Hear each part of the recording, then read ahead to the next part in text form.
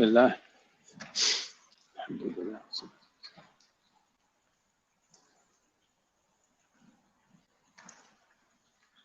Assalamu alaikum. Alaikum salam, Safi says. How are you? So yeah, I'm back, everyone. We had a catastrophe on the last stream, so I had to reboot. When I say reboot, I mean restart the stream. There's a link in the chat. Jump on. If you need someone to talk to, come and talk. I'll listen. Okay, rats and lessons. I'll try and figure out how to do that. For the time being, I'll be a bit more careful who I let on. Yeah. So, by the way, for those who don't know, Islam. Oh, did anyone watch the video at Speaker's Corner with Ali Dawah and these two boys? They came, one of them took his shahada and the other one didn't. Did you see that? If anyone watched it, if I was able to share my screen, I would go through it with you all. But if you did watch it, come and talk to me about it. I'd like your comments. Big up Apple. Apple, are you the same Apple from Scotland, or is that a different Apple? Anyhow, Reactionary is 76 years old, Sam. Tell a friend to tell a friend we're in the Reactionary den. And then what? Get it? Then. Hope you enjoyed that. What's that? Enjoyed what? Cognitive dissonance. Cognitive. Did you see Aussie yesterday on Jen's channel? Did you see that? That was interesting, wasn't it? Ali Dawah made peace with Uncle Omar. Did you see that one? Yes, I did. Yeah. Yeah, for a long time, Uncle Omar has been calling him very unpleasant words or names. So that's good if they're gonna not do that anymore. Apple says, no, I'm from Germany. Okay, apologies, Apple. But you're welcome here anyway. Where's Jem Wallace? She the P bomber, says Uncle Yazid. No, she's not. Condison is the one who put that pic up on your screen, Reactionary. Okay, if you say so. Maybe, who knows? Cognitive dissident, was that you? Did someone try to porn bombing your show? Bet it was Shahid after you hotted him up with that with the cat comments. Yeah, that was hilarious. A non-stop roasting. But he took it well. He took it well, unless he did do the porn bombing, then if that's the case, then he didn't take it well, obviously. But it wasn't malicious roasting, it was just, you know, friendly cat jokes. He got nappy in the park today. Wow, Omar and Ali is good now. Apparently, Ibrahim 783. As for them going to dinner together, I doubt that. But I suppose at least Uncle Omar is going to stop attacking him all the time. And to be fair, it's all been one direction, hasn't it? You never heard Ali Dawah attacking the man. So, yeah, it's good if they can make up. Mahid trolled Shahid so much the cat peed his pants, says Al-Qaqa. Walaikum salam, Ahli YouTube. Jack, you love the Ummah in it.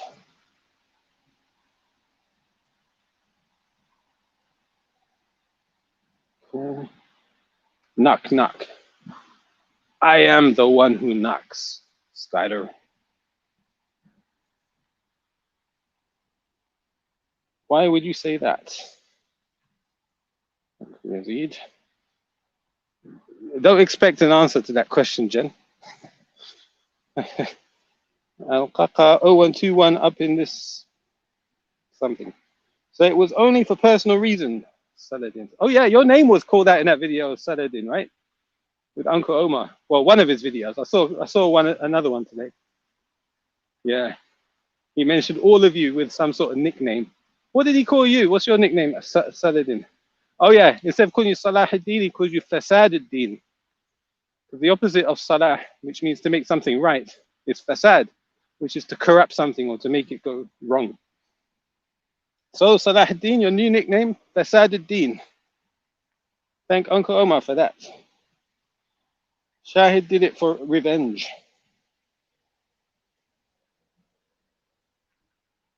Gentleness, why you up G block ours? Says somebody. What am I looking at there? Yeah.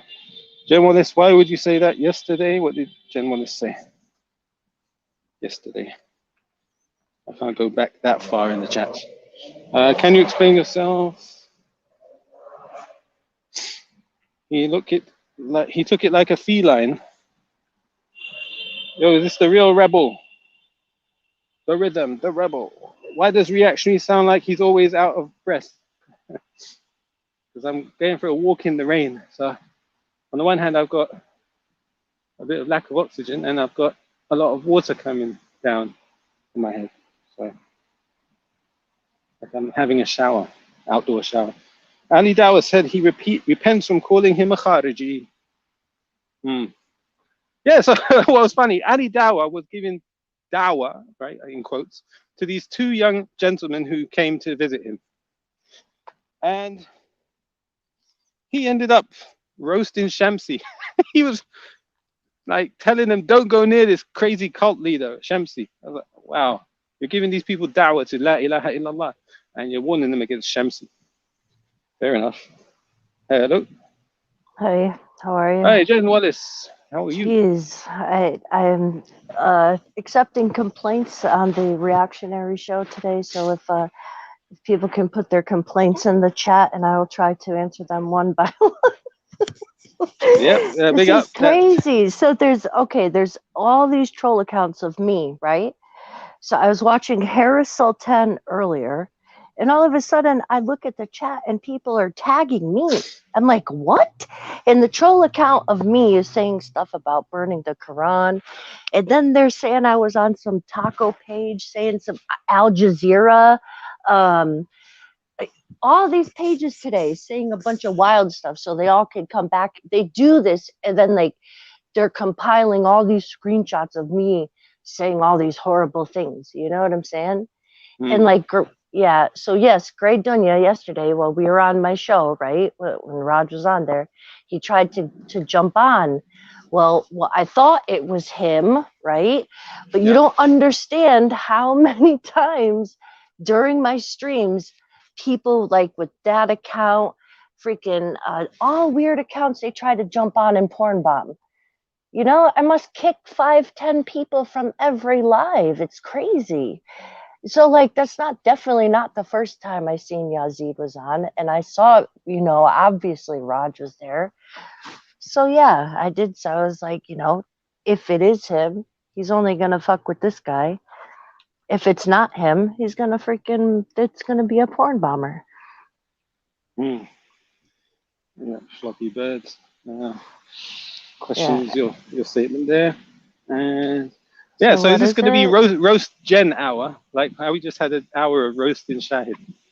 Are you up for a roasting? Oh geez, am I up for a roasting? No. Ignore me. I'm just kidding. See, I'm not as calm as Shahid, and like I. He took it well. He took it really well, unless he was boiling up inside and putting on a facade. Yeah, fuck that one. So he did good with the bants, but yeah, see, this is so dumb, my anti-Islamic. You know, it's probably them like doing all this shit. It's so stupid. But when it comes to like screenshots of, it's okay if they're fake when it comes to you, but then like when they're my fake screenshots, now I'm lying, right? So I think all of us have fallen victim to the screenshots. The thing about me is like, if I said some shit, I'll tell you I said it, and I'll say why I said it. So I stand on everything I say. Yeah. So yeah, that's about it. How are you doing today? I'm good, thanks, Jen. So are you keeping up with the American YouTubers as well? Or just the UK? Not really. There's a couple I watch, but I don't think they have nothing to do with like this whole circle, you know? Yeah. Whoever Yazid is, I don't know if it's the real you, so you'll have to show your camera for me to add you on. Okay. I just got porn bombed and I'm not happy for that to happen again. So switch your camera on, Yazid, and I'll let you on. Until then, just hang out in the back. What else we got here? You actually kicked me out, but allows Jen Wallace on, bigs her up. See you live. What are you talking about? Didn't I just put you in the back for a moment to calm down? That's all. I didn't kick you out. I was going to bring you back on, but then you left. So, yeah, Jin. Yeah. Oh, that's your I'm new not nickname now. trying- Jin Yeah, Wallace. yeah. Yeah, that's cool. That's cool. So, What day is it today? Is it Wednesday? Oh, it's Monday. There you go. So, yeah. well, yeah, anyway, I'll go ahead and jump let out? you do your thing, man. Yeah, this is dumb. All Okay. right, big up though. Thank you for letting me on to clarify. But yeah, please, if anybody has any, like I said to you before, if you have any questions about something that I said, come ask me and I'll tell you exactly why I said it. If not, then it's a freaking troll of me. So big up though. Thanks for coming, Jen. Big up to you. All right, take care. Have a good one. Nice. All right. So thanks to Jen Wallace for jumping on. Let's see if I change the layout to my name. There we go.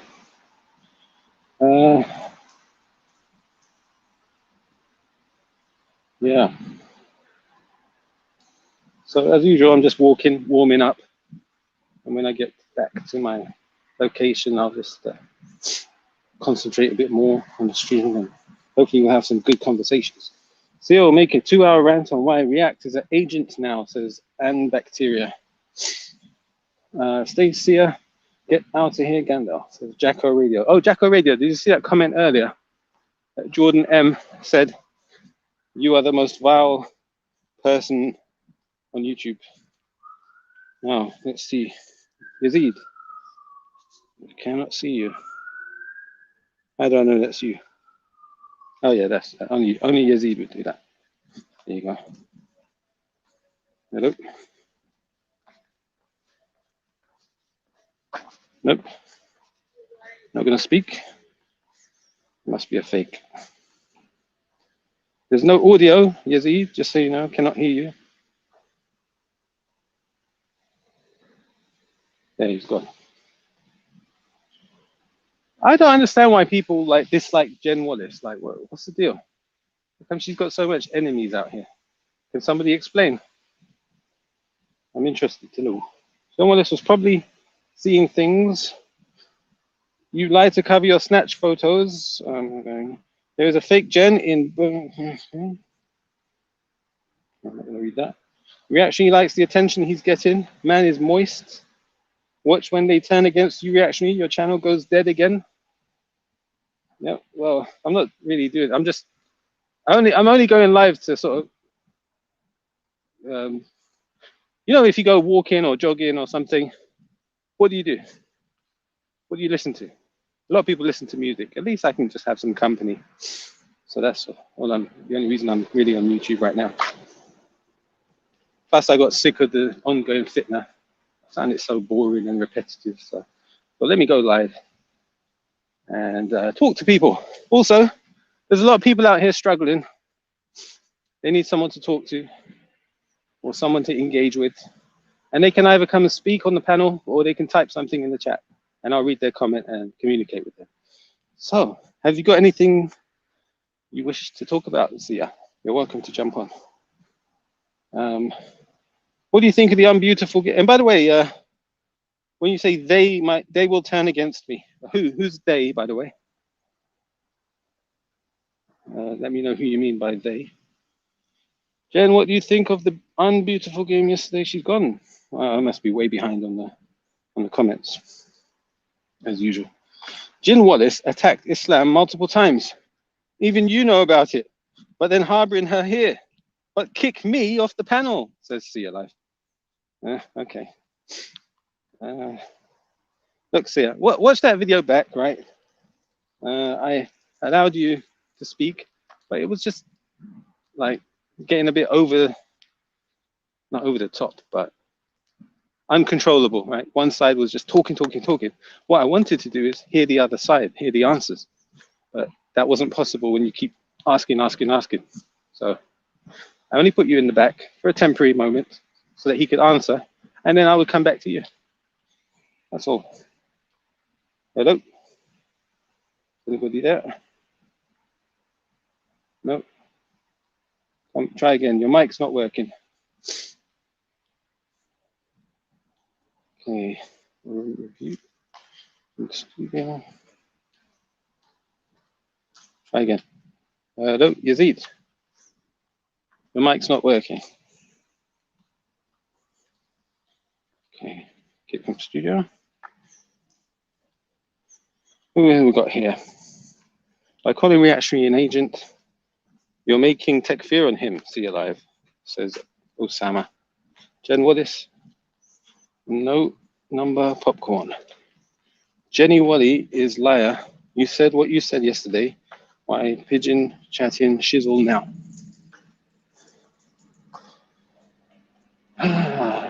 Raj Speaker's Corner, you doxed reactionary, so he won't allow no one to speak about you. Yeah, antics, hashtag antics.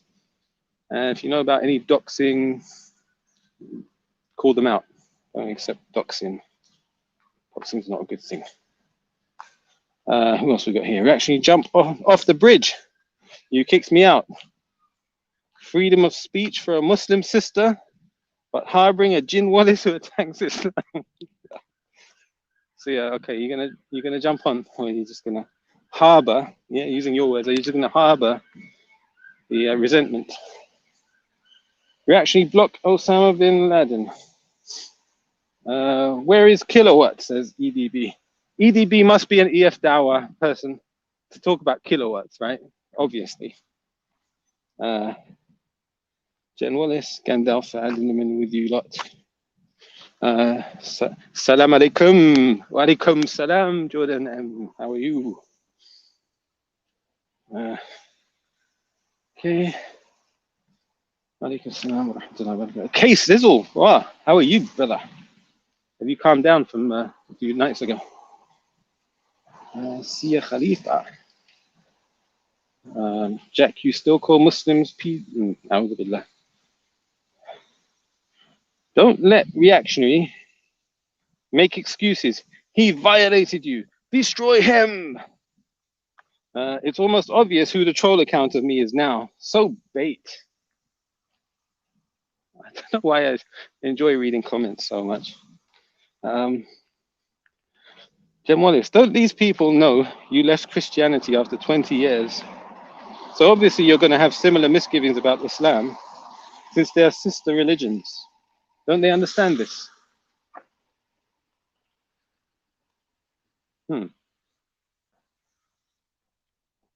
don't know what to make of that comment. The fake you must be a bot. I've seen it lots of places, not gonna lie. Salam salam to you, Gain. Rasulullah said, I talked to him, but he hates me for some reason. He even shared a secret of himself to me, but I won't expose it. But he was laughing when his bride came to my address. Sia, what are you talking about? Oh my goodness. My bride. Wow. I don't know. I don't know what to say. Look, Sia, I do not hate you. I don't know why you think that. Okay. If I hated you, why would I talk to you? Why would I read your comments? Salahuddin, Fasaduddin, you definitely aren't one of them. I don't even know where to start with you. I don't like fake people at all. deserve no respect. Sia, don't know what that says. He's a triple agent. How do you know I'm not a quadruple agent? Have you thought of that?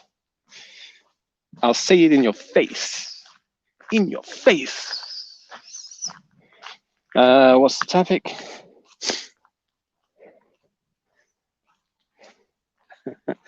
What a lovely stream, says Jordan M, sorry. Not very good with the alphabet, you know, Jordan. Yeah, help me out, bro. Like, teach you some new letters. Next time I want to see you change your name to Jordan X. I want to see the reaction of the people who follow you. Jordan X. Finally, yesterday, who was watching Jen's stream? We were looking at a personality in the United States. What was his Instagram name? Zeus something or another. He's a, in quotes, white man who's taken tablets.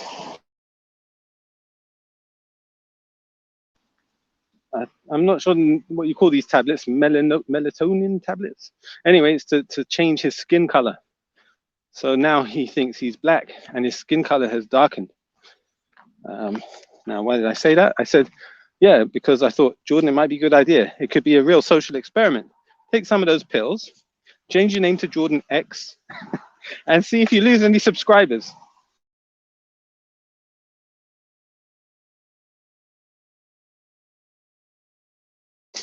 Not toxic at all. Yeah, so interestingly, we've got Jacko Radio in the chat, Jordan. Did you see? Your favorite YouTuber.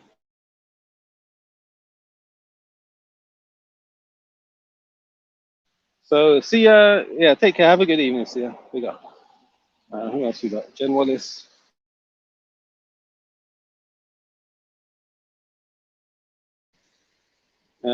People making emotional attack fear on people over the internet. Yes, yes, yes.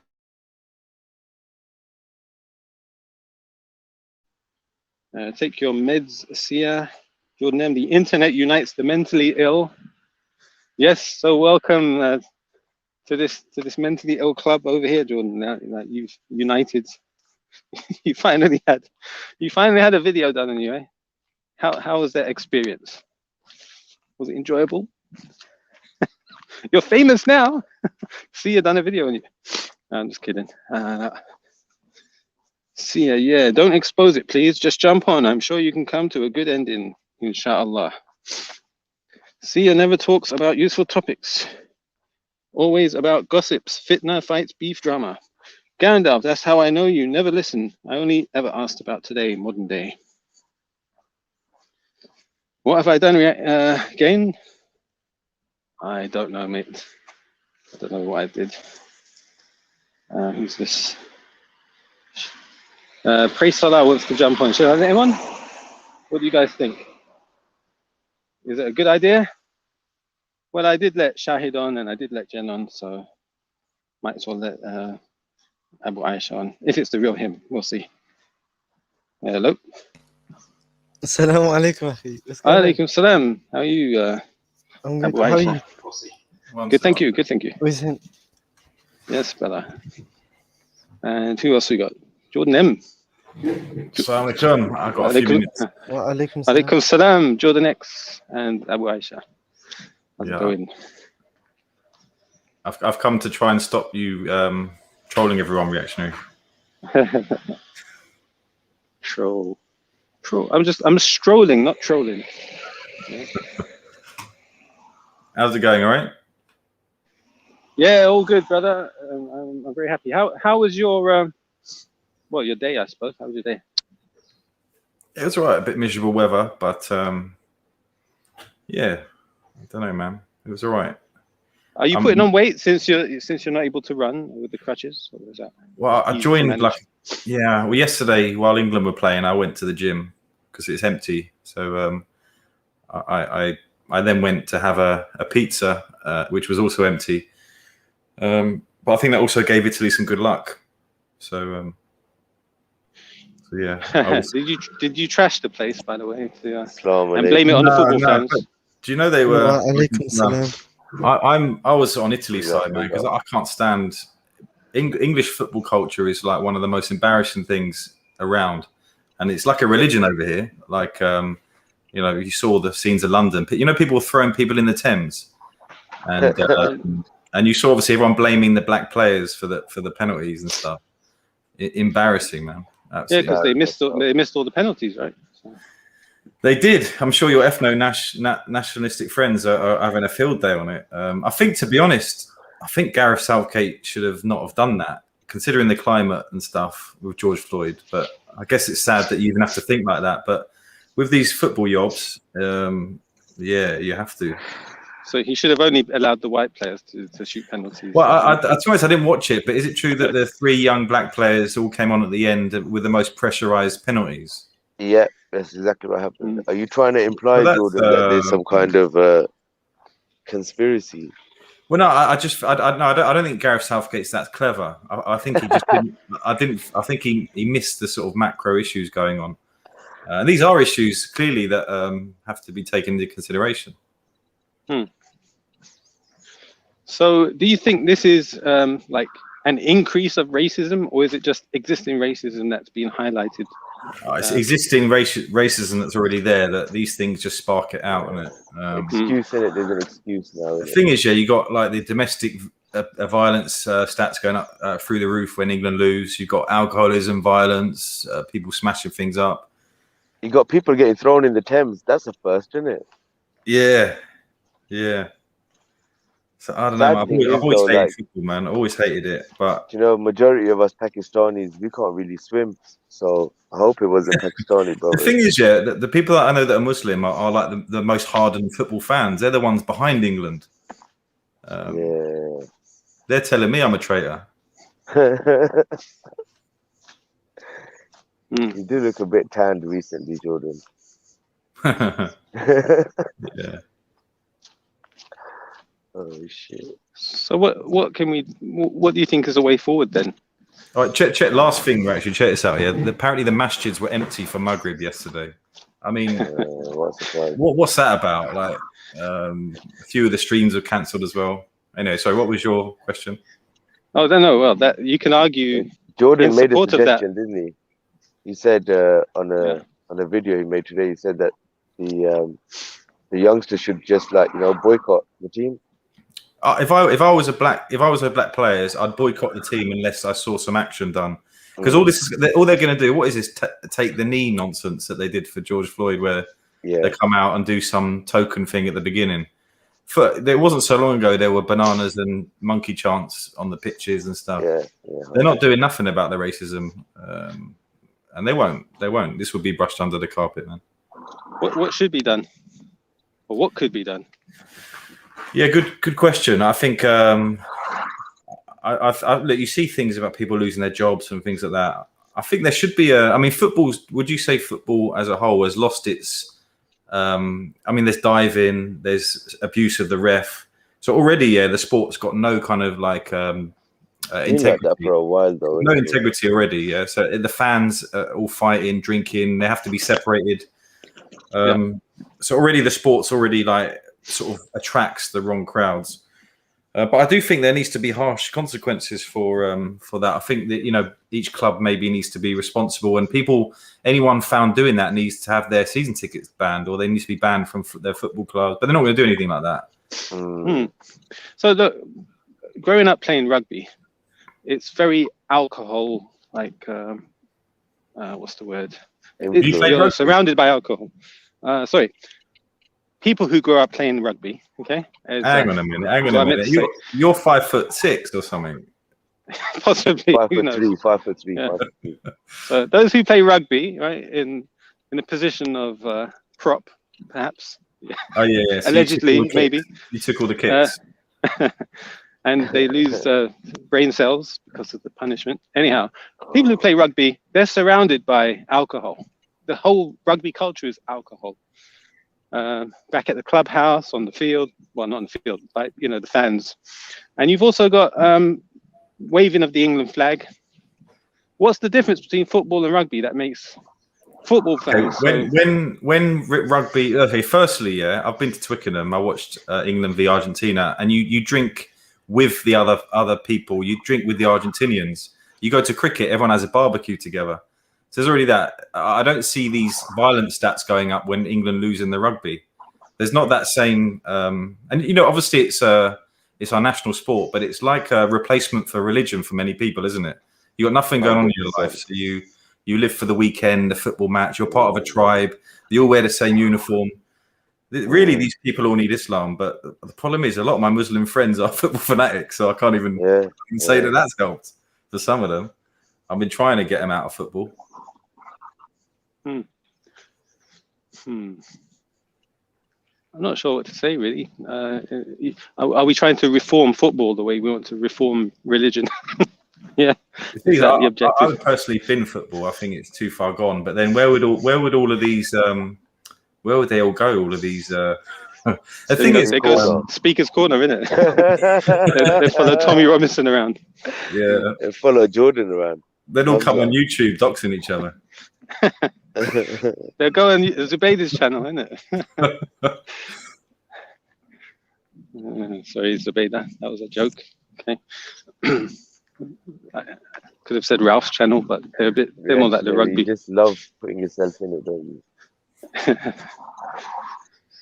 Yeah, so where's Jacko Radio? You jumping on, Jack? Jack? Straight up, hit the road, Jack. Don't you come back. He's feeling awfully comfortable, isn't he, there? How was it, Jordan, experiencing your first online exposure video by... Yeah, it was interesting, man. It was interesting. I got to ask you, Jordan, was that the real EF Dawah in the chat? Or? No. I thought not. Nah. I thought not. No. But yeah, I don't know. It seemed pretty. I guess to be honest, it's not the first video I've seen against me. I've had loads online that maybe not linked to these kind of things, but that it seemed very awfully pre-prepared for something that happened spontaneously. There was a whole list of stuff that was clearly on her mind that she wanted to get off her chest. I'm glad she got the chance to express herself.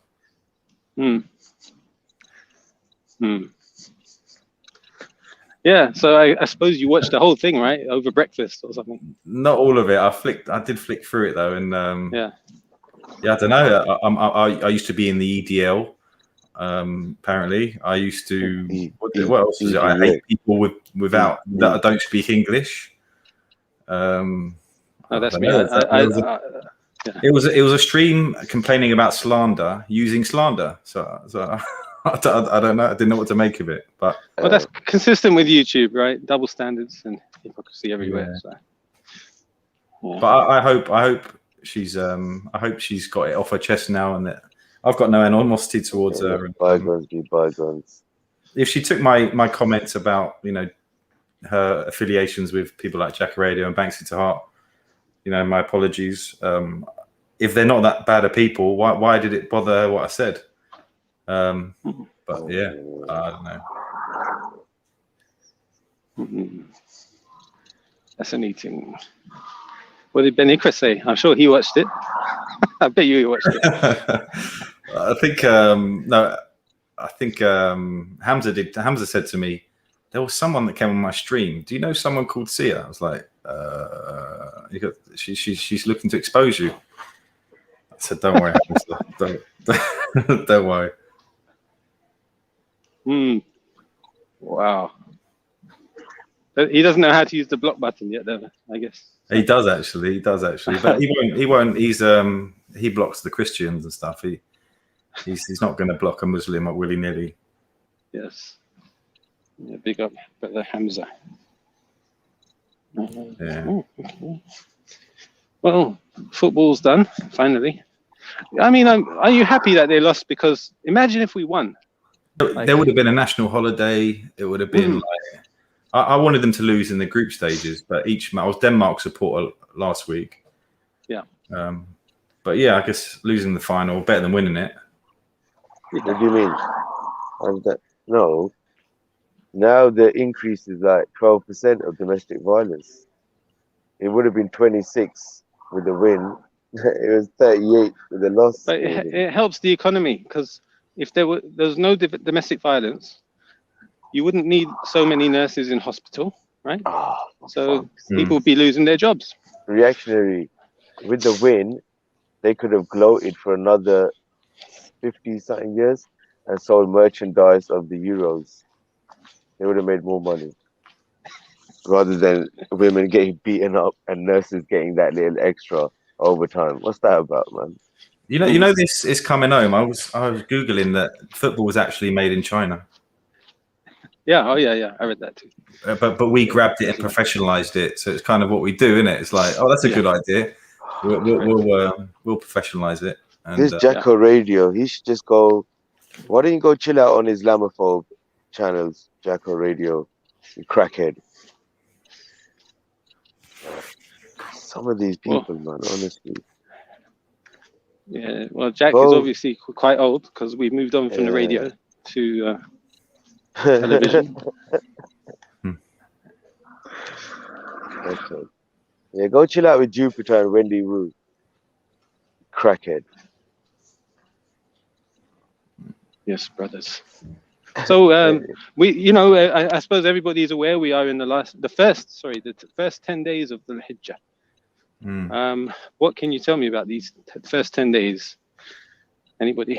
Well, one thing I will say is we're adding charity streams on the Iftar because I think a lot of people aren't going to be doing Hajj. Is that right? Would you say? Yeah. So and it's sad. It was one thing going back to the football. It's sad to see Hajj, the Kaaba, completely dead, yet Wembley Stadium packed. I don't quite. Yeah. I'd actually like to ask Reactionary his point of view on that. How do you feel about that, Reactionary? How do you feel about if you believe that there is this devastating, murderous virus that's in the world, right? Yeah, but don't the British Hajj is one of the most. Believe it more. I don't know, but the Are point they not is, the ones that are bringing in all of these legislations, all these lockdowns, all of this stuff? The Americans and the British believe it more, bro. But the UFC was packed, the football is packed. Yeah. But the Hajj can't have black people there, bro. Crazy. Well, the argument would be that a sufficient number of people of the population have been vaccinated. So even if you do let people into the stadium, then that's a fair point. And they've all been tested. Right? You can't get a ticket without being tested positive, I think, or something. Yeah. So there's no issues with that either because people can get vaccinated to go to Hajj. And why can't we do that for Hajj? Why can't you can't? No, I'm sure you can do Hajj if you've been vaccinated. Bit of a game, bro. You can't do it. Huh? What do you mean? It's cancelled, bro. What do you mean it's cancelled? Like you can't go to Hajj, bro. There's no even if you're vaccinated. There's no external. Nobody from outside can come to do Hajj, bro. Why don't you just go as a tourist and then just drive down? That's an option. You're a funny guy, you are. I don't know. That's sad, to be honest. Yeah. It's tragic, bro. It's very sad. Yeah, it is tragic. Assalamu alaikum, everyone. Wa alaikum salam. Who's that? Big up, Reactionary. Who's that? Big odds. Hello, brother. How are you? No, it's just my name's Adil, bro. Adil. Assalamu alaikum, Adil. What's happening, bro? Wa alaikum salam, Aki, man. Who am I talking to? It's Luton, bro. Luton. Sorry? Luton, bro. Oh, Luton. What are you saying, bro? Okay. I'm good, bro. I'm good. So we just before you continue, Odds, we were trying to find out. Yeah, what are the virtues of the first 10 days of the Hijjah? First 10 days of Hijrah. Hijjah, Dhul Hijjah, the month of Hajj. Oh, so am I supposed to give that answer right now? If you know any of the virtues, the first 10 days are the most blessed days, and I know it's the final month of our calendar, isn't it? The month where everyone does their pilgrimage. Oh, this person didn't even give salams, you know. Is it not about good deeds, Reactionary? Yes, yeah, of course. What about the good deeds, Jordan? I'm not going to say, I'm not 100% sure you're rewarded more for the good deeds in these 10 days.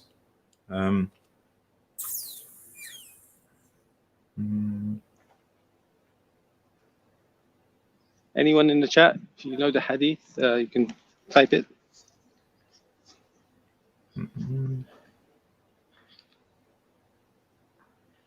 If you want, I can add something. Are they? Is it to do with your wives as well? Is it to do with? I seem to remember something to do with the nikah. I think that's in Hajj. You're not allowed to get married while you're on pilgrimage. But I'll tell you, I'll give you a tip, or I'll add something. So Go on. there are no good deeds done at any time of the year are more virtuous. Yeah, fasting is like fasting the whole year, isn't it? I see. Yeah, I get that. So your fasting is more virtuous in these 10 days than. Yeah. But you wouldn't say more than Ramadan, would you? Fasting a day in Dhul Hijjah is like fasting a year. So Ramadan, the most virtuous. We have the most virtuous nights in the last 10 nights, and in the month of Hajj we have the most virtuous days. So in Ramadan we stand in prayer during the night, right, and we fast during the day. But in the month of Dhul Hijjah, the first 10 days of this month, we fast the days if we can, if we're not doing Hajj. Yeah. And the greatest night of the year is Laylatul Qadr in Ramadan, 27th night or one of the last 10 nights. And the greatest day of the year is the day of Arafah in these first 10 days. And on both on both Laylatul Qadr and on the day of Arafah, Allah descends to the lowest heaven. It's one of those special occasions. So are you fasting in these 10 days, reactionary? Inshallah. I didn't yet, but I plan to. Yeah, I've planned in 3 days of fasting. Excellent. But I've got a question, right? And this is something like that, maybe cultural, really. So Eid's coming up on the 20th, right? Yeah. So what do people actually do? I mean, obviously the Eid prayers and all that. I know what a Muslim does. But what would generally people do on Eid? So for me, every Eid I've spent is more or less at home. Not really, because I haven't got a Muslim family.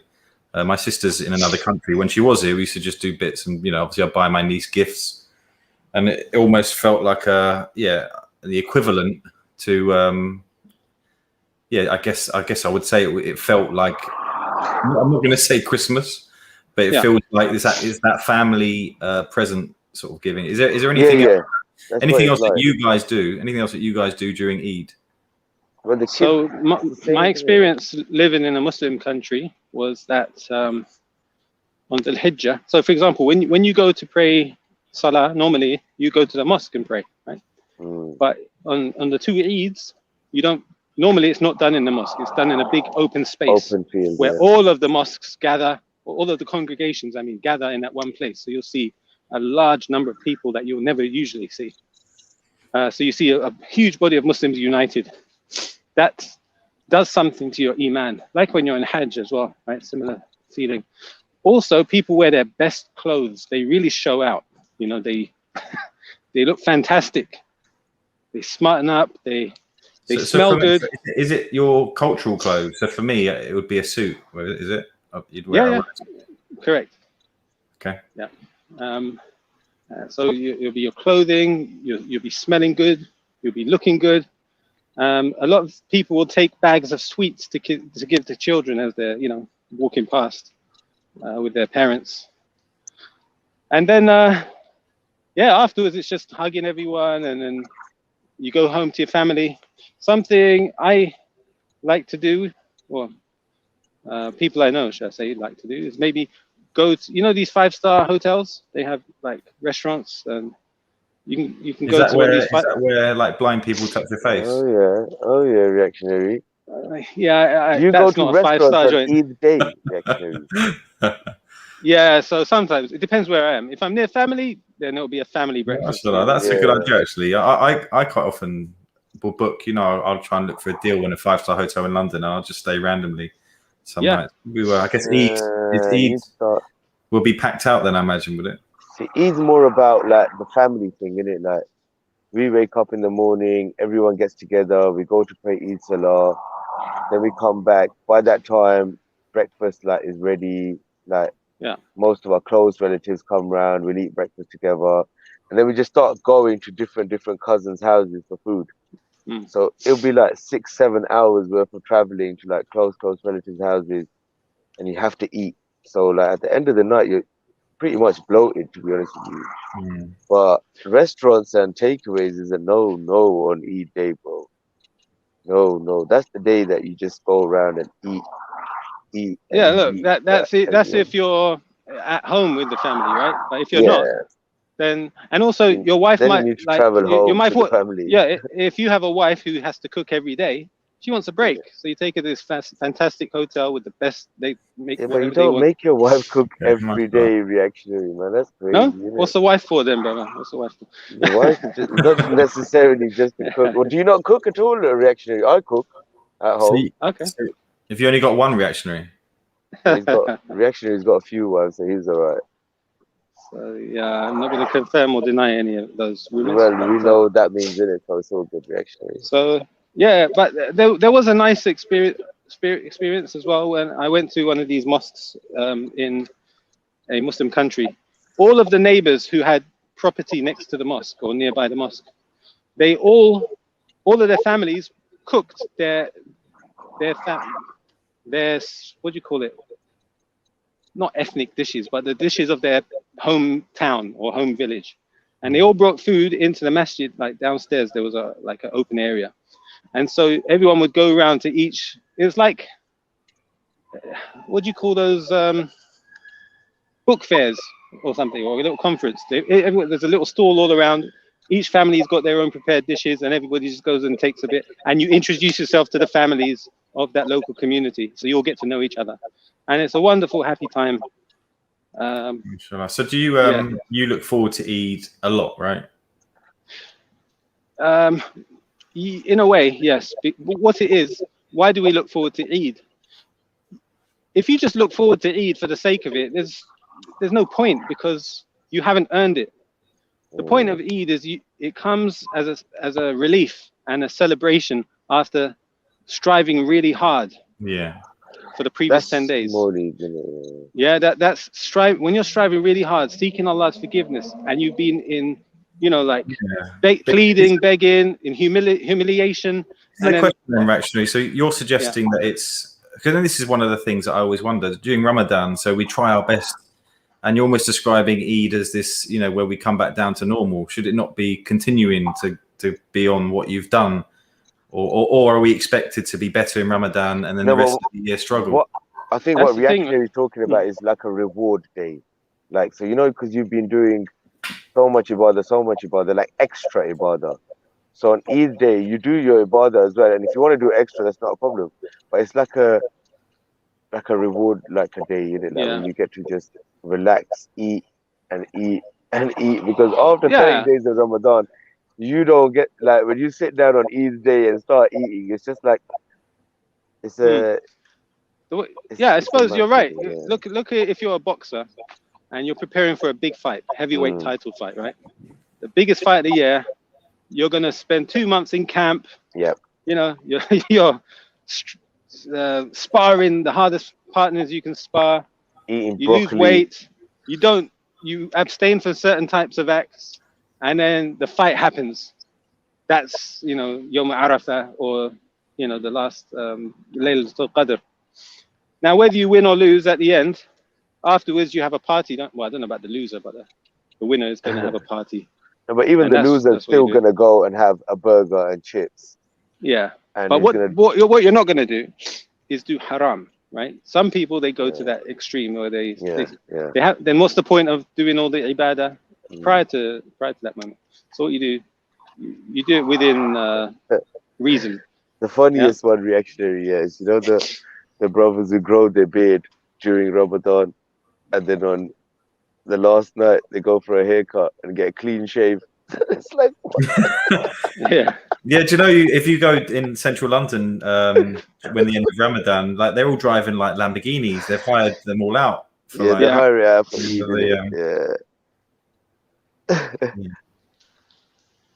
Yeah, I don't know. I guess that's not haram or nothing, but Nah, it's like whatever you can. If it's look, what the Christians are celebrating Christmas, and we don't celebrate Christmas.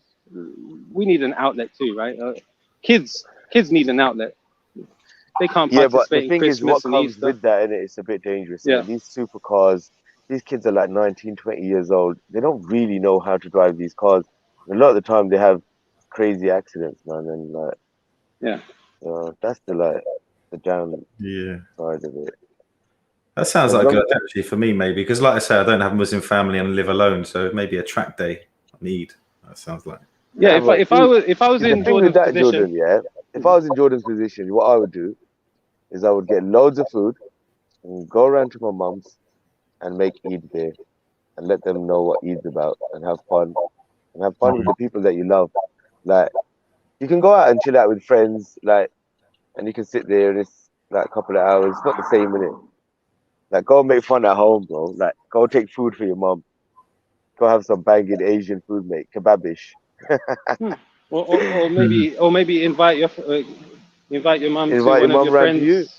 Invite To one of to your friends' yours. places. Yeah, or even to your invite friends. you around, yeah. Yeah, to be true, to But be even honest, to your time own with your mum living- is you can never Yeah. regret spending time with your mum. 100%. Yeah. 100%. But even if you just cook at home, Jordan, you might as well learn quickly. Oh, forget that. Forget that. But also something Get you might Benedict like. to come round for a couple of days. Yeah, something you might like is gather a few of the brothers and do a track day at the go-kart. The thing is, they all spend the day with the family. It's like the brothers aren't allowed out. It's just, Well, it's some just one of Eids are those like things, 3 innit? days, aren't they? Yeah, Some the Eids second are day quite of Eid is more relaxed. Oh, Yeah, gosh. second day of Eid is more relaxed.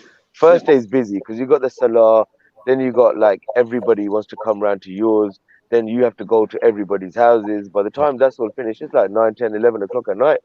You ain't got time to do anything. Second day is more relaxed. Did you hear what just happened to Reactionary? I think he stepped in a puddle. I heard that, Reactionary. Did you hear that? Yep, I sure did. I was outside earlier. It's flooded everywhere, man. My feet are completely soaked. Are you wearing those Absolutely. orange and grey trainers? No, these are black, but Okay. similar type of material. So my feet. Yeah, are just, Reactionary, you got some soaked. funky trainers, man. Last time I remember seeing them.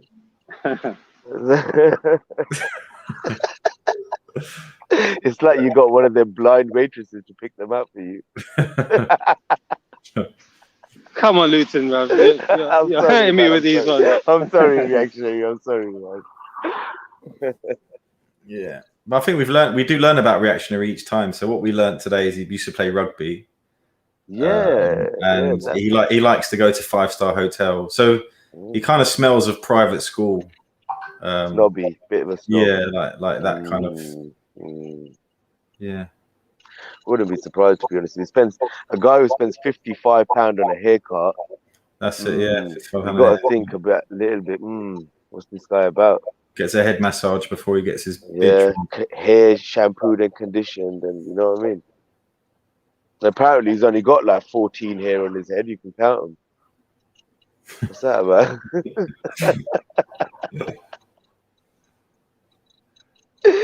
No, I'm joking. I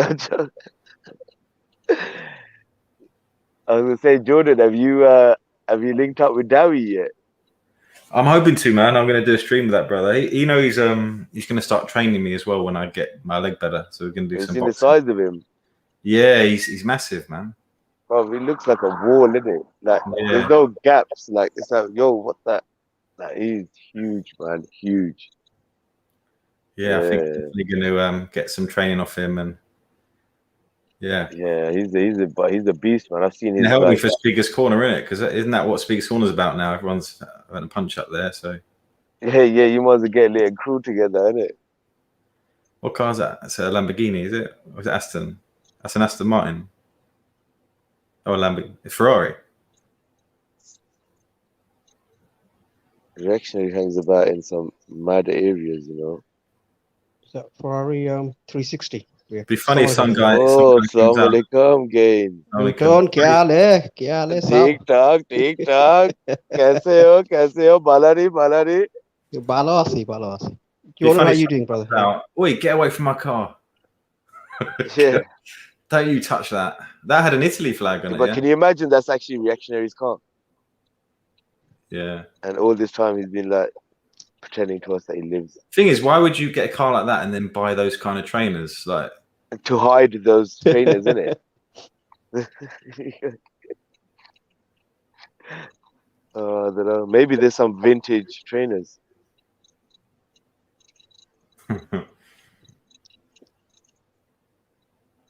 It was interesting earlier on. Go on, Sorry, mate. John, go on. No, go on. Interesting earlier on before I went to do my salah, I heard Jordan saying that you hate English football.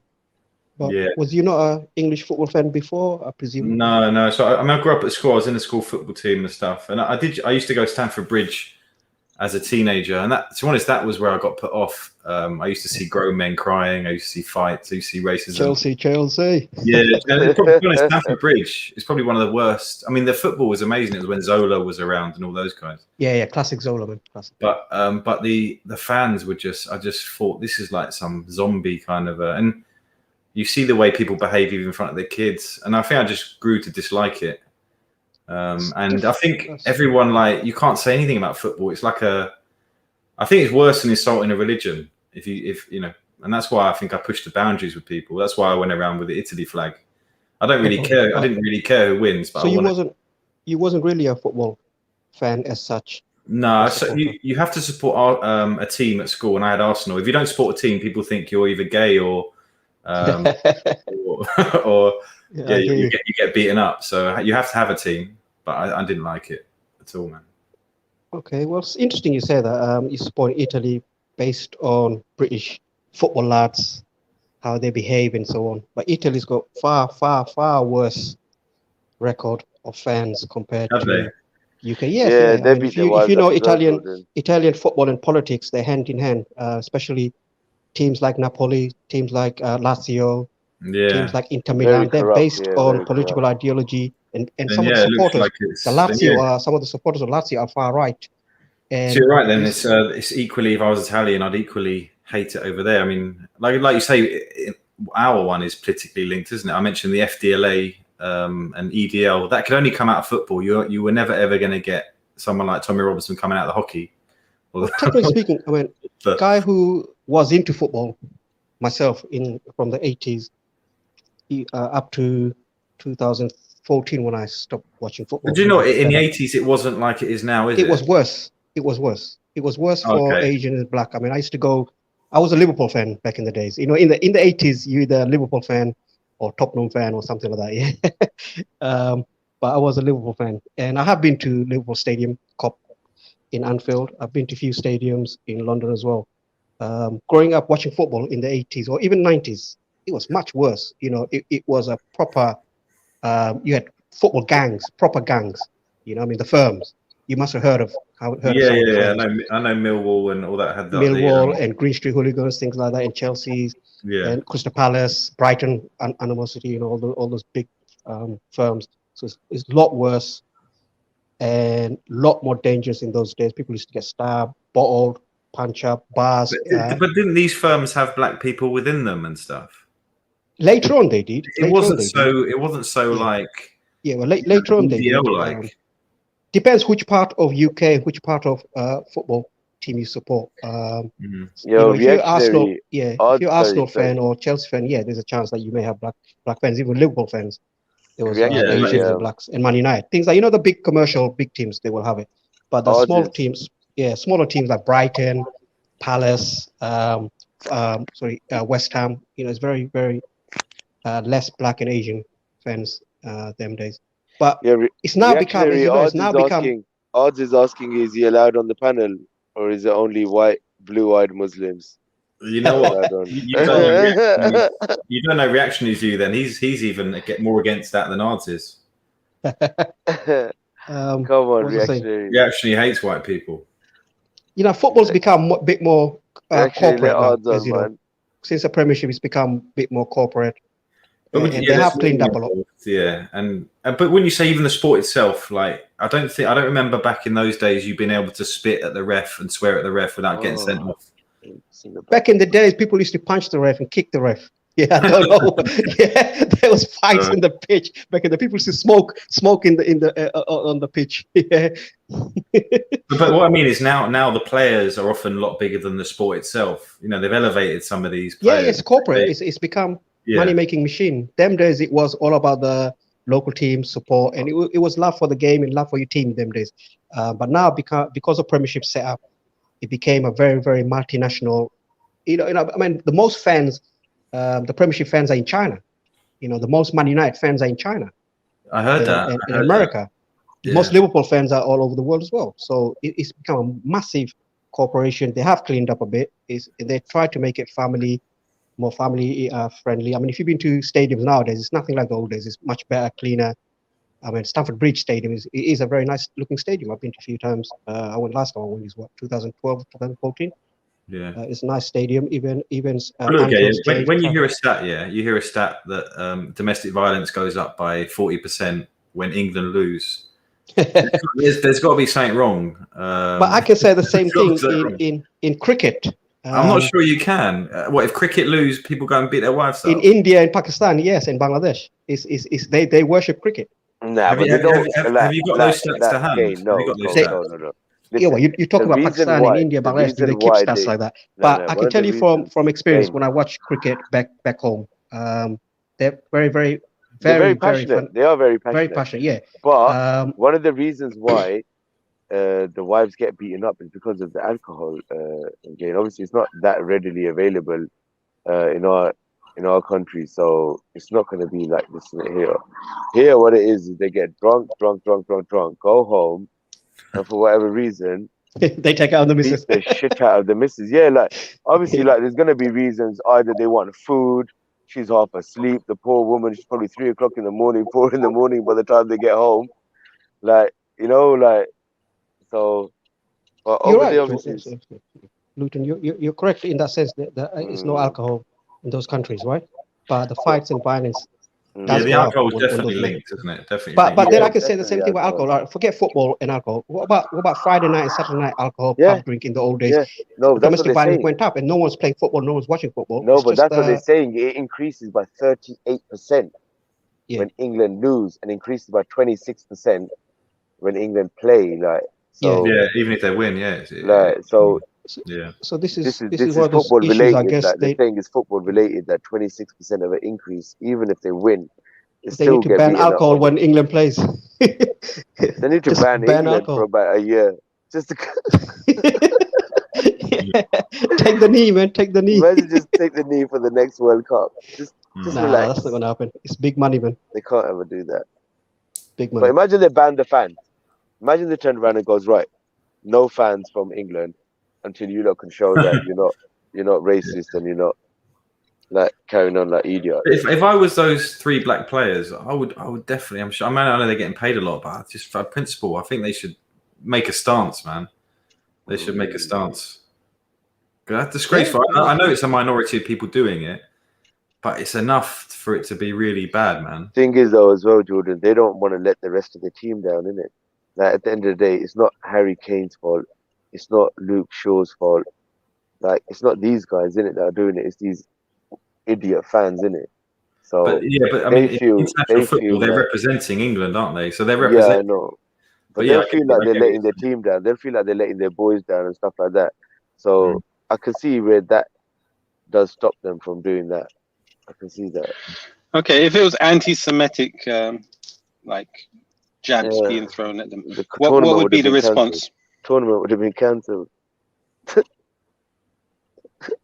Yeah, it's true. There would have been big problems. A lot bigger. There are. I mean, thing is, Israel teams. Some of the Israel teams do play in European football because they come under the European. They didn't want to join the Asian side. But some of the, I think, what is it? What's the name? What's the famous team from Israel that has made the Champions Leagues in Europe? I can't remember, but they have made it. Maccabi. I can't remember, but they do get anti-Semitic cusses and taunted. So they do feel that. It's just that they don't qualify a lot of times. That's why we don't see it. If Israel qualified, then I'm sure people will see it a lot more. It's just they don't really make it to the big finals. Yeah.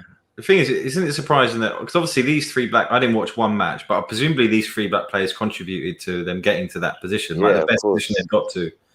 And then to blame them at the end, it's kind of like almost typifies what old England They is. need scapegoat, Jordan. They need scapegoat. I mean, yeah, things go wrong. It could have been three Muslims and they would have done the same, wouldn't they? Yeah. I mean, look at what happened to Beckham, the one of the most loved player in England at one stage, right? Especially when they played against Germany, when they beat Germany 5-1 in the great Beckham goal. Remember, from the halfway line, he scored that wicked goal. I don't know if you guys can remember. From halfway line, he took a shot, went inside, and Beckham was celebrated as a hero and so on. But then in I can't remember whether it's a World Cup or European Cup. The Euros when he slipped and missed the penalty, right? Yeah, he missed. No, he there was a time he was on the floor. Right, he got fouled and he kicked the guy. Yeah, and he got sent off for it. So he got told against Argentina, right? Yeah, that Simone guy. Yeah, sneaky. Simeone, yeah. But Argentina is known to do that anyway. But thing is, no, I was talking about the penalty that he's taken and he missed. He slipped and the ball went over the bar. All right, and he got cast and and scrutinized. But he didn't get cast because of his race, though, did he? No, he can't. White men ain't gonna cast. Yeah, but white men ain't gonna cast a white man race, are they? No, but that's what I'm saying. They cast him because of his talent. It wasn't anything to do with his race. This was clear cut. Like, nobody mentioned the fact that he's a 19-year-old boy. You know, first time he's taking like a penalty in like a serious tournament.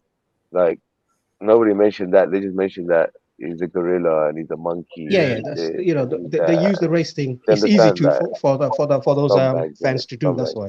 In reality, unfortunately, I hate to say it, but England are looking good for the World Cup, aren't they?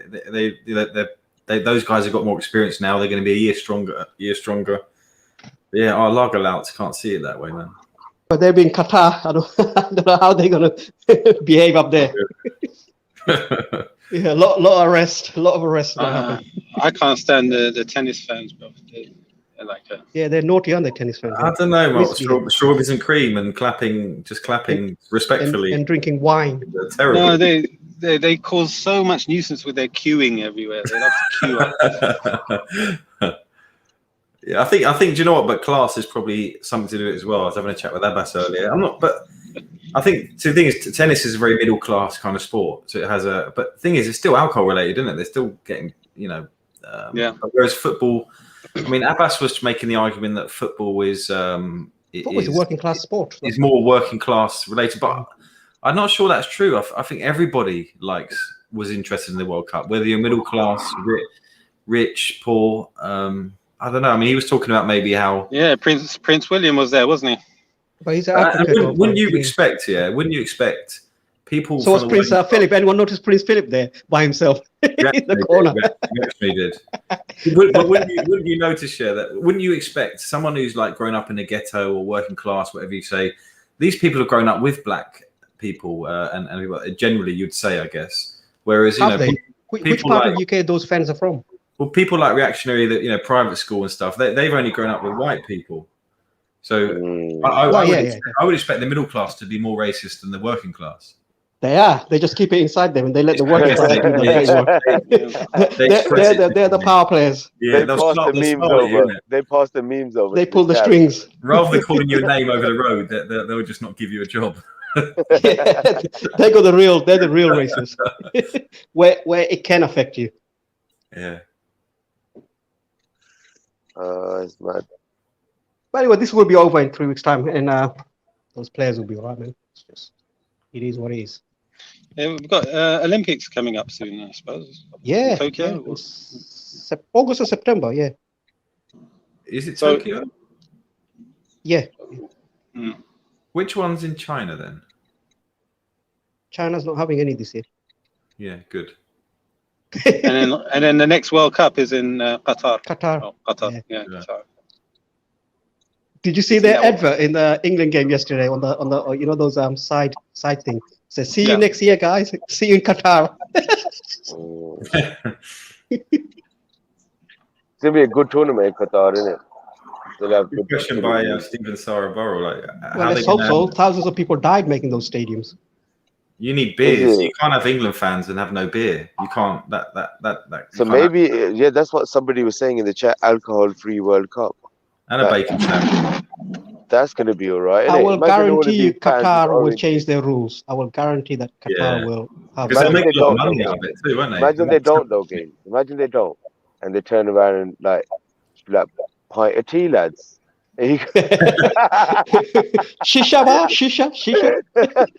Yeah, can you imagine the England football players, the fans just start clapping? They don't even shout anymore without the alcohol. They just turn into All the English fans, Gentlemen. come back as Muslims. Proper jolly good gentlemen. shot. Jolly good shot. Yeah, bloody hell, that was a good one, wasn't it?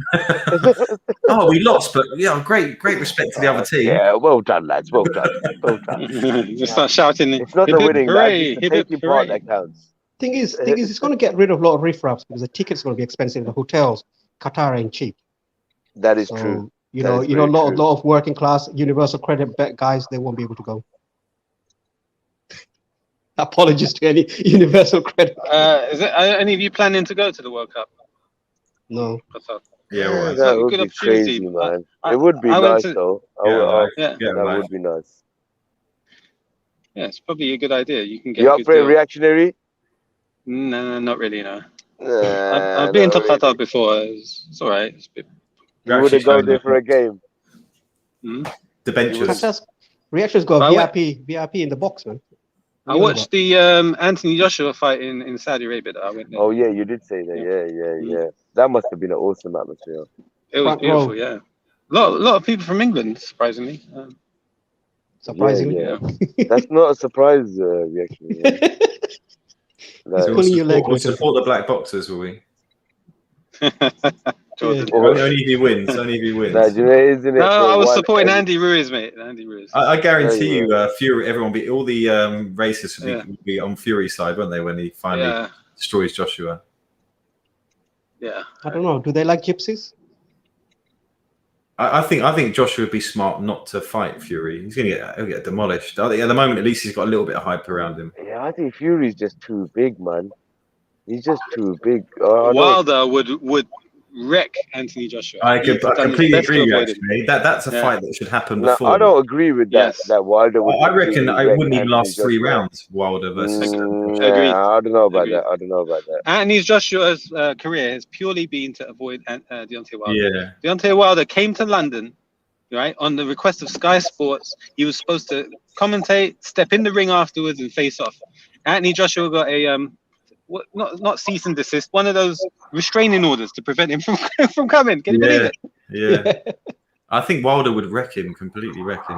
Yeah, I don't know about that wrecking, bro. Big up Jordan M. Him being wrecked. You're not as dumb as you look, mate. Oh my god, here we go. Oh dear. Joshua's not a little boy, man. Don't judge me on my Dave and Jeff sketches, yeah? They're just comedy. You guys seen the McGregor fight? Atheist sketches. Oh. Tell us about the McGregor fight again. 4. What is it that Jordan that does? You saw it? He broke his ankle. The McGregor broke his foot, didn't he? Yeah, he was getting beaten up anyway, though. I think that's the story. He's made his money. I think McGregor's done so well with that Mayweather fight. Made $80 million he made. Yeah, and he's happy, isn't he? He's happy. He's done his job, man. He's blagged his way. I mean, he's not a bad fighter, but he was never a legend. Well, Mayweather made about $300-400 million, but he's a bigger star. Anyway. You think people like Nate Diaz still like crawling around, with less money, and Conor McGregor's like on top of the world with the amount of money he's made. Yeah, but Conor's finished, man. Conor's done. Like he's lost he's lost his last 3 fights now, right? Yeah. Now, what kind of career ending is that? But even before Khabib, he'd lost 4 times, hadn't he? And he still had a. But he'd won a few before that, innit? Spoke him still. I mean, he knocked Aldo out in like a few seconds. He had some good fights. Khabib hit his peak at the right time. I think McGregor is done. I think Khabib had about another 4 years left in him, man. I don't know why he should never have retired. But wasn't he Islamically questioning whether it was right? I respect it. It was his mom. It was his mom, innit? When his dad died, his mom turned around and goes to him, "Look, it was your dad's wish that you be a fighter. And now he's gone. Just allow it, innit? Yeah. Don't want you to fight anymore." And he was like, "All right." He made his money as well, man. He can just chill now. Yeah, he smashed it, man. But he goes to Dana White, innit? If you offer me 100 mil, I'll have a word with my mom. Khabib is coaching now, and he's currently in Las Vegas Yeah, apparently he's running opening his own coaching gyms sessions and there. stuff like that. Yeah. Yeah. So his old coach is filming him and putting the clips on YouTube, and it's The pretty thing funny. is, right, he'll always be big, right, forever now because he left undefeated, right? And like nobody can ever say they'd ever knocked him out or hurt him or anything like that. This guy is just like untouched, never even bled in a fight, never got a cut. Yeah, Like, I think one of the issues is you're only really judged on your opposition. So like the heavyweight fighters nowadays, like they're just not the competition is there. So we'll never know how good Fury really is because there's not really the competition. And I think it's the same for Khabib. There wasn't really any great fighters. See, but the thing is, though, right? If he fought PSG in his peak, I mean, let's be honest. If he fought PSG in his peak, GSP, sorry, GSP, PSG, GSP in his peak, I reckon it'd be a different. Nah, but you know, story. you say that, yeah, but like everyone says GSP. GSP's lost, bro. Like he's been on the canvas, like done. Like Habib never experienced that, so we can't ever say that. Oh, you know, it might. Like, there's one guy who's felt defeat, bro, and there's another guy that's never been there, anywhere near there, bro. Like this guy never looked like he's losing around, bro. Let alone anything else. So I don't know, man. I think he would have beaten GSP, to be honest with you.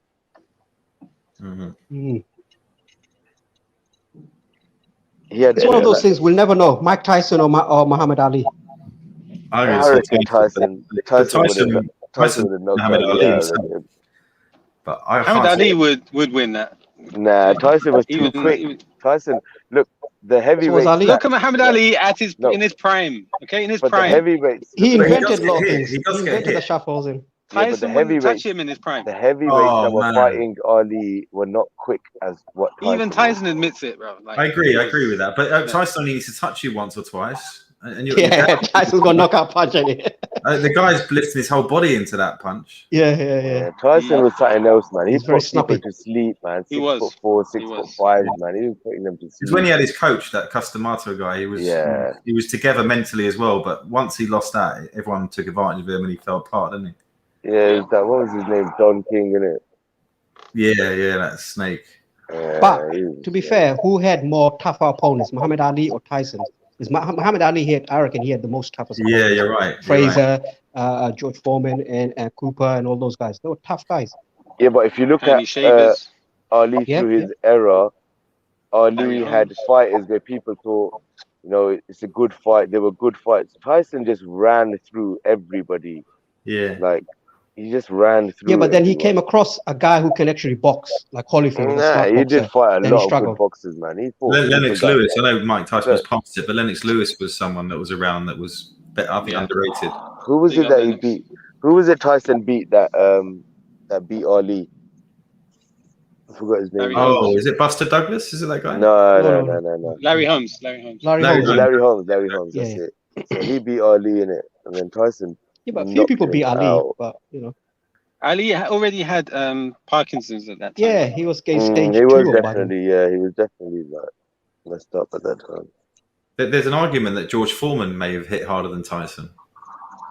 Yeah, George Foreman was a massive, heavy puncher. When you see him knocking people out, it's like he's just swatting them away. Crazy the power that.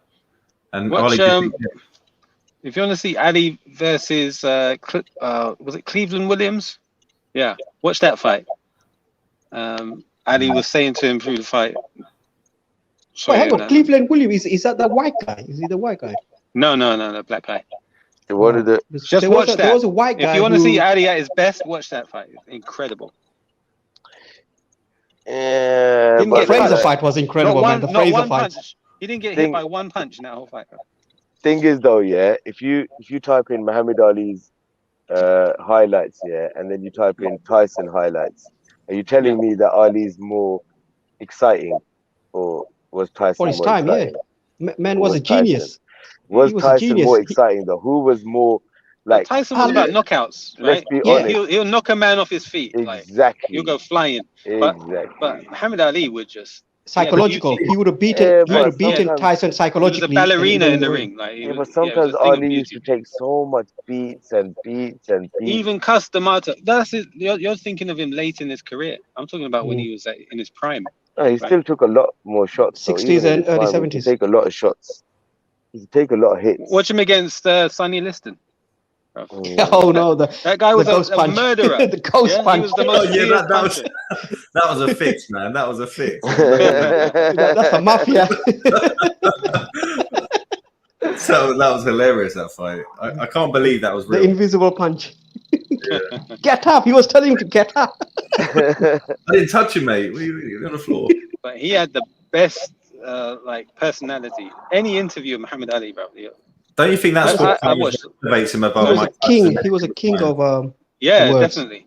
Muhammad Ali, like, he perfected his boxing to the point that his character shone through in his punches. But he was right? also fighting racism at the time as well, like, and that respect for that as well, wasn't it? He was fighting everything. Exactly, bro. Exactly. And He he was would a come civil rights to activist. these, intelligent interviewers like Michael Parkinson and stuff, and That tear was them to legendary. That pieces. interview. Yeah. A few He of was them. smart. He had a high IQ. I must have him. spent like a whole week just watching Muhammad Ali footage, TV shows, interviews, everything. Yeah, Float that's like a different, innit? butterfly, sting like a bee. You know what I mean? Who comes out like that? Who comes He's out? even got a movie, bruv. There's even a movie. Ali, yeah, There Will is. Smith. Yeah, Yeah, Will he Smith, starred in innit? it. Will Smith. It's a good was film. in it. No, him. He was in the movie. Like, he had his own movie. Bun Will Smith. Back Yeah, in I the day. think Will Smith done one for him as well, innit? Yeah, that Yeah, was call Ali. whack, bruv. Bun Will Smith. You can see the difference, bro. Yeah, you can't pretend to be Muhammad Ali. He's just No. Did incredible. you think actually, the and you guys as well, I thought Muhammad Ali was disrespectful to Frazier. You know, when he Yes, yeah.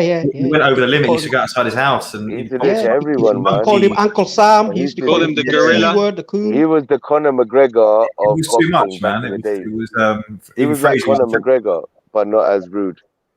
Yeah. Fraser never forgave him. They said. No, I No, don't they blame did. him. I think they became friends after. They became good friends. If you watch the late interviews, they sort of. I mean, Ali said that this is just for publicity. It's just to hype. Mm. You know, I mean, he was ahead of his time. You know what Mayweather does now. You know, the hype man. Ali was doing that back in the 60s, 70s to hype up the thing. But he even said he didn't. Yeah, Doesn't he mean used to any get of into that. everyone's head, innit? He used to talk to them while he was punching them. Yeah. Like literally, like he used to talk to them while he was punching Yeah. them. Ernie Terrell, right? He said, "What's my name?" All through the fight. Yeah. If you see the He press wouldn't call him- conference, He wouldn't call him Muhammad Ali, innit? Yeah, Yeah, Muhammad Ali, he wouldn't yeah. call him Muhammad Ali. yeah, or like before on the press conference before the fight, he wouldn't say his name, so he slapped him and then hit him with his belt. You guys seen Rocky, Mr. T character, Yeah. yeah. Clubber Lane. You know the way he used to speak. Clubber Lane, Cuss yeah. Rocky, cuss everyone. What was the lines you used to say? What was the lines?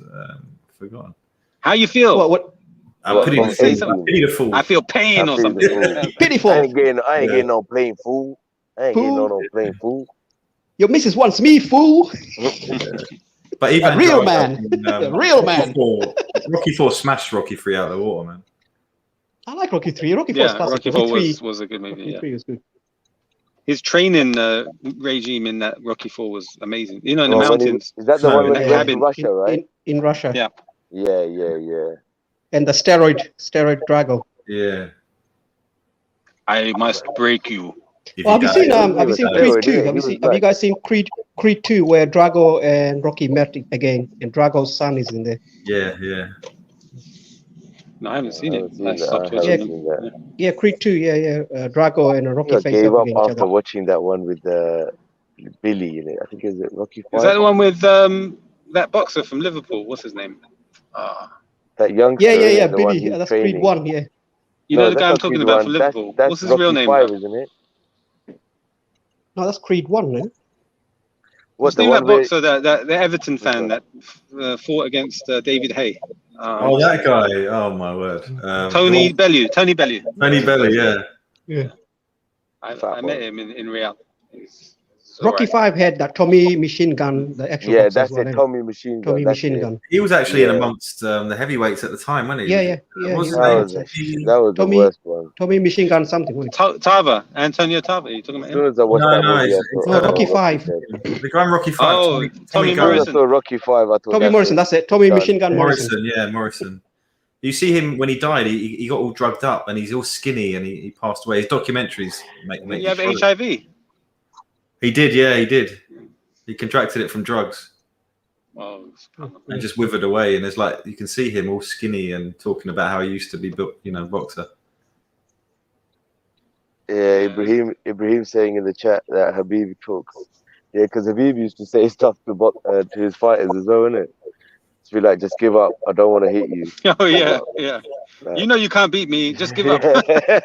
You know I deserve this title shot. Yeah. Just give up. I don't want to hit you. And the guy just won't stop, so he just start. I couldn't stand pounding watching his face. Habib's fights, man. Like respect to him, but his style, just like latching onto someone, and I just See, that's a different I class.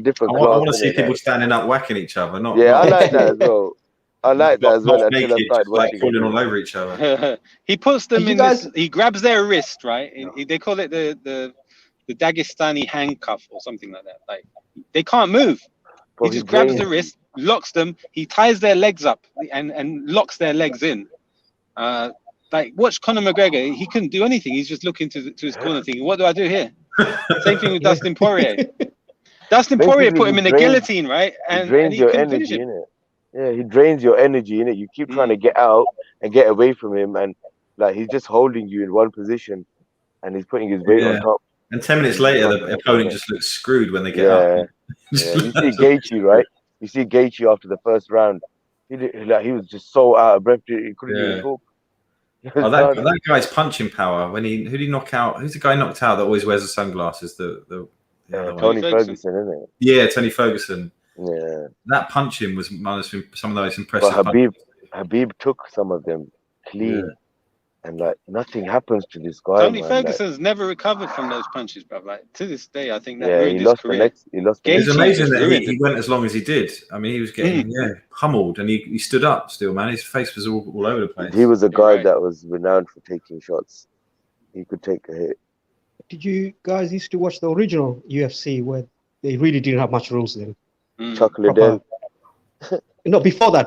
I'm talking about. Yeah, UFC one when they had those karate versus. It was like styles, individuals. It wasn't so mixed martial arts. It was to show off Brazilian Jiu-Jitsu. Yeah. Obviously, Rickson Gracie. Yeah, Gracie. But at least Gracie, you know, Gracie. yeah, anything can happen except no biting and no kicking in the nuts. Right? So you Yeah. can elbow. You know what I mean? No Teeth bite. broken. You know what I mean? Knee to the head and all that. There was a sumo Proper- wrestler in there one time. Did you see that one? Yeah. Yeah. And then after that, the Ken Shamrock came in. You know that famous Ken Shamrock. He went to the most WWF. dangerous man in the world. Yeah, Ken Shamrock and Gracie fight, excellent. And then you had what's that? Bas That- Rutten. that Dutch, Remember? Dutch guy. Yeah, big. Who's he the just- massive guy that's been there fairly recently? Really big. Not big Brock blonde Lesnar. Brock Lesnar. Brock Lesnar. Lesnar, yeah. Brock Lesnar. WWE, yeah.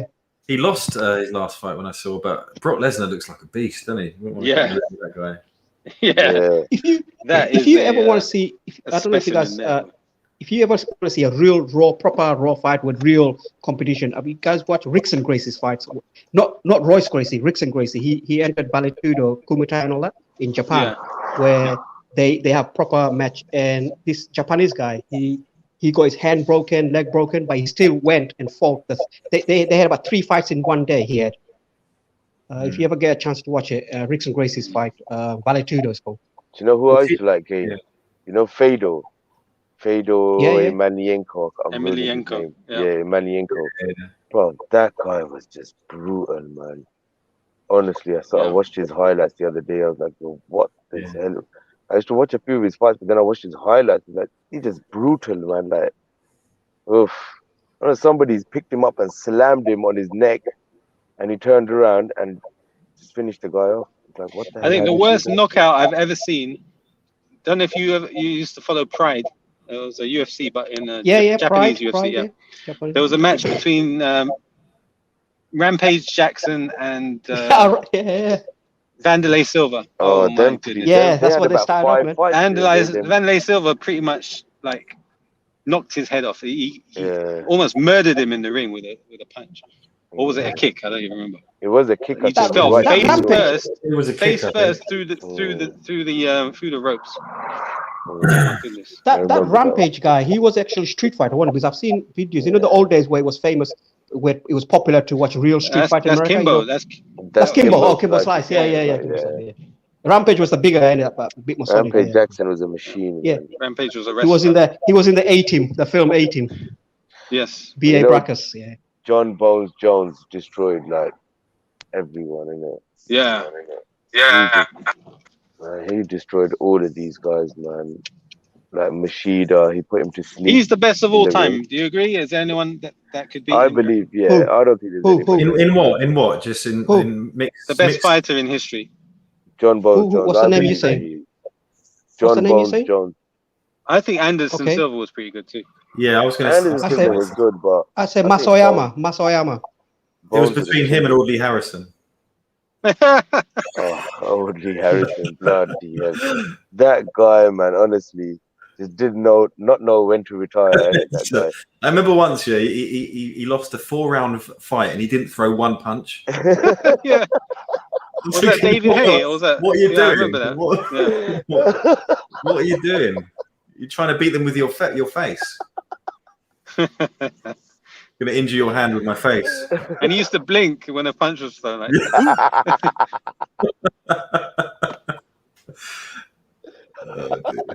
he made money though for an English fighter. Though. He did do well. Well, he was, they fixed his fights. Did he win the Olympics or something? And then they Yeah. took him I think. in Did he career. win the Olympics? He milked or- that. Yeah. Where they wear head guards and no one gets knocked out. Yeah, but it's because of his reach and everything. He just got the points in it. Like he was hitting it. He was very tall in it. So Well, he could speak good though. He was articulate, unusual for a boxer. And then he decided to promote his himself. career wasn't long enough in it. His career that's the wasn't sad long thing. enough. He never took He enough wasn't. headshots in it. That's why he could speak still. Yeah, that's true. Did Compared to Danny Williams. Did Rickson Gracie keep a perfect record? He never lost any fight, has he? I don't know, bro. He's, John Jones. yeah, Rickson Gracie, I think is up there. He never lost any. Calzaghe's undefeated. Big up Joe Calzaghe. I like that guy. Do you remember? He used to slap you people. He had never used to punch Eubank- people. He used to slap them.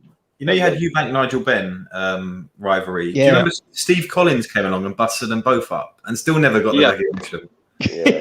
Yeah. Yeah, with his broken nose. I know you're talking about. Yeah. That was a legendary fight. Judgment. It was called Judgment. The second one was called Yeah. Judgment, or Judgment Day. Second fight. He was hard as nails, like Irish Steve Collins. He was. There's a show where they did some sort of SAS camp. It was Eubank versus this Stevie Collins to see who could last. Was it Eubank or Nigel Benn? I don't remember now. But that was a good show, and Steve Collins won that too. Well, that's He's because a Eubank's tough probably guy. too Real busy tough walking guy. out with his walking stick, ain't he? And his monocle. Yeah. English gentleman. I do think Eubank was class in his day. He is. that He's a guy- good boxer. that He was a guy's good boxer. quickness and stuff. He was a good boxer. Nigel Benn was just like a bit of a brawler, wasn't he? was a Did you bouncer, see Chris like a street Eubanks? fighter. One of Chris Eubanks' sons died this week. Yeah, he died. Yeah. Sebastian. Oh, is it? Oh. Yeah. What is it? Natural death or? And he was an MMA. He was a professional MMA fighter. He just started getting into it. How he died, I don't know. They said he died on his beach property. It wasn't a in fight Dubai. related, was it? It wasn't. Basically, they were saying that drowned, he drowned and he found him on the beach. Yeah. Oh, Yeah, he was a fighter, Jordan, but he wasn't as. That wasn't the reason for his death, was it? No. But they're saying that he drowned. So Yeah. I don't do you know. have a son who's a boxer as well, Eubank? Yeah, He's got a Chris few Eubank sons, Jr. isn't it? He's Yeah, got it sounds quite good. I think did he lose to Billy Saunders? Billy Joe Saunders. Billy Yeah. Joe Saunders got battered by him. uh, He's a bit of an Anthony Joshua. Like he looks the part and everything, and he's not bad. he tried to, you know what it is? He tried to act like his dad, innit? But Was it his dad that killed? Is it Michael Watson? I not remember killed watching him. that. He gave him brain Really damage. sad. He didn't kill him. Is Yeah, it- well, he got in a coma and then he's like in a wheelchair. He got brain damage, innit? I think Yeah, he's got brain damage. What you could say is that the boxing promoters killed him, or organizers, because Yeah. they didn't have oxygen at ringside like they should have had. Yeah, that's So right. that caused the brain damage. Yeah, there was a lot of stuff involved. Do you know one other thing I watched, and this some when you watch live events, and you'll never see this again because they'll never put it out. But it was. Do you remember WWF Owen Hart? Do you remember he? Yeah. Fell I was from watching it that day. I remember watching it, and he came You know, out. He we came thought out that was from a above one, and he just landed on the ring. Bro, we thought And that he was was a a stunt. bad guy, so everyone was laughing. Everyone was laughing, Yeah. and all of a sudden you see these paramedics coming out. Oh, yeah. Yeah, Bret Hart was my favorite, and Owen was his brother. Bret the Hitman Hart. Yeah, Were you devastated when you Jordan? I had the glasses, man. I had those, those Did like you have those purple glasses? Don't lie, Jordan. You had Macho Man glasses, didn't you? So Jordan's a wrestling fan, yeah? Ooh, yeah, dig it. I got to admit, Jordan- there was one point where I didn't think. I thought it's not fake. I used to argue that. Until Sky News did that episode. So Jordan, what do you think if Hulk Hogan faced The Rock? The Rock. But They did. They It doesn't fought. matter what you think. Exactly, jabroni. Yeah. If you smell what The Rock is cooking. What was Hulk's slogan? Finally. I'm gonna run wild on you. I can't remember what he Hulkamania, man. All the little Hulksters.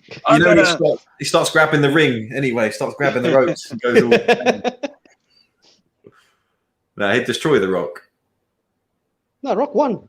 Nah, the Yeah, Rock. Hulk won as The well. Rock's father In was real a life, wrestler the Rock too, would right? have killed him, man. Yeah. His father, In his real life, uncle, the Rock would granddad. have killed Yeah, him. but Rocky you're Johnson. comparing it when Hulk Hogan was 68. No, but Yeah, even in his Rock peak, right? wasn't born when Hulk was fighting. Look,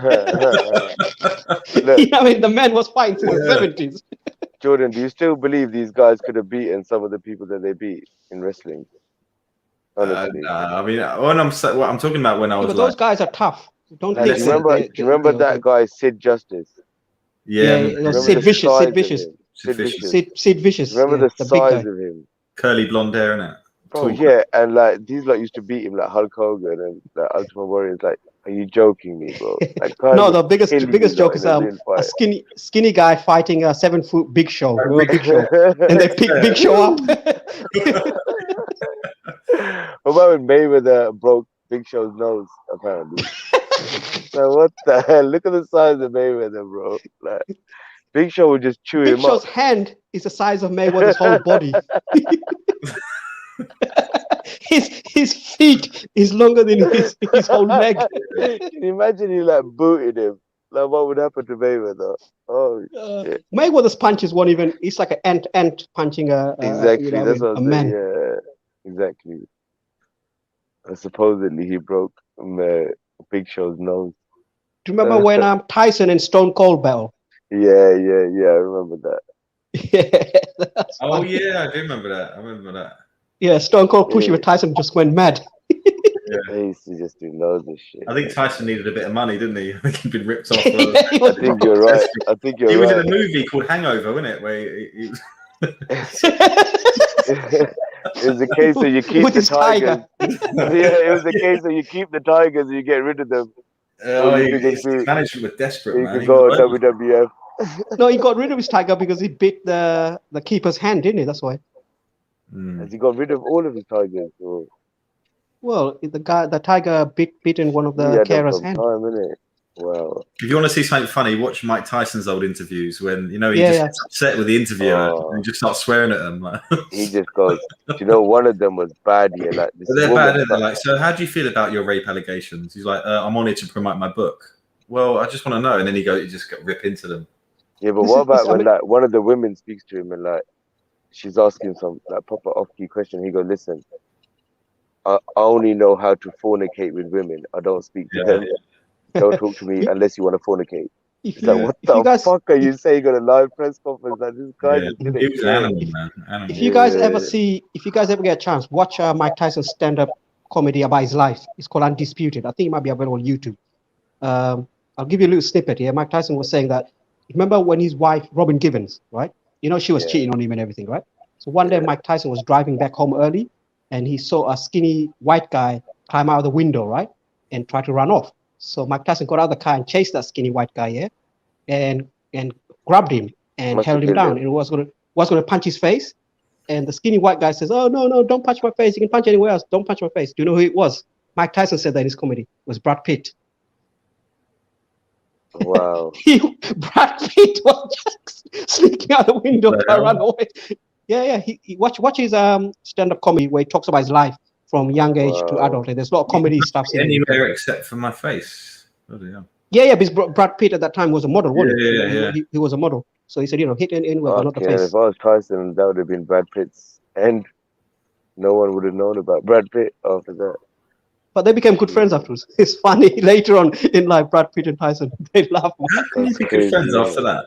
I know, man. I Guy don't know. climbed But out the thing your is, but he fucking found bedroom out window. Robin Givens yeah. But remember the famous interview where Robin Givens embarrassed him on national TV. You guys remember that's when Mike Tyson and Robin Williams interview? I think it's Oprah Winfrey or one of them, where she was cussing Yeah. Mike Tyson live She on was TV. vile, man. She was vile. Yeah. So Clever from there, woman. I don't think he had any respect for her. So he doesn't care about. Yeah.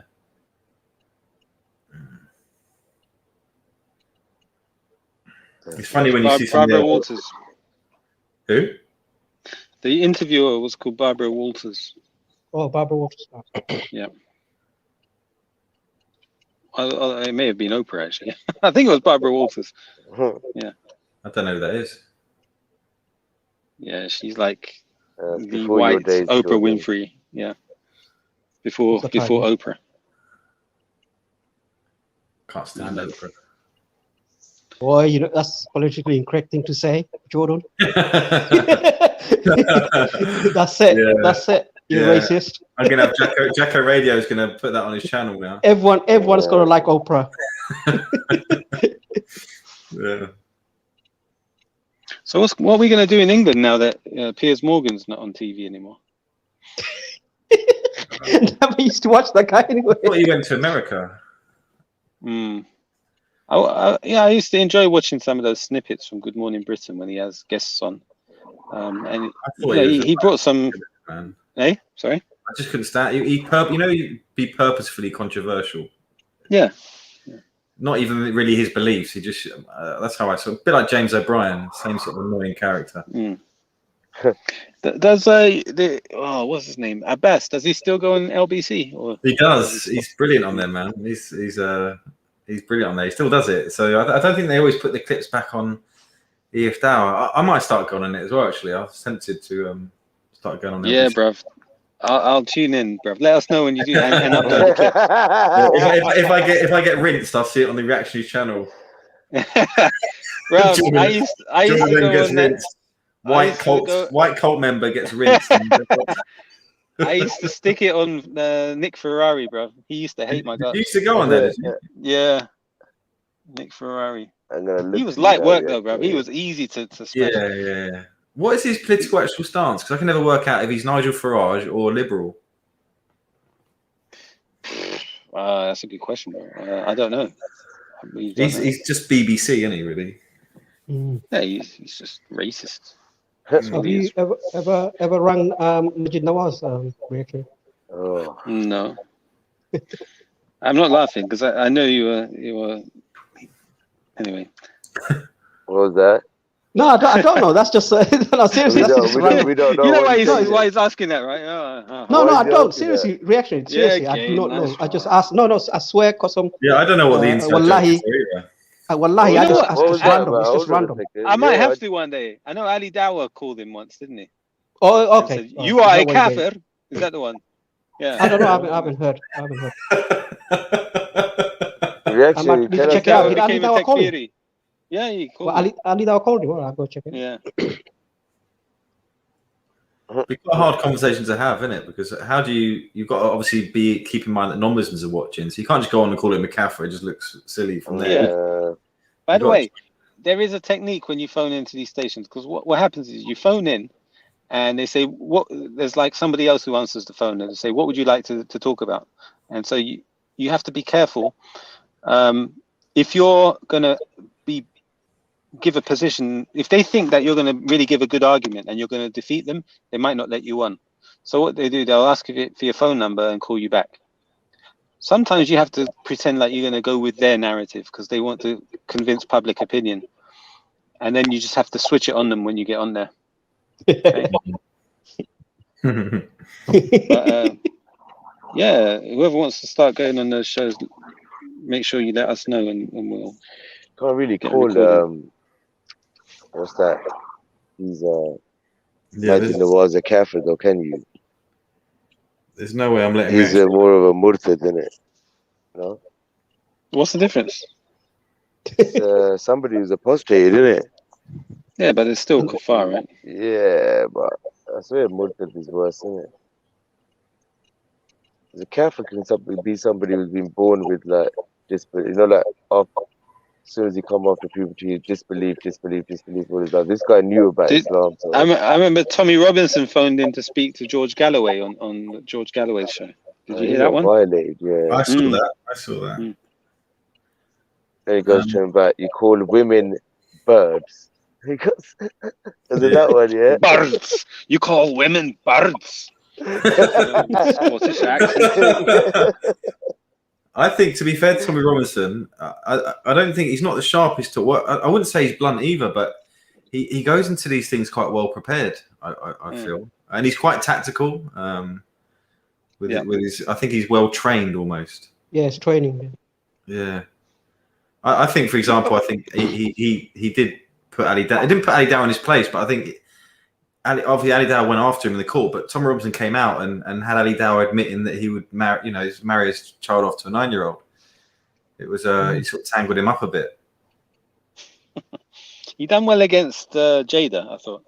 Yeah, he did, and Lawrence Southern. Lawrence Southern. Yeah. Who did? Shake my hand. Why won't you shake my hand?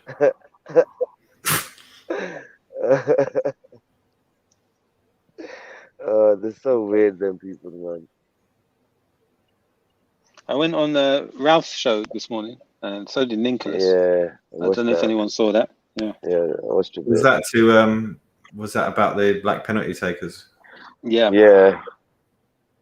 And why were you on that? To discuss, I don't know. I thought I'd give some moral support to Nicholas because he wanted to go on, so he went on, and yeah, he gave. How much? What did Nicholas insane? He gave a good performance, and then it's good. Yeah, he's good. So yeah, it went well. A lot of positive feedback in the chat. Yeah, from people you wouldn't expect. So I'm blocked. I'm banned on that channel. I can't even comment. What, on honestly? Ralph? Yeah, Ralph won't unblock me either. You're not white enough. I don't know. I think me and Ralph have always had a sort of rubbed each other up the wrong way. For me, it's what he said about Islam, and I've always felt that he looks at me and I think he wants to be white. I think he's got that sort of envy. He was proper blonde, chawala. All right, next time he's on, if I get the link, I'll ask his permission. But do you know, if I come onto his show, I'll be bunning him out.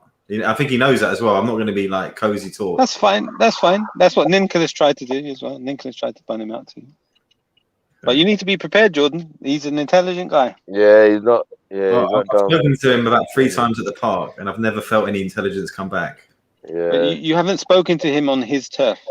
His turf is that computer screen with all the graphs and statistics. The charts. Have you ever seen this? Is honestly the funniest thing I've ever. My funniest moment on these hangouts is when he went on Raspex with the graphs, and Raspek pulled up some Google graphs and goes, "Yeah, Ralph, check out my graphs." And he's like, "This graph saying you're talking a lot of rubbish. This graph is saying you don't." That was brilliant. Yeah, big up. Raspek was a formidable opponent for people. And in fact, even Ralph said that when I asked about who he thought he was his most impressive opponents, he said Raspek, surprisingly. So you quite rate Ralph, don't you? I think he's mad. He's mad and I've got I don't think he's got any credibility, but I don't know. I hear people when you speak about him, his most formidable opponent, like he's some kind of debater at the park. When he's just a loony. He's just a loon. Ralph is a bloody loon. I think Ralph's the a Reconciling private hyper school intellect. reactionary He's as very well. intelligent. There's guy. no doubt, yeah, he's got like some you know, he's well educated, and he's one of the, like a bit like, you know, Rain Man. He's got that kind of autism flex where he's really clever on one part of his brain, but the other bit's not working. Yeah. Ralph is what you call a guy who's gifted with lots of words to throw at people to confuse them. Yeah, you know, like someone doing a card trick with the fast hands. So Ralph isn't as intelligent if you know what he's talking about. If you have knowledge of what he's talking about, he isn't. You can catch him Yeah. out. He uses a lot of I just think sophistry. he's a male Jupiter, Thing is, to be and honest. he easily deceives people that don't have that knowledge with flamboyant words and charts and things like that. Yeah, just to throw them off. It's like a magician with fast hands. That's all. In my What I like opinion. about Ralph is that he talks about good topics, which I sometimes enjoy discussing, and he gives me an opportunity to give my opinion and disagree with them too. So Have you met him in real life? met him. Yeah, did I speak to him? I didn't speak to him, but I've Did you go to stood one of next to them him. He's an fancy absolute 5-star state. restaurants with him? There's no hygiene. He's always got a can of beer in his hands. He just looks an absolute mess. Yeah, I think that was a point in time of his life. He wasn't doing too well, probably. Now he's back in Germany with his wife and seems a bit Spending more time stable. on valleys 12 hours a day. What does he do for a living? I mean, if he's that intelligent, is he like self-made millionaire, retired now or something? Because he's not using his time very well, just jumping on valleys 12 hours a day, talking a lot of random crap. You know, Probably got a farm in Germany. or is his wife is the breadwinner? Have you seen his wife? No. No. I got no interest in his wife. No reaction. No. Oh, okay. He's punching above his weight, but then even if he was with Hattoon, I'd probably say he's punching above his weight. Sorry, what about his wife anyway? What did you mention if I see his wife? Reactionary scene. No, he's done well there, bruv. He's done well. Well done, Ralph, if you're listening. Congratulations. How do you mean? Look-wise or Yeah. No, she's an intelligent lady too. She's white, blue-eyed. Ah, good. Well, you very know, German-looking. Some guys do fluke it. remember that I always wondered, you know, that supermodel. I mean, you guys might be younger than me. Christina Turlington, right? I don't know if you guys know. She was a supermodel back in the 80s, right? And every young guys used to think, wow, she's stunning. And she 80s. went out with that short guy, that singer. Uptown Girl, you know that singer? Billy Joel. Billy Joel, yeah. So, you know, some guys do make it. You know, they hit the jackpot sometimes. When I listen to, because I do respect Reactionary's opinion, so it baffles me where it gets me thinking, am I sometimes maybe too harsh and write people off too early? But I think it's something inside me when I hear, you know, the stuff Ralph's done over the time. I'm not someone that can just laugh and then carry on. I just don't feel, you know, the stuff he's done. He's overstepped the mark with Muslims and what he said publicly. I guess if he's mad or then and he could show evidence, I guess I'd be like, all right, maybe he's just bonkers. But I think there was something very vindictive going on there, and I think he tried to become part of that political side, and it realized it didn't work out, and he's U-turned into this pro-Muslim ethno-nationalist. Cringe, man. I think he's just flip-flopping wherever he can go, and he's quite good with words, so he can convince people he knows what he's talking about. But it's all waffle, man. Another thing I mean, you know, he does what he does. You know, it doesn't bother me whatever he does. But the point is, he doesn't like being proven wrong, or he doesn't like anyone challenging him, because when you do that, he start mimicking your voice, or he start, you know, throw different words that he tries to throw you off. You know what I mean? He start mocking you. It's like you can tell he's triggered. It's like, come on, man, you're 60-year-old man.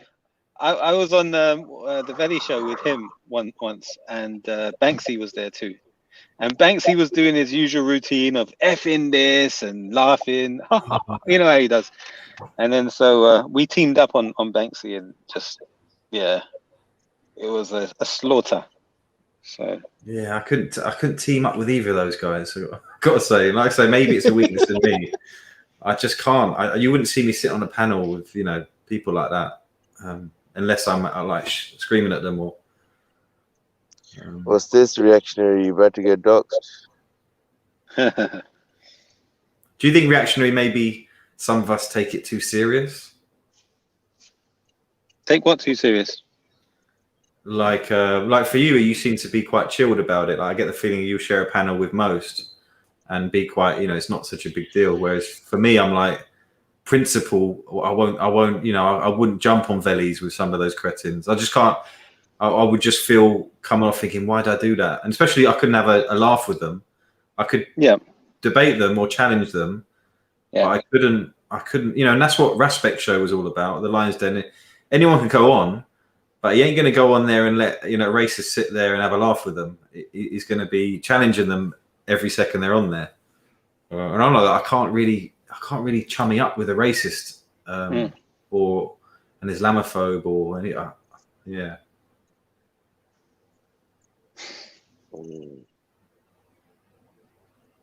Yeah.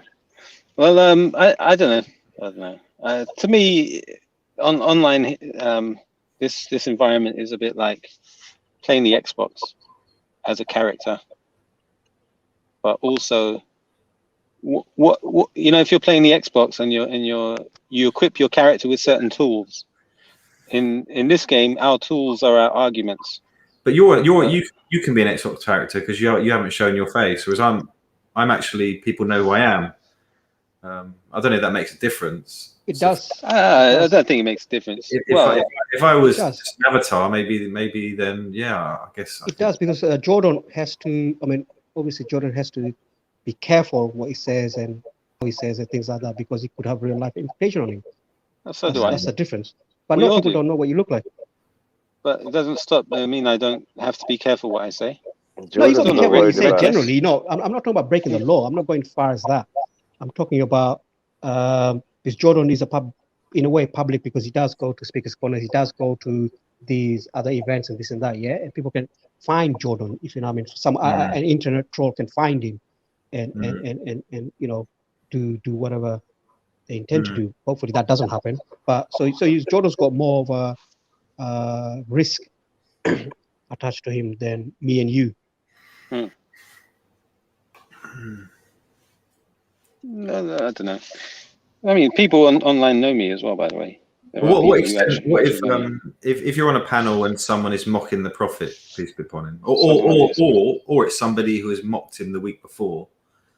Is that something you would jump off, or would you still stay on and sort of be, I'm not saying you take it lightly, but would it be, do you have some kind of understanding, or maybe, because part of it as well, I get the argument that maybe everyone's a potential Muslim, right? You actually could have a positive effect on Ralph, and one day he might accept Islam. Who knows? But I think I guess I sort of pick and choose with these people. That some of them are just a waste of time, and some of them you need to just stay away from.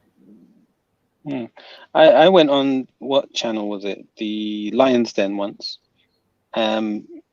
Some guy from America jumped on and made some really bad remarks about the Prophet ﷺ. And so I tried to correct him. So we had a back and forth. And I think I did well to correct him. Allah knows best. Now, I could have just jumped off. Yeah. But I took the opportunity to put him in his place as well. Now, if I'm not able to talk, or I'm going to be overwhelmed by other people, then I'll jump off. I won't remain there. But if I'm able to correct him and nobody's going to stop me from talking, then I'll just speak up. The truth will vanquish falsehood. So that's the way I look at things. As for, there's certain people, however, there's just no point, because no matter how much talking you do, they still repeat the same lies. Yes. So I try to avoid those sorts of people. Any examples? No, I'm not going to mention names. So doesn't Banksy qualify in that? Banksy knows Islam. Also, in Islam, but guys, you look at yourself. Have you ever had an opportunity to give da'wah to somebody? When you look at other people, and how they interact with Islamophobes, sometimes it's just pure hatred and negativity, right? And insults, foul language. Maybe that's all that person's experience from Muslims. So I may try to give them an opportunity to have a one-on-one, get to know who they are. I did hear Sia mention that, that she feels that she's changed like Jacka Radio's view. And if that is the case, right, then I can't really argue with that. That could be a fair point if that is the case. Obviously, from my point of view, this is a guy that's continuously made videos on me publicly, linking me to all sorts of nonsense and mocking Muslim women and all of that. So for me, I'm like, wash my hands. But maybe someone else might have a positive effect. How far do you take this positive effect? And what if this person is nice to you, but then on other streams continually mocking Muslims and Islam? Look at Brother Isa, rahimahullah. He's an example, and I do try and think, what would he do? And I think I fail when it comes to Isa would treat everyone equally and the same and reason, and whereas I'm a lot more probably emotionally led than Isa was. So look, what there's one example I can think of when that awful individual threw the Quran on the floor at Speaker's Corner. Like for me, that was it. That's a line crossed, and that guy, in my view, he's done. But that evening, Isa somehow managed to soften him up. Him and Respect. And they ended up calling him uncle, and the guy seemed to be... Oh, that guy. Yeah. You know what I'm talking about? Yeah. He was a friend of Kay, the Christian. Yeah. He's the sort of the white-looking Jamaican guy. Yes. Yeah. So that seemed to be Isa's approach to dealing with people. It has its place, definitely. I agree. Because that's Dawah to me, right? That is Dawah. Dawah isn't debating and winning over people in arguments. If you can show people your character and they like you. Yeah, but what if somebody's coming constantly and cursing and mocking Islam and the Prophet ﷺ? Like, you can't really start giving them Dawah in it. That's a good question. If I say to you, right, if I've what's the word? Earned your respect, okay, through my character, I've earned your respect. You like me, okay? And then you do something bad. And from that point, I said, brother, I can't speak to you anymore. What you've done has hurt me. That's going to have an effect on you, isn't it? Somebody that you like now doesn't like you anymore. But if from the very get-go, I'm somebody that is antagonizing you, showing you hatred and animosity, you're not going to care. But what if you only meet this guy like at that period where he is cursing and swearing, and that it's not like he hasn't got no knowledge of Islam, because supposedly he's an ex-Muslim. And at that time you meet him, all you hear from his mouth is the cursing towards the Sahaba, cursing the Prophet ﷺ, cursing Allah, cursing the Deen. Like, how do you approach that guy apart from cursing at him? Like, you do find that just leave. You don't have to curse him, just leave. Yeah, you can't leave, innit? You can't leave. But I mean, Isa would, to be honest, I have managed to do that myself at the park on occasions where I get this guy coming up to me, and Aisha, and your prophet's this. And if you sometimes if I respond as I'm talking now, their guard just drops and they start talking. When he was really responding to hate, and Isa had that ability, didn't he? It was like, I've seen people at the park go up to him and be all aggressive, and then they just see him and then they like calm down. And I've seen it done, but then I've also seen it done the other way around as well, where they're just vile people, and I guess they're the ones you have to make a judgment call. And there's times you just have to walk away. Did you see when Isa walked away from? I admit, actually, I am like, I would say I say a snowflake in the sense that if you're someone, for example, that has the ability to mock charity, you mock Yemen, and this is one of the reasons why I stopped jumping on the G Block panel. They started when I heard they're willing to go to a depth that I can't sit comfortably in, and so you end up removing yourself from that situation. Those are the situations that I find tough, and for me, I haven't got much depth there anymore. I don't want to hear mocking of this or that, and I agree, bro. I agree. So then it comes down to the point of, are you able to change the behavior of the people who you're sharing the platform with? Yeah. No so way. if you're able to, then join in, right? Yeah. And so, for example, when I first met one guy, he used to go on panels, and every time he went on the panel, he would play this introduction tune, talking about insulting the jizya. So I gave him a condition: if you jump on here, you're not allowed to play that, and you have to, if you say anything against our deen, you're coming off. So he agreed. So he adjusted his behavior. Whenever I went on the G Block, I've only been shown respect. Right? The moment they insult the religion, sorry, I can't stay there anymore. unless it's a debate and I'm able, and I'm given a fair chance to respond and give my argument. Then I'll stay. But that's Jordan, it. The thing what If there's mockery happening, then we're not allowed to stay there because Allah has forbidden us, and it's actually kufr. It takes you out of Islam to stay in such a place. I think what Brother Jordan is trying to say is that if you know this guy who's been doing this for years and years, and nothing's really changing, as a matter of fact, it's getting worse and worse, why would you want to have a debate with somebody like him? Who, you know, with who? With probably, who? Ralph? Just no. Banksy? Who are you talking about?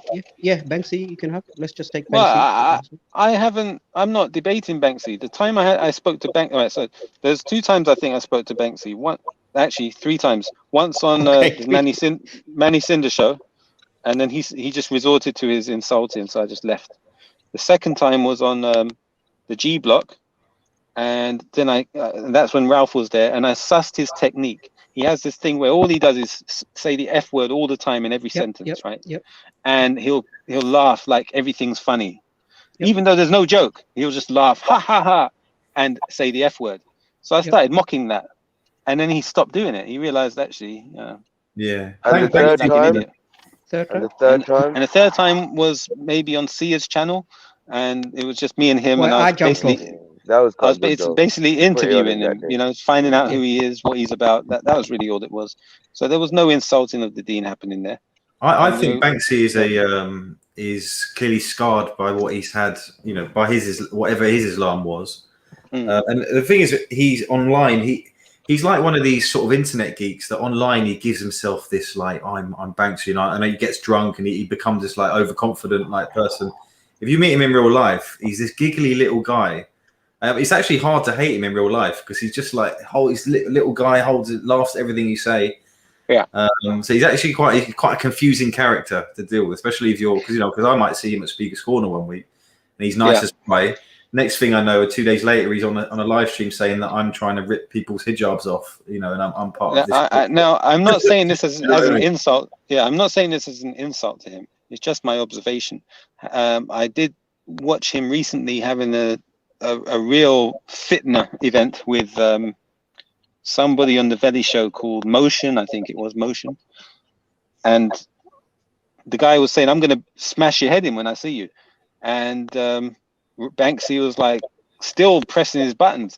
I got the impression that Banksy is somewhat retarded. And that's not an insult. I mean, genuinely, he's underdeveloped mentally, I think. Because he can't see when danger is facing him and like staring him in the face. Yeah. And he just seemed unaware of what he was getting himself into.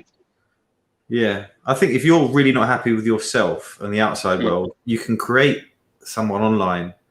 And like I say, he's created himself a character. Okay, no problem. This is my impression. I think you guys, from my opinion, this is from my understanding, you guys are trying to make an excuse for something which is not, in my opinion, is the reason. It is obvious. Banksy is not retarded. He's quite a highly intelligent guy in terms of how he can speak. He's got good use of vocabulary, languages, and everything, right? He is, and he's got a pretty good high job as well in the IT industry and so on, right? And he has studied. He's got a degree, I believe, so as well. He just doesn't like Islam. Simple as that. Why can we not accept the fact that there are guys who just do not like Islam? They find Islam to be not suitable for this day and age, and they got this hatred towards Islam. So you think you're making out like it's a rational decision then, that he's got genuine reasons? Because I would make the argument that they're emotional reasons. It's a bit like James. No, because what I'm trying not to do is give a reason that why I cannot see that reason.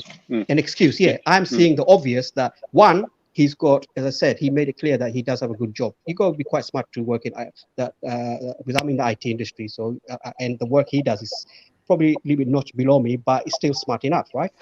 2, he's got a degree and so on, right? 3, he seems to speak well. He's got good use of vocabulary languages. He's good at banter. He's good at in some sort of way intellectual conversation as well. other than non-Islamic one, like in science and this and that, right? So he does have a rational mind. He's not a retard in my opinion. He's not stupid. He Okay, just don't thank like you, Islam. thank you for that Sorry, opinion. let me just let me just make a point. It's like saying that what's his name, the professor of Oxford, what's his name, man, Dawkins. It's like saying Dawkins hates Islam, but would you say he's a retard? No, he just doesn't like Islam. Okay, do you? Oh, what was I going to say? So yeah, thank you for that opinion on Banksy. If I can remember what I was going to say. Sorry, man. Go on. No, I've forgotten now, mate. Sorry. Go on, Jordan. No, I hear what Gain's saying. I guess it means what we mean by retard. I mean, you can meet plenty of people that are in high jobs, paid well, intelligently educated, but have got a few screw looses because of their private lives or because of their unhappiness from within. And Banksy stinks of someone who really is not happy and in himself. And you can have and I don't know what he does really or what any of that stuff, but you can have all of that stuff, and I don't think that really puts any kind of plasters over the issues. But then you're right. Look at James SC, right? Who would you say is more intelligent out of him and Banksy? You asking me? Yeah. Different kind of fish. James SC is probably pretty good at certain philosophy side of things and all those other things, and Banksy is just good at straight up cusses and straight up banter and straight up like how to diss and this and that. Yeah. So but he's not though. That's the thing. He's not though. That's what I'm saying. He's got a technique which is say the F word and laugh. That's it. It's not intelligent. James SC is a very intelligent guy, but you can see. Oh, you talking about James SC? Or I thought you were James Jones. All right. No, James SC is James SC. Yeah, clearly he's autistic. Yeah. I was gonna say James SC is a different type of guy. You can see he has autism. I don't know what type of. He has a level of autism. He doesn't have an eye. James SC. From my impression, wherever James SC is, he's very smart, but he speaks not really smart, right? He speaks. He's just got that posh English voice. That proper. Hello, sir. Hello. That. Yeah. But to me, you're right. He may have autism spectrum at least, right? Because wherever he puts his mind onto something, he sees it through. He sees it through. So that's like that's what I mean. And when you see people, bro. You've got somebody in the back chat sending you a message. What did it say? Well, Luton's here now, so. Who's that? Hey, what are you trying to say, reaction? Right, who is that? There's like 28 messages. I don't know who that is, man. But he's like, he's been violating reactionary for a little while. No, it's for his own good. I'm not going to let him on. So let him on, whoever it is. Who's it calling me Porky Boy? Okay, shall I let him on? Yeah, who is that? Who is it? Who is the reactionary? There, he's on. Assalamu alaikum. Who is that? Why is it that brothers can speak about me and I never get to talk back? Is it you calling me Porky Boy? Sorry? You calling me Porky Boy? I'm calling you what? Porky Boy. It's in the back chat. Have a look. I might have at one point, but I'm not calling you on a regular thing. In one message, I might have mentioned it. Porky Boy like Jordan M. That's not good. Yeah, anyway, salam brothers. Right? Salam alaikum, brother. Alaikum salam again, big up, brother. Yeah, wa alaikum salam. But Jordan M, back in the day, you was eating bacon, right? Yes or no? Jordan, the BNP is worth more than me. So there was a time that it's true. So you're calling me BNP, yeah? So you're calling me a racist? Yeah, man, Jordan. Address me directly. No, tell me what your issue is. Tell me what your issue is. I'm a man, I talk to you like a man, Well, you haven't been because you've been saying it in the back chat, so you can say it now. I wasn't just saying in the back chat. You weren't allowing me to come on here and speak. Well, you don't sound like you're saying it with your chest. You're sort of shaking with your speech. Say it with your chest now. Bro. Be a man. I'll say it to your face, innit? Go on. Push up, yeah? Cool. Go on. So, Jordan, you yourself, because you're a revert, to Islam, you've been a person that the majority of your life you've been eating bacon, doing all this kind of stuff, yeah? You're worth more, listen, you're worth more to reactionary than me. That's what I said. Yeah, I said that. I stand by it. What? Would you say alcohol is also along with bacon? You done bare shit, bro. Am I lying? You was a BNP. Yeah. In my past life, yeah. I've done it all. You was doing packy bashing. Am I lying? You was packy bashing. Am I lying, bro? No, I've never done that. You never met a packy like me, but you was doing packy bashing, right? I've never done packy bashing. Yeah. Jordan, are you sure keep talking you about it, want to bro. continue keep acting like you this? didn't do It's it, up bro. to you You know anyway. what you was about, bro. I knows, guess I was surprised because I've never had an But issue with that. alhamdulillah, bro. Alhamdulillah, bro. I'm It's all getting. forgiven, isn't it? That's the thing, bro. Once you become Muslim, alhamdulillah, you're like a newborn. Big up yourself, but just Big up odds. I know Thanks what for you were coming doing on, brother. before, though. I know Thanks what for you were coming doing on. before. I'm hoping you're just drunk out your face. I'm hoping this isn't the real odds talking. Yeah, I'm hoping that you're still a white, blue-eyed fucker. What the hell? Like, you want to diss me, bro, and then you expect respect, you dickhead. Where have I dissed you? Where have I dissed you? You really think you're that big in the game? Where have I dissed you? You're a bad man out here. Where have I dissed you? Is that how you're talking to me, bro? Where have I dissed you? Did you hear what you just said to me? Yeah, I will speak to you. I will speak to you like this in person. I've got no issue. Odds, relax, man. Odds, calm down, bro. What are you doing, man? Yeah, man. You fucking pussy. Yeah, you can't be bringing up the. Yeah, wallahi. Until I turn my camera on, you want to kick me off, pussy, yeah? Sorry. Jordan, I did tell you, right? You insisted I had him, so. Yeah, you actually, you can suck my dick, bro, pussy. Wow. What the hell's happened to that guy? Jeez. All right. So everybody watching, don't do alcohol. Don't do drugs. Alhamdulillah. I didn't want to let him on because I suspected. Yeah. Guys, I was surprised. I was just surprised that's Ards talking because, again, he's another one that's nice to your face in real life. Brother, it's the drink. Honestly, it's the drink. When he's sober, he'll tell you how he really feels, and he'll be very apologetic. Do you think he's projecting onto a white person? He's maybe these are past experiences or something. No, I don't think you should take anything he said seriously. There, it's just purely alcohol, bro. Yeah. But I was going to say, with regards to some of the hatred we see from Islamophobes sometimes, you just mentioned a key word there, right? You said projection. A lot of people, when they express emotions that cause pain on others, that's because they're feeling pain themselves. They're projecting their experience onto you. So that's the way I'm starting to try and look at things. There is a lot of projection, yeah. It's a lot of projection. A lot of unhappy people. Yeah. It's not that they don't necessarily hate us, but they're unhappy, and then they want us to share their unhappiness. Sorry you had to experience that from There's no problem at all, man. No problem. Jordan must be used to this by now, man. I'm sure. Yeah. Yeah, man. I don't know. Reaction. Becoming the target now. The thing is, I'm not used to reactionary. It's only your panel where I argue with Muslims. What's going on? What other panels do you go to where there are Muslims? True, I don't really go. No, I used to go to Sir Faz's a bit, I guess, and still jump in there. I don't think I've ever had an argument with a Muslim on there. What about the Dawah people? Don't you argue with each other? What, like start calling each other porky boys and doxing? I suppose you're more polite with each other, but there must be like jealousy. We have disagreement. Jordan, have you ever thought of doxing Hamza? Hamza will give you his address. He doesn't care. He goes live from his shop and tells you where it is. Hamza doesn't care. Yeah, so it's not the same reaction. It's not the same. Assalamu alaikum, brothers. Wa alaikum salam.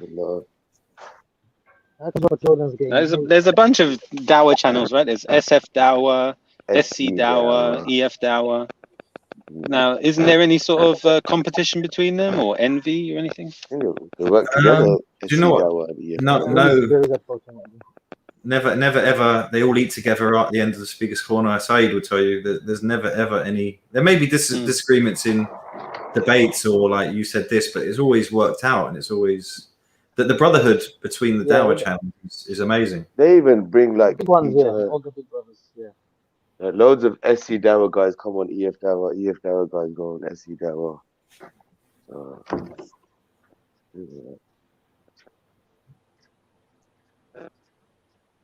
I just been to Luton. Just saying salam Luton. Oh. So reactionary. Yes, brother. I clocked who you are. I just clocked who you are. You know that. Alhamdulillah. I remember you talking to me. You know when the camera's on, you don't talk. Yo, assalamu You alaikum. just be Reactionary, quiet. I'm sorry. I apologize, bro. Walaikum salam. Can I go 30 seconds each with me and Jordan? What's the topic? Yo, Oz, before you do that, you Whatever need to you apologize think to the that me brother, and you man. You can't disagree be. upon, Jordan. Oz, relax. You need to apologize to him first, man. But I ain't apologize to no Jordan, man. See, where'd you get from Islam? You're bringing up person's past sin, man. What's wrong with you? Pardon? Why are you bringing up his Not past sins productive, man. before he was a Muslim? If he never informed us of it on Okay. But I've never been BNP. I've never been EDL. I've never admitted to any of that stuff. So I don't know. He's listening to G Block or something. I don't know where he's getting his sources Yo, from. reactionary, bro. Why do you keep kicking me off every second, like when they're speaking to me? Go ahead, Ards. One at a time. That's all. One at a time. Yeah, but I wasn't talking over no one, bro. I was speaking to Parkin. Me and him were having a back and forth, and you just kicked me off, bro. Okay. Will you apologize to Jordan for what you said to him earlier? Why, bro? Am I not a Muslim, brother? And he is. Is that what he is? Well, what's the issue? Has he brought up your past sins? Well, yeah, bring them up, bro. Show me which one you think. Never in your life. Show me one. Oz, All come right, on, man. so wait. Have Express to Jordan what your problem is with him. Then what's your issue? Yeah, go on. 30 seconds then. Go on, Oz. Bro, you can take the first one, innit? Okay, I'll go first. So I've never had an issue with Oz. We've met a few times at the park. Always had a decent laugh. I've looked into the back chat. It says, let me read it. There's loads of messages. Porky boy like Jordan M. BNP, whatever it is, and you've also said that I used to packy bash. So none of that's true. So that's not even revealing my past sins. That's slander. I don't know what your issue is. So first of all, you lied. You blatantly lied because I've only met you once, right? There's only one time I've met you in a video. That's the only time I met you, right? And we spoke about. It only counts if it's on a video. Hold on, bro. It's my time to speak now. It's my time, yeah. You had your time, right? I didn't interrupt you, so thank you. So I've only met you once in real life, yeah. And that time you told me your story. Not true. Bro, why are you cutting me, bro? Thank you. So that time you told me your story. It was on camera. As a Muslim brother, I respected it. You told me, yeah, my sister became Muslim first, alhamdulillah. And then I used to hate Muslims. Yeah. That's what I'm bringing up, innit, bro? I used to hate Islam. Yeah, I used to not. Yeah. I used to What's not. wrong in what I'm saying, bro? Well, how is that packy bashing? How is Wait, that? How is that? Who are the majority Muslims around where you used to live, bro? Sorry. What is the nationality of the majority of the Muslims that used to live around where you live? So because I had issues with Islam, that means I'm a packy basher. Bro, answer my question. What is your question? Where you lived, where you grew up here, who were the majority of the Muslims around you? Were they Pakistani, bro? Yeah, probably. Thank you. So you're a fucking Pakistani basher. What? I'm going to be one in a minute. What kind of logic is that, man? I'm going to be one in a minute. Tell you that. Okay, sorry, you're going to turn me into one, mate. Because I had to remove you from the stream for that. So jackass. Also, you live in a predominantly Pakistani area. That makes you that. I just wanted to. I live in a white area, but I wanted him to just roll with his point because he was slurring. Did you say jackass or jackards? Ha ha ha. Yes, brothers. So his point was because I had a problem with Islam and possibly most of the people in my area are Pakistani, I'm a Paki basher and a member of the BNP. Yeah, brother. Honestly, it's just alcohol. Ignore him. And I've met him more than once. But he might have been drunk the other times. I don't know. Did you ever go on the Big Ard show? Yeah. I went on to one with him and Betty, and I don't know I can't remember if that was his or Betty's show. I can't remember. Okay. And he was quite articulate. I've always thought Ard's he's a smart bloke. He's actually quite articulate, and he used to actually do some good stuff.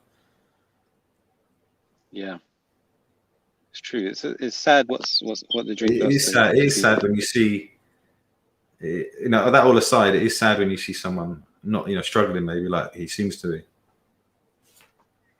And we've tried. Everybody's tried. I don't know what more can be done. Yeah, I really don't know. From our side, that is. So I think sometimes I try not to let him on if he's going to be in that state, because it will prevent him behaving like that. Yes, brothers. How are you, Sahib? Thanks for intervening there. Alhamdulillah, I'm okay, man. Like the struggle Oz goes through, man. Like he needs to find a way to get over that, man. There's a comment here. It says, Ards was drunk on Veli's 45 minutes ago. He was cussing everyone as racist to black and white people. He also turned on his camera and Veli saw alcohol on his table. So... Yo, brother Jordan. Yeah. You know, do you want to go for hijama tomorrow? I've got a busy day tomorrow. But message me. We'll definitely organise a day. Next week I got more time free. All right, let me know, because I spoke to the guy. I got it done today again, and I asked.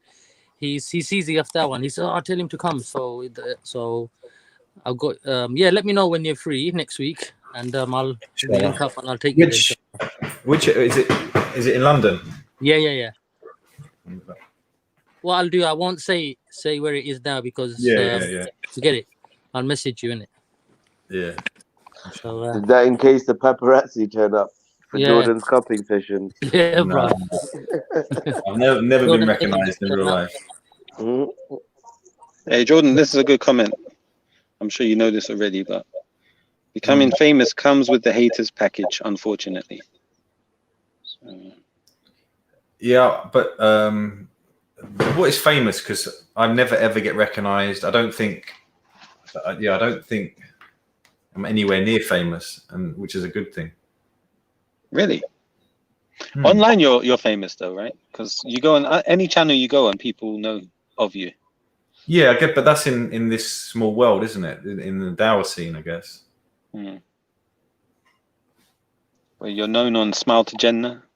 That's got a big following. Where else? Yeah. John Fontaine, I suppose. Maybe I'm not aware, because I don't really go to Muslim areas very often. I'll make of that as what we will ask, and then maybe I'll find out one day. What's the name of that? What's the name of that Muslim channel that interviews Muslim personalities? Interviews them. That brother with the glasses. 5 Pillars. The other brother. Is it Eddie? I think it's 5 Pillars. Yeah. 5 Pillars. Oh, the 5 Pillars, isn't it? Yeah. Then you went on there as well, didn't you? Dilly. No, I've never been on there. I went on. No, you're talking about Freshly Grounded. Freshly Grounded. That's the one. Sorry, yeah, Freshly Grounded. Yeah. Yeah, you know that brother Adnan Rashid's son, Musa. Yeah. He used to have a good show. Is that the one called Freshly Grounded? No, that one's called Rerouted. Yeah, he used to do a good show, and then once he left, nobody carried it on, sadly. But I used to like watching his interviews.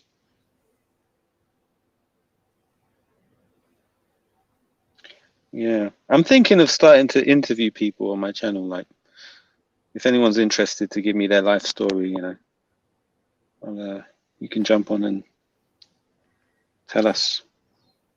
What about Ralph as your first? Yeah, why not? Maybe I'll ask him. Maybe everyone was seeing a different light.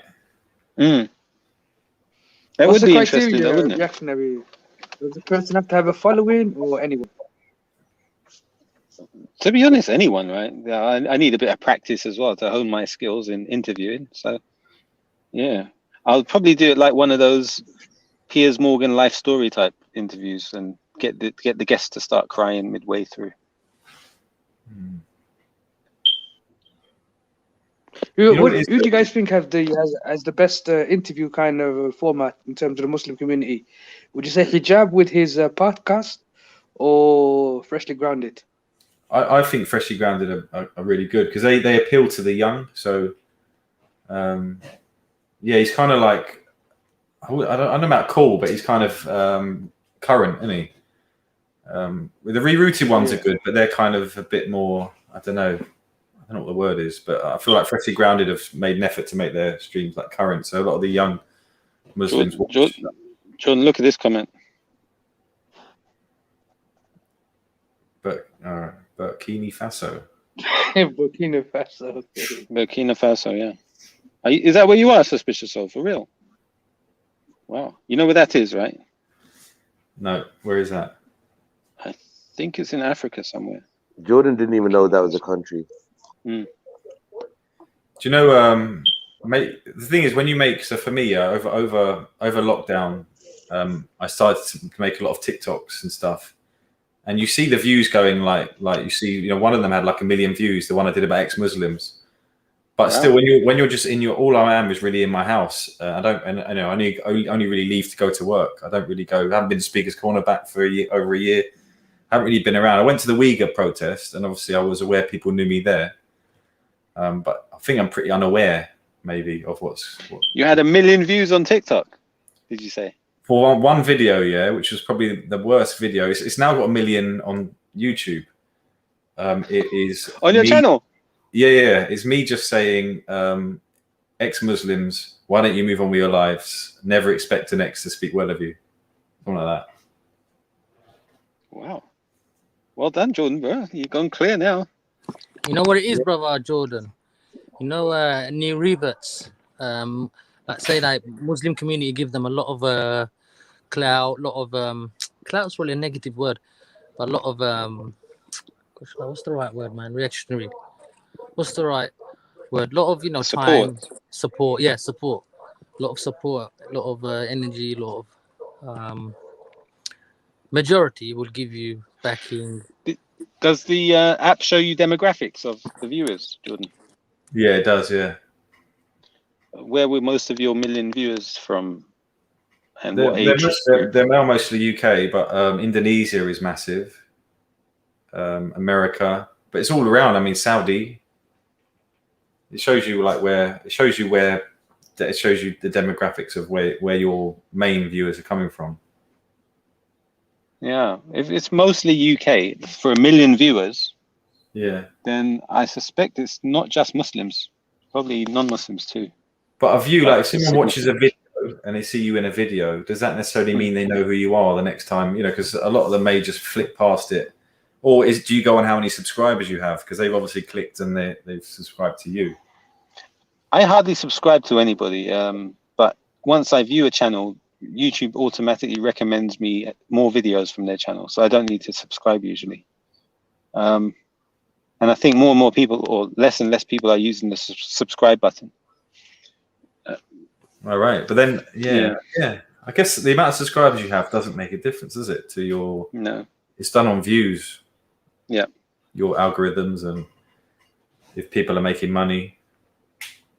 Have you got one of those silver things from YouTube yet? Silver plaques. No, I guess play not. Button. Once you get a certain, that's when you get 1 million subscribers, maybe. That's just funny. No, I ain't got nothing like that. So my channel bought in $28 last month for 1 million views. Big money, YouTube. Is it, your reaction? Do you mean join button? No, I'm talking about subscribe. Join, I think you have to pay like a subscription, and the person gets money. I can do that, but I just need the laptop to do the join button. People can monthly, like a subscription. Yeah, they'll pay you. They pay you. Yeah. On my OSCC, I can do that. Scotty.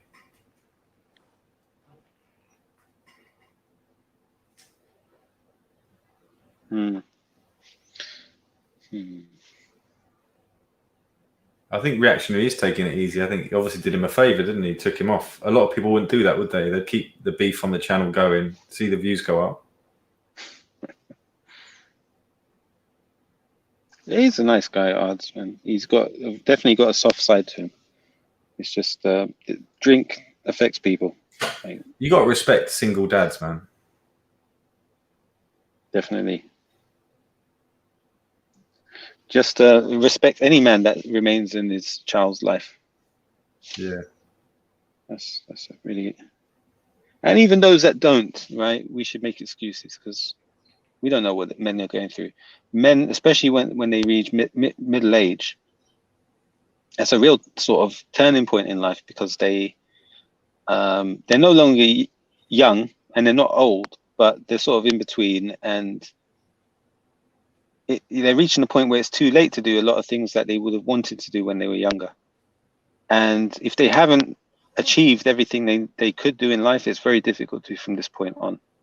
So if they're struggling financially, etc., or in their personal life, the reality starts to hit them.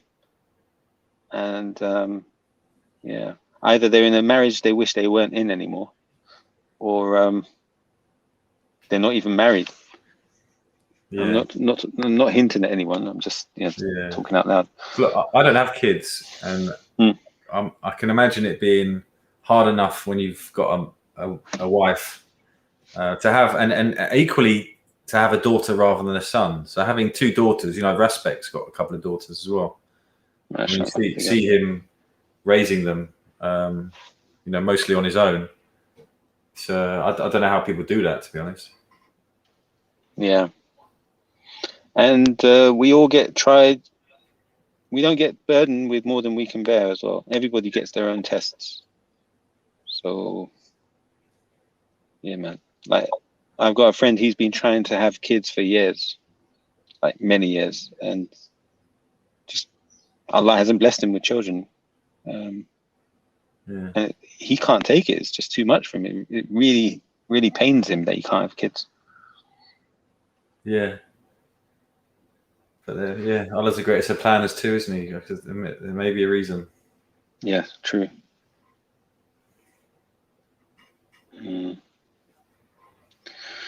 Yes, brothers.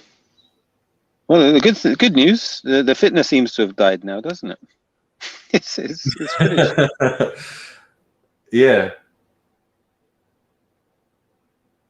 Yeah. Unless you want to start a new one, Jordan. Right. Yeah, I think he already has today, isn't it? I love being part of it. It was probably my first one. And, Jordan and Reactionary have been beefing for years, but actually, my first beef was with Reactionary. Yeah, their beef is so posh that just to us it just sounds like two friends talking to each other. We're friendly now, but if you'd have seen me in Reaction on a panel a few months ago, all I heard was wet biscuit. You see, Jordan, like, this guy abused me so badly, man. But see, there's another example, actually, right? So when you went around saying Eve Dawah was a white cult publicly, and when you say, you're saying certain things about me as well and stuff like that, I took it and I was like, right, that's it. Now, do you think those sorts of things should just be shaken off in these YouTube worlds? Is it taken too seriously? Yeah, definitely.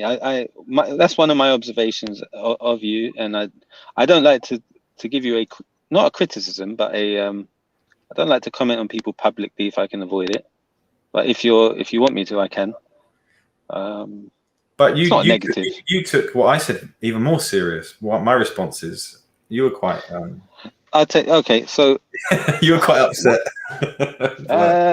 To be honest, I wasn't upset. And I can't remember what I said. I think I didn't back you because you said you were being oppressed because people were timing you out. Yeah, if it was to do with spanners and being timed out there, then I would have been upset. Definitely, that's one thing that annoys me online. But I guess one observation. I think you hold grudges for a very long time. Yeah, you won't let it go. Yeah, that's true. As for, do you take a slight at you to an extreme? I don't know, but you do hold on to it, I think. Yeah, that's true. That's the only observation I can say. That's true, and I can hopefully admit my faults. But I guess when I was talking earlier, I'm wondering if it even is a fault. Should I not be remembering things and or should you just? are these online streets different to real life? Because, you know, if I came to your house and insulted you to your face, is that a different experience to writing something in a comment section? To me, I guess I take things like they are, like we are actually, for now, we could all be in a coffee shop having a coffee together. I don't think, oh, right, reactionary is just an avatar. All right, he's missing out R and Y at the end. But I don't treat you less because you haven't shown your face or I'm not seeing you in person. So anything you say will affect me as similar as if you were standing next to me. I think online is different. I don't think we should treat it the same. I really don't. Okay, and secondly, you know that there's a lot of accounts that are fake accounts, spoofing people, right? So I don't know if you've seen comments pretending to be me that weren't me. Yeah. And on top of that, your name's around. Yeah, and on top of that, we have people that would attend our channels, who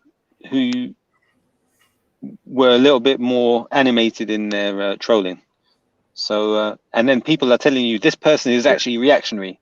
That it's the same person, but in reality, it wasn't. Let me ask you this: so that can cause some. I remember when you jumped on to speak to Vinny O'Sullivan. Yeah. You were very upset because I deleted my channel, if I remember. Mm-hmm. What was that about? Yeah, I felt a lot of people were supporting you with good intention, and you just left YouTube, and I thought, without an explanation, is that something nice to do? But I thought you just leave a video and say sorry. But hang on a minute, you're saying YouTube's not a serious world. Why can't I just delete and disappear and it don't make no difference? So on one hand, you are taking it serious yourself. Yeah, no, you can, but I think the way you were treating YouTube was a serious place. So I would have expected you to treat your viewers with a bit more, what do you call it? Not dignity, but at least tell them, listen, guys, I'm leaving. I'm going to take some time out, and that's it. Just a simple message. Did you feel I owe people that? So if I deleted my channel tomorrow, yeah, I think it would be good to do that. Yeah. Okay. Because they spend a lot of we all spend a lot of our lives watching videos, right? And we support certain channels. Some of your followers will have donated money to your channel too, or for the charity. Are we not now painting a serious picture of YouTube all of a sudden? Because that's why I wanted to bring it onto this, because you were first saying we shouldn't take it serious, whatever we say and stuff. But on the other hand, my channel, you're saying, is something very serious that I shouldn't just take lightly. To the viewers and the listeners, this is how posh people argue. Believe it or not, they are arguing right now. They are trading blows. Oh, the views. No, I meant the way you look at it. Just for the viewers, I've won the first 2 rounds. Yeah, and I'm happy to concede those rounds because no. Don't do that, because then you look like the better person. I'm sure you can tell I'm trying not to respond. What's the word? To react. I'm not reacting. I'm just trying to remain calm. And I think, as you said, you take your channel quite seriously in terms of how you deal with people online. So based on that, I'm looking at what I would expect from somebody that supports your channel. Yeah, I get that. Did you think Vinny Sullivan was the right person to give you advice? And in fact, he actually gave you some really good advice. He said to you, do you know what? I don't know what Jordan's reason is. Maybe he's having real issues. Why don't you understand and just let it be? What's the big deal? I agree with you. I definitely agree. He did say good advice, and I've admitted that. And I said that on the channel at the time when I spoke to him. I said, yeah, you're right. Yeah. So,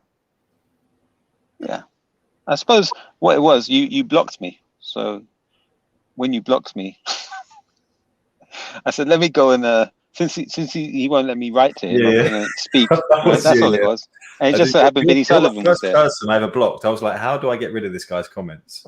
And I had to look it up on YouTube, how to block, and I found a block button. It was because your EF Dawah comments. I was like, I was like, there's a Muslim online making fun of a Dawah organization. I don't get it. And again, like I say, I take things seriously. And that's why, that's why in this conversation, I'm actually admitting that maybe I do take this online world too seriously. There may be an option that maybe this isn't for me, that this online world isn't for me. When I say that, I mean like they're not serious, getting involved in fitna, insulting each other in the comments for a laugh, not taking it serious. I'm not really that sort of person. Yeah, I see that. I can tell. And, I think from my side, I was not too cognizant of how sensitive or emotional people will be from comments, right?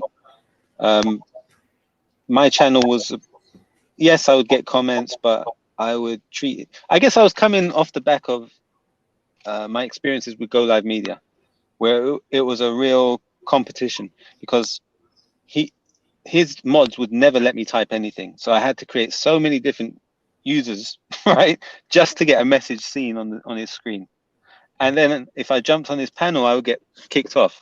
So I'd have to create so many different new users to jump on with just to get a word in. So that's where I was coming from at that moment. That's when Go Live Media was around, and that's when you emerged. So that energy was kind of present in my interactions. And I think when I was typing in your chats, some of that must have carried over. So if I think, but if I was trolling in your chats, the most I would have written to get on your nerves would have been like a number of Zs to say this is boring or I'm falling asleep. But that wouldn't bother me. That wouldn't bother me. I am boring. But you're not though. I mean, and plus you were just growing at the time, right?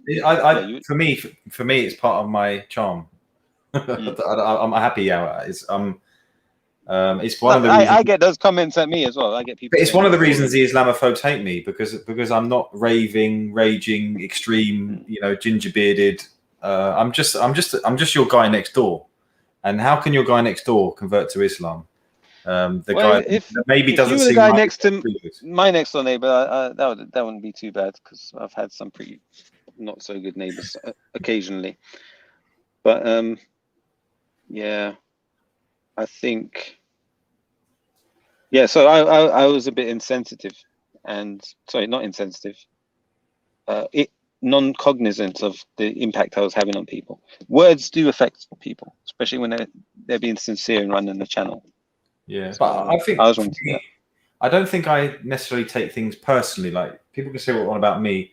I think I came into this world off the back of Speaker's Corner, and it's very much an pro-Islam. When a lot of these streams when they first came out was a lot of vile things about Islam. And I found myself coming on feeling like this was part of a battle, I guess, and I wasn't accepting certain things. And I still, and I guess, and I remember having a chat with Raven once, because, as soon as I noticed COE was unbiased, I started speaking out and complaining. And many people didn't understand why. I mean, to be honest, when I look back, when you look at what Veli's produced, and you look, I feel like I was right about COE all the time. And I'm glad I did what I did. But I think I definitely came in from a world where I'm a white guy converted to Islam. I'm not used to not being liked for no reason, and so we've got more sensitive skin, and I guess it sort of takes time to build up this kind of unnecessary hate that you get. Turning up to a panel and being on trial just because you're Muslim. Can I make an observation? Have you guys ever considered making the reactionary and Jordan M show? Because you guys are doing quite well holding on to the public. Is it like a cure of insomnia? It could be. It could be, because since you guys tend to go live at these times, a lot of people may suffer from insomnia, or they just like to stay up. And you keep them captivated with this very high IQ conversation. You know what would happen? Yeah, we'd start like this, and within 2 weeks there'd be two groups, my group and Reaction's group, and we'd be doxing each other.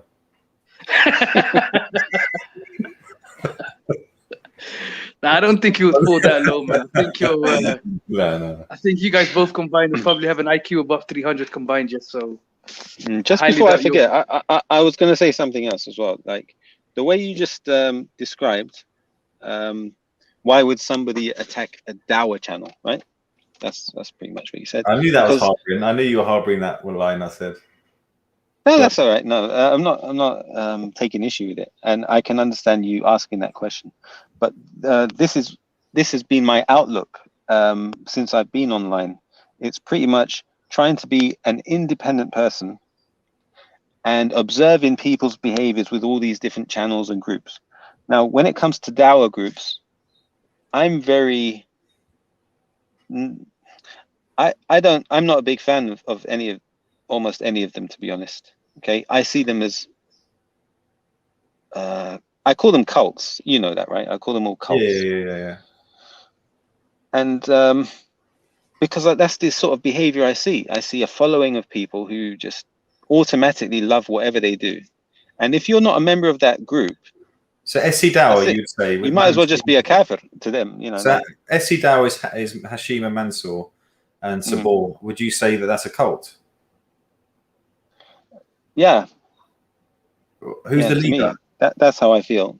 So the key members on camera. So for example, I went on Ali Dawah's channel one day, right? Now, first of all,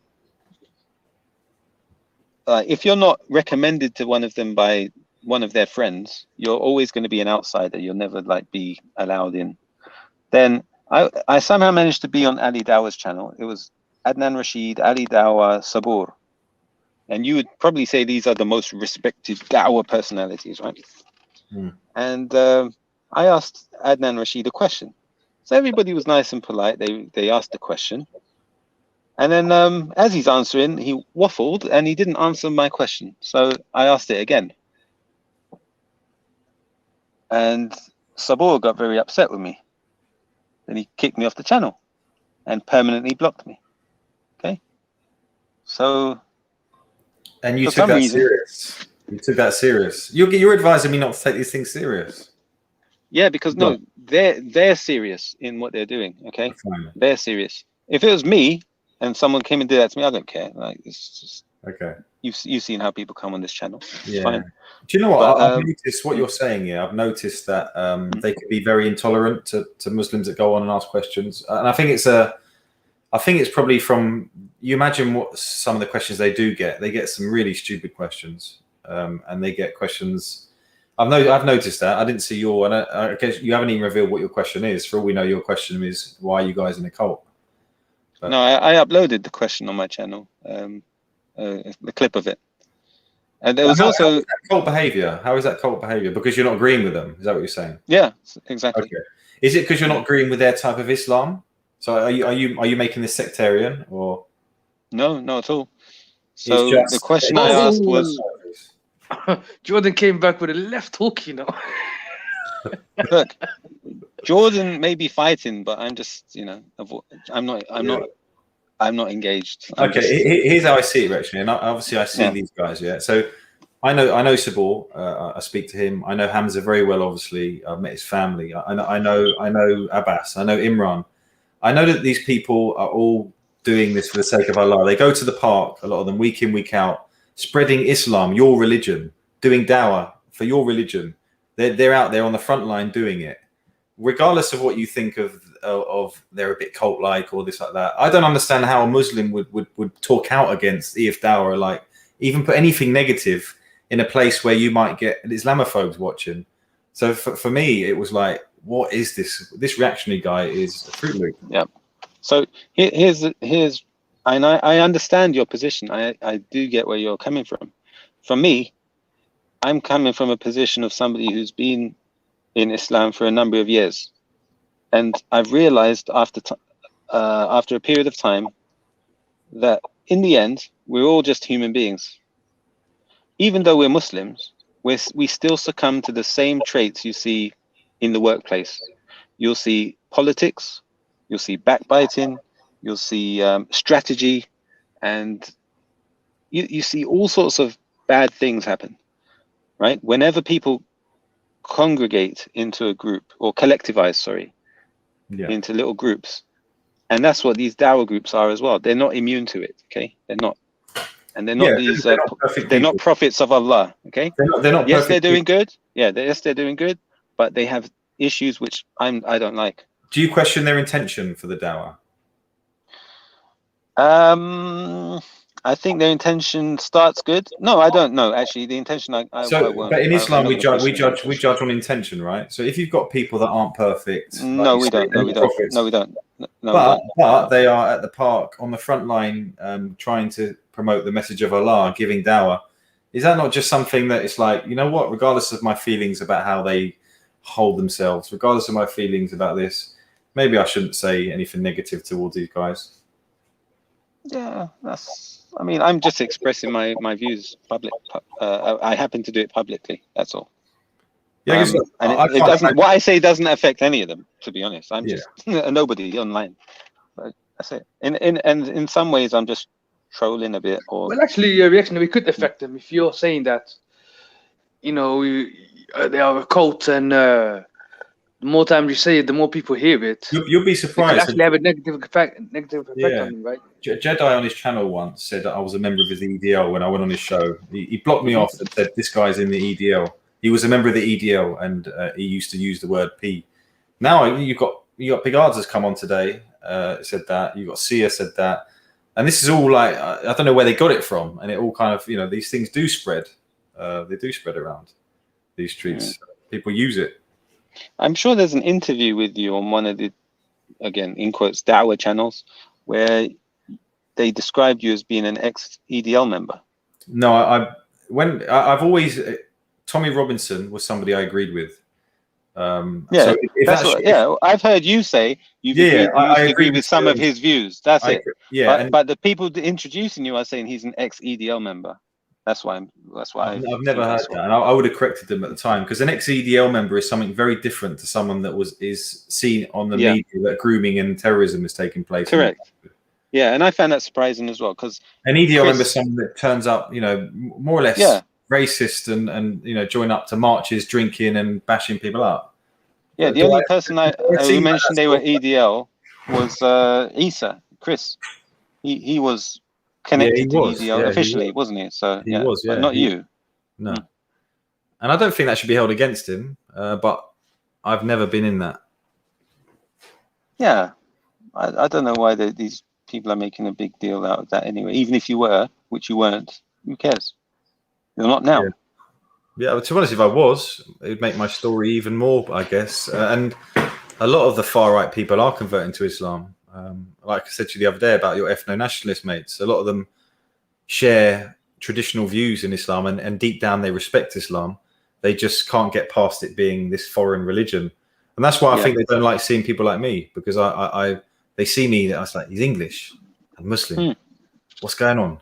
You're normalizing it. Like Hamza as well. They look at Hamza and nothing foreign about him apart from the beard. That's it. And that beard isn't even foreign. It's traditional English. So Jackson, I could ask you, I'm trying to find some common ground in this. Do you remember a few years back, maybe even as early as a couple of months back, people were associating you with a comment that you made, and according to you, it was taken out of context, right? The whole Queen comment, remember that? And since then, it's been associated with you in a negative way. Do you not think that calling these people a cult could have the same effect on them and their dawah? What you say doesn't follow, to be honest, and I'm not disrespecting you, because what you're describing is me going on Rob Speaker's Corner's channel, and I made a comment about the Queen, and when I mentioned the Queen, I said, "May God preserve her." Why did I say that? I said, "May God save her." Okay, I said, "May God save her." Now, anybody that's grown up in an environment where like rugby is played, or certain other things, that's common. You say the Queen, everybody stands up, the Queen, and they hold their glass up. This is just, and saying God save her, this is from the national anthem. Jordan, you must have heard this type of talk and banter, okay? But somebody called M Stacks happened to hear me say that on that channel, and because he was anti-reactionary at the time, like really anti-reactionary, because in his view I was what you call a madkhali, and they used to view madkhalis as kuffar. So then he started spreading that reactionary loves the Queen, he supports democracy, and he's a kafir. So that's all. I don't understand why that would be. I made it clear that I said that according to you was a they took that comment out of context, but because that spread like wildfire, it affected your image negatively online. No, brother. When you say it spread like wildfire, who did it spread amongst? Only the tech theory lunatics. I heard about it. I don't know about that, man. I mean, it's it's debatable how far it went. I mean, yes, the people that you may disagree at the time were pushing it more, but that doesn't mean that others were not aware of it and was using it on you as a slight, joke here and there, or just like a jab here and there. They were aware of it. Yeah, I didn't mind. They were aware of it, and obviously I took it on the chin. negatively. There's nothing wrong with that comment anyway. Like, if I didn't do anything wrong, I still stand by that comment. I didn't say. Would you recommend a new Muslim to EF Dawah? I don't know, a new Muslim or somebody that's interested in Islam. Either. Okay. If somebody's interested in Islam and Hamza's there, or even what's his name? Not Abbas, the other one, Imran, brother Imran, Dr. Imran. Yeah, I'd recommend them to speak to those two without hesitation. And you wouldn't have wanted them to heard you calling them a cult member before that, would you? You want to keep that. You wouldn't want that to do. You wouldn't want that person to have heard you calling them cult members at that time. You wouldn't introduce them as cult members, would you? Did you see Ali Dawah's video today where he met two people at Speaker's Corner, two young gentlemen who were wanted to become Muslim? One of them embraced Islam, yeah? Yes. You saw that video? Okay. So, did you hear Ali Dawah describing cults at Speaker's Corner? Yes, I disagree with that language. Oh, okay. But we know who he's talking about there. We have a cult member talking about cults at Speaker's Corner. But I got you there, Jordan. No, but how would you work your way out of that one? Okay. Yeah, I disagreed with that, and you can actually check on my channel. I did a reaction to that video, and I'm like, Ali, what are you doing, man? You're giving Dawah. Why are you? And we know it's a personal dig to Shamsi. Yes. It's just the wrong time to do it. Exactly. But so I guess what I'm saying for is me personally, you wouldn't see even me. He is recognized as cults. Yeah, go on. Yeah, but you're using Ali Dawah to prove me wrong. You would never see me going around calling Shamsi a cult member. I wouldn't do it, even if I believed it. I wouldn't do it, especially around these YouTube streets. Jordan, why would I discredit? Right now, you wouldn't do it. Yeah, why would I right now you wouldn't do it. Okay, right now you wouldn't do it. Once you've been involved in this scene for the same amount of time Ali Dawah has, perhaps you will change. Because Ali Dawah never used to do that either. Suddenly now he's doing that. So I guess what I'm saying to you is that as time goes on and you experience more and more, you realize the reality of a situation. And are you saying what Ali Dawah was a good thing? No, I didn't like what he did, to be honest. I wouldn't have said that to non-Muslim. So again, you kind of, because you don't like what he did, but that's what you did. so yeah, because me, I'm a bit of a troll. He's not. So I see. So you don't take responsibility for what you say because you're not sort of public figure. Yeah, I give and take. Ali Dawah has to be careful, but you could go around saying what you want about Dawah channels, and it's not going to have an impact. It depends. If there's hikmah, if somebody is seriously talking to me about Islam, I'm not going to start talking about cults. So why would I do that? How do you know that there aren't serious people looking at the chats? Actually, I might do. Actually, it depends. But your comment when we're having a conversation, you're saying to me, even on a panel, EF Dawah's a white cult. How do you know someone watching it isn't interested in Islam? EF Dawah doesn't equal Islam, bro. I didn't say it did. EF Dawah isn't some prophetic preserved thing as part of I never said it did. It's a group of human beings. That's I never said it did. Okay, a group of human beings doesn't mean Allah will guide somebody without EF Dawah. They don't need Allah. I wouldn't want to discredit people doing work for Allah for doing the stuff they do. I just can't do it. I can't bring myself. I'm not doing that. I'm just highlighting that these groups are human beings. They're not some infallible species. Final thing, what is a cult? A cult is. Let's look at the definition of a cult, and you can tell me how EF Dawah is a cult, See here, Jordan. This is a clear example of you not letting go from a comment that was made 2 years ago, right? Which we've discussed over and over. No, I'm not with me now. It's like you didn't listen to our previous conversations where we discussed this. You use an I example. told you I told you that same day that I withdrew that comment. Ali Dawah said cult, and he shouldn't have done that. It's terrible. So am I going to say, well, let it go? Why are you fixated on that comment, like, which I withdrew? Why do you think it was bad for Ali Dawah to say it? See, you're not answering. Didn't we discuss this previously? The answer to that question is your answer. Why did you think Ali Dawah was wrong to say cult? You're answering my question with a question, mate. Yeah, because if you answer that question, it gives you the answer to your question. It's like a two birds, one stone scenario. Jordan, if we go like chronologically, if I give you the ability to answer your own question, you'll understand it better. Yeah. So you heard me on the Vinnie Sullivan interaction, where I withdrew my comment about the white cult. Yeah, which was. Yeah. Do you accept that when I said do you accept that when I said EF Dawah is a white cult, that was just a trolling statement? But you've just explained that you believe that's what it is. You just correct. No. I didn't. So now you didn't mean it. After all this conversation, you didn't even mean it. Jordan, can we go one point at a time? I think I'm trying. But you're all over the place. You're all over the gaff. No, I'm not. Let's go 1 point at a time. Okay, 1 point. I told you that day. All right. So first of all, why did I say EF Dawah is a white cult? Do you know why I said that? Because you saw us with T-shirts and we all were white at the speaker's corner. No. That's what you said. No, that's not what I said. So you don't even remember our previous. Have you never said that? Have you never said that? If I said that, if you ever heard me say that, that would have been a joke. What I said to you. How do I distinguish what's a joke? Okay, go on. What happened was in Ramadan, okay, you had a channel, and you had a number of guests on your channel. Do you remember? Who did you have? Ben Ikra. Oh yeah. Isa. Isa Frimpong. No.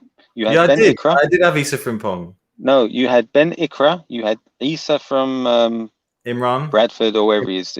Chris. Abbas from India. No. Jordan. In the beginning, in your first days of your channel, you only ever had 3 or 4 people. Yeah. And they were all of one ethnicity. Yeah, that may have happened in some of the streams. That's not a lie, is it? That's a fact. That could happen. That could happen. Okay. Now that was through I think almost throughout the whole of that month. Why do you only talk about if there's an all Asian stream, you won't say a thing? No, it's not that, brother. Okay, go on. I'm trying to go one point at a time. Yeah, I'm just I'm sensing the anti. So you're no. I'm explaining why I made that comment. Okay. It was an observation that, interestingly, a Muslim Dawah channel called EF Dawah only has white guests. Yeah, that was it. Yeah. So I said it. I just verbalized it in the chat. I wrote EF Dawah is a white cult. So this was my channel. This wasn't even on EF Dawah. This was Jordan M's channel. Jordan M's channel, yeah. So EF Dawah, the name, the brand is Abbas Imran. Abbas no. I didn't say it on your channel. Sorry, I didn't say it on your channel. I said you better change your story. In the Real McGee's show. No, I said it in the Real McGee's channel. You said it in an Islamophobe show that EF Dawah is a white cult, and you used my channel, and I'm not EF Dawah on my own, am I? Okay. Do you think I believed that EF Dawah was a white cult?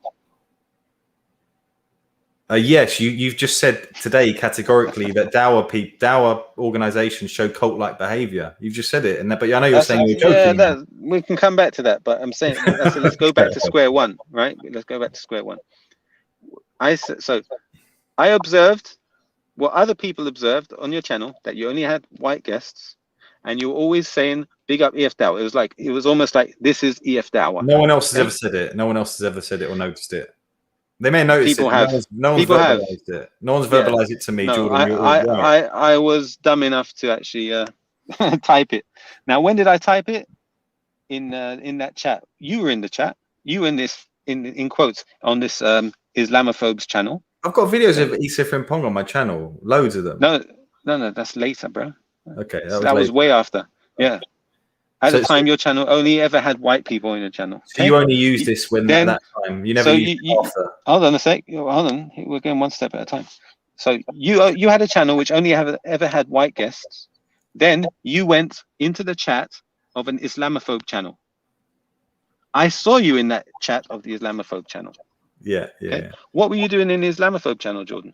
I troll it. I go onto G Block. I troll people. Oh, Have a look. You'll never see me in there. Like, so you're a troll. Bit. Okay, so trolling's okay with you then. Yeah, I do troll Islamophobes.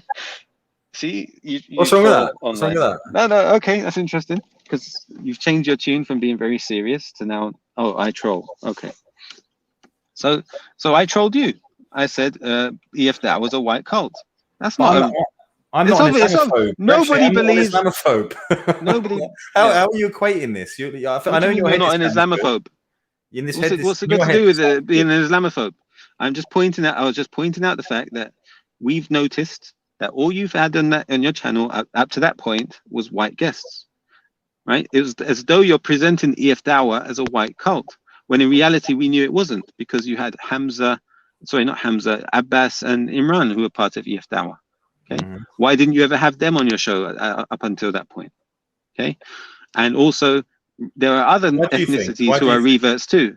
Right? Did I really deserve to be questioned on that? Did I really deserve to be questioned and you put doubt that I'm possibly some white supremacist Muslim? What? Because two of the people that I know that came into my channel first were white. I mean, when you look at my channel Jordan, now, right? So this is nuts. It was a joke. Yeah, it was a joke. Not That's all it was. A joke, Jordan. It was a joke. Oh, it's a joke now. It's a joke now. It was a joke, and I said it at the time. Are you selecting what's a joke and what's not? At the doesn't a person who tells a joke determine that they believe this is a joke? Look, at the time, you expressed displeasure at what I said. You blocked me at that moment as well.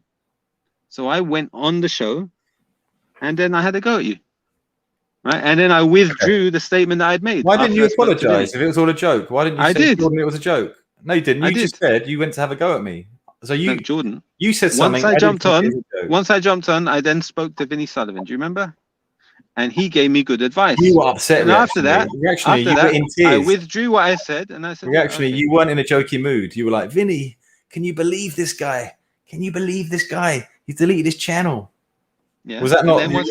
Once he gave me once he gave advice, what did I do? You did. You accepted it. Yeah, and I apologized to you. Okay, then you said you wanted to unblock me from your block list, but you just didn't know how to. You said that yourself. Yes. Why would you want to unblock me if you hadn't forgiven me? But can we go back? Can we go back to that thing? So because hold on a sec, you're jumping. No, but your story's not making sense. Your story, you're saying it is making sense. I'm going chronologically now. You're trying to jump forward and back. You got emotional and jumped on and had a conversation with Vinny, the white supremacist, to talk about my white supremacist Muslim channel. And to talk about you was all joking. The irony. I can see this is a very mixed up story. Comedy, irony is comedy. I think in a court of law you'd be in trouble at the moment. You think that's because you think you don't know. You think. Okay, so let me establish what you like. Should we establish this, right? So you've only ever joked about EF Dawah being a white cult. You don't ever mean anything what you said. Bro, I explained to you, right? Exactly. Everybody can understand what I said and how it was funny, except for you.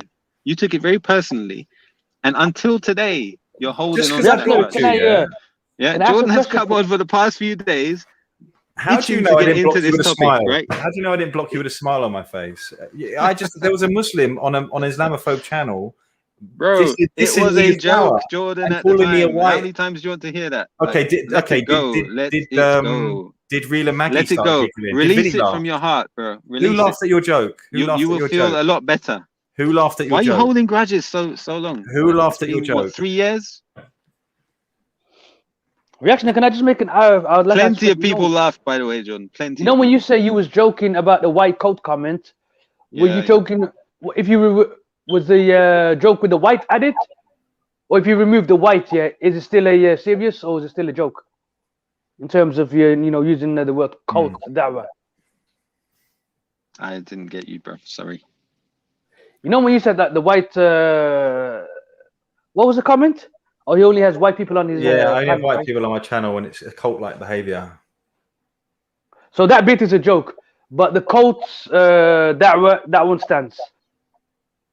Yeah, I don't know. I think for me, if you just said Jordan M is a white, whatever, but you used DF Dawah, and is that blasphemy, Jordan? Is that blasphemy if I mention EF Dawah? Yes.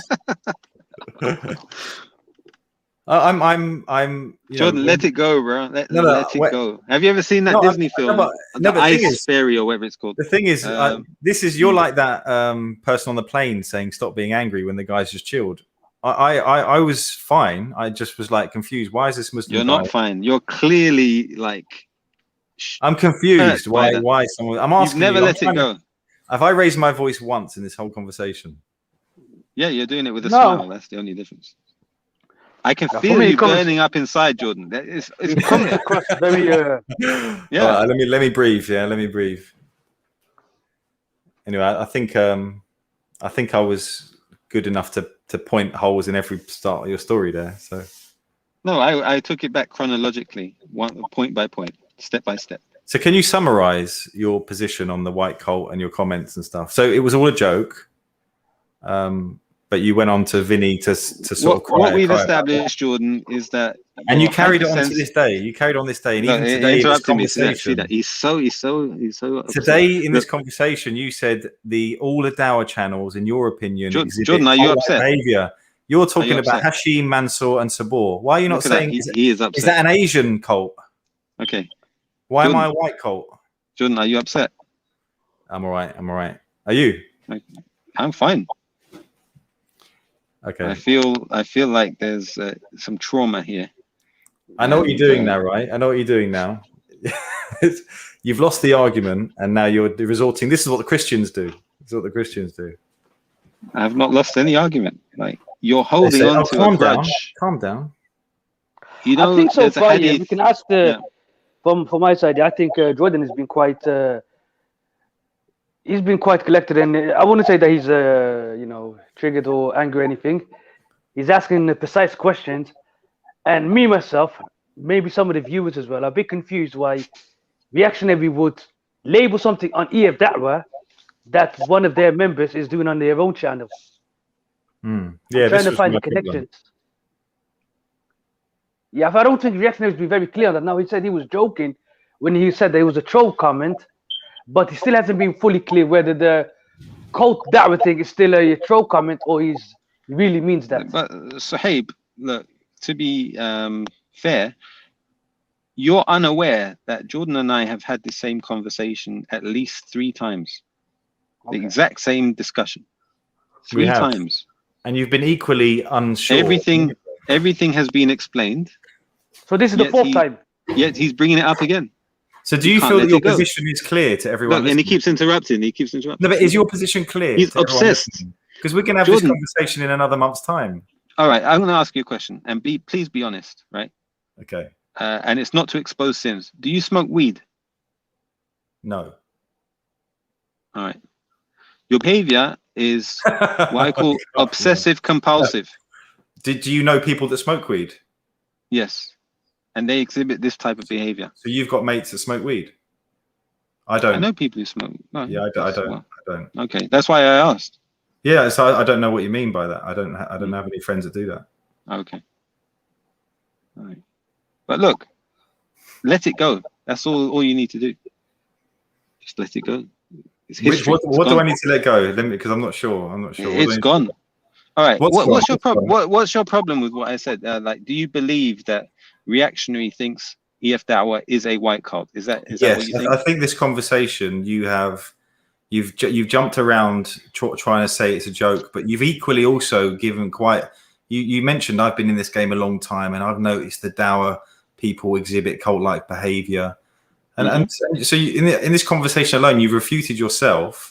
And we're here at the end, and you're trying to make out that you've been really clear, and I need to. You keep misrepresenting, Jordan. Like what you're doing. This is enlightening, actually. To be honest, you're revealing traits of your personality, which I'm finding a little bit curious. Okay. Now I'm getting uncomfortable. No, don't be uncomfortable. I don't want to point out to you. I'm not. My intention wasn't to upset you. It was to try and clarify. You know what I was really trying to do? I think you speak English, but you're not understanding what I'm saying. was trying I have to try and find an alternate way to communicate. You've been hanging around too long. I've been trying to dead this Dawah cult-like conversation. I've been trying to make you realize that it's not. It's not. You know what I think's happening? I think you've been traumatized by the recent fitna that's dragged you into it, and now you're taking it out on me. Okay, I think that's what's happening. Actually, all right. Should we stop here? Because what was happening here? We had a conversation. You got a bit lost and a bit in trouble, and all you've done now is try and say, "Do you smoke weed?" You have fitna. You're just trying to now play the ball, play the man, not the ball. So you've lost the ball. Shall we move on? Actually, I played the ball. You keep reintroducing the ball after it's been played, right? As though the ball was never played. It's like, imagine we're playing a game of football. I kick the ball, I score, I win, but you keep saying, no, let's start again. No, you don't win a football match just by scoring a goal. Exactly. You have to actually carry on the match until the time gets called.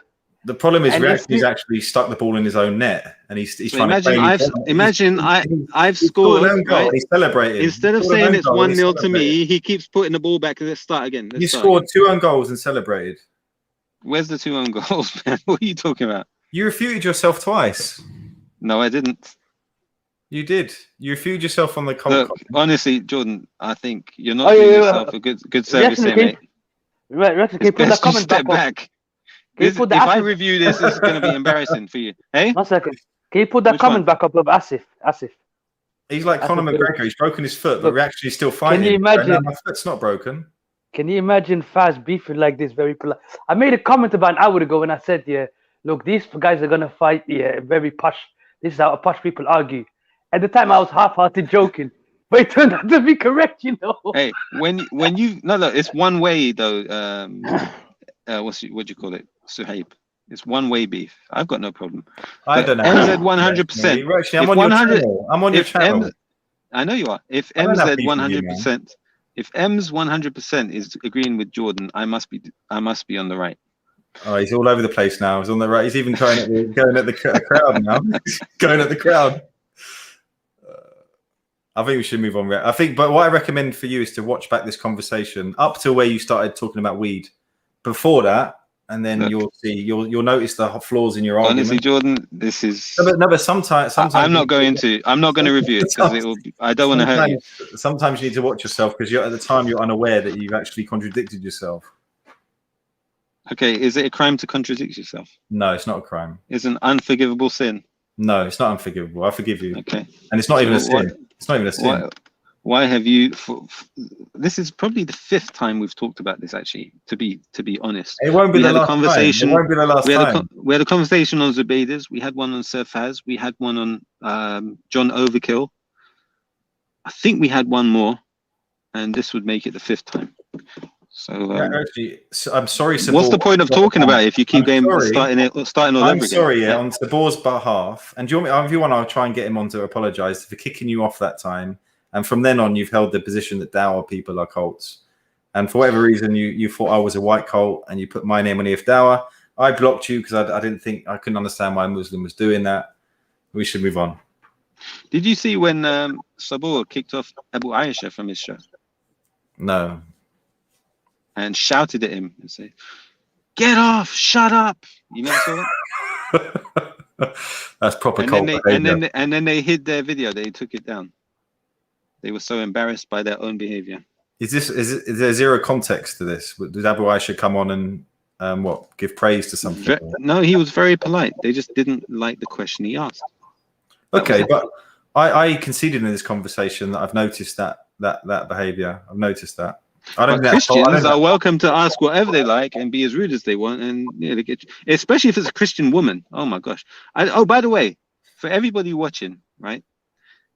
Shamsi, when was it? A couple of weeks back, he was at a protest, and some girls were there who were not wearing hijab. He ushered them away, wouldn't engage with them unless they wore a hijab. This Sunday at Speaker's Corner, Shamsi was talking to a blonde-haired white woman, and giving her all his attention. The title of the video was "Beautiful Dawah to a Woman." That's a completely different situation. So you're talking about a Muslim she was trying to tell him Islamically stuff. So he's gone back and said, "But you're a Muslim without a hijab. Come back." Do I agree with that comment? No, but you can't compare the two. Yeah, so he's willing to talk to this one without hijab, but not the other one. Okay. Yeah, because he's what's the word? Enamored by blonde hair. I think that's what it was. And that was my comment at the time of the protest. I said, "Do you think he would treat a blonde-haired white woman the same way?" What did we say on Sunday? Proof. He wouldn't. Do you think, and let's find we can find. Do you think, and this is probably where this all stems from? Are we better off? No, this doesn't finalize anything. It does stem from this. I finalized everything. Are we better off? Five debates ago. To discredit Dawah people on nitpick on little things and try and put them in a situation and make it look bad for them. Are we not? Is there not a bigger fight on the bigger picture for us as Muslims? Where's that? You haven't noticed, no? Well, I do engage with those platforms. I go on Ralph's show. I go on Veli's occasionally, like very rarely. I've engaged with the bigger fight. I haven't seen the Dawah people engage in the bigger fight. All I see them do is argue with Christians with the Bible. But today you've defended Ralph and gone at the Dawah people. Now I'm not saying you can't do that, but and I'm not saying don't defend Ralph. I'm just saying maybe why go at the Dawah people so harshly? Do you want me to be rude to somebody that shows me kindness? No, I'm not saying be rude to Ralph. I'm not saying, even though he invites me onto his show and allows me to you're missing the debate point. Islam. What's the problem with that? I'm saying why are we discrediting Dawah organizations that are doing good work? Yeah, isn't that peculiar?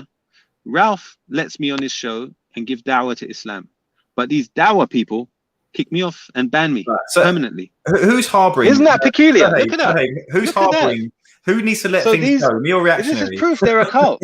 This is proof they're a cult. Actually, let it go. They behave like a cult. Like that Disney thing. I'm not part of their group. Let it go. They shut me down and don't let me speak. But Ralph lets me on his channel and give Dawah. You actually calm down. Calm down. Look at that. Let it go. Let it go. No, you let it go. You're not acknowledging the facts when in your face. You know my reactionary will lie. I got love for you and I rate you highly, but I think tonight, Jordan, he put his argument across a bit better, man. And then you was trying to, say let it go, but then you went back and pulled back some old stuff and other things from Shamsi recently to reiterate your fact about the cultists, which proves that you're not willing to let go of this cult comment either. You keep reminding us that these people are cultish behavior every time you see them do something you don't agree with.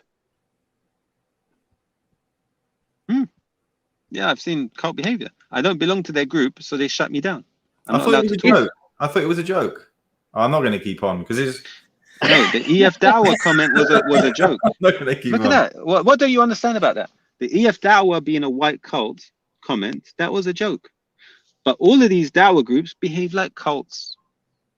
That's not a contradictory statement. All because one of them kicked you off a panel a few months ago. You think I only told you about one of them? That's it. And you've got your little cult following as well, Jordan. Like Uncle Yazid. He's always there to defend you. You were joking. He's always there. This little. Actually, I think you should get it all off your chest because I like coming on your channel, man. I like having these conversations. No, I see why you come around. Obviously, you wanted to get into this discussion, which you've never let go, and you brought it up now. And do you think this is why you're not? Your problem is you don't listen. That's. Do you think this is why I jumped onto your panel? You know what it means to listen. Okay, I'll shut up for like how long do you want me to? No, because every time I spoke tonight and in previous conversations, you interrupt all the time, and it's like you don't listen to anything I say. I don't feel like I've interrupted you. You're fixated. You just keep pressing the same point over and over and over again. What's the point of talking if you don't listen? It's not nice when someone picks out, when you if you contradict yourself and the person shows you. I know it's not nice. I didn't mean it in a bad way. Yeah, look at that comment. So it's not just me. Yeah. Big up to Su'ad Muhammad. May Allah bless you. I feel like I've hurt your feelings now, and that was never my intention. And I didn't come on your channel to have an argument with you, reactionary. Bro, no, my feelings are not hurt. I'm not that what do you call it? Sensitive. I'm just what do you call it? You know, when your energy goes up and down. I'm just in a little easy stretch of energy right now. Issa from Pong spoke very highly of you. I know you guys had met before. And why would he do that? That recommendation means whatever my thoughts are about you making these comments, it's overruled. Yeah, Allah forgive Isa for all of his misdoings and the misjudgment with regard to my character and saying something good about me, to be honest.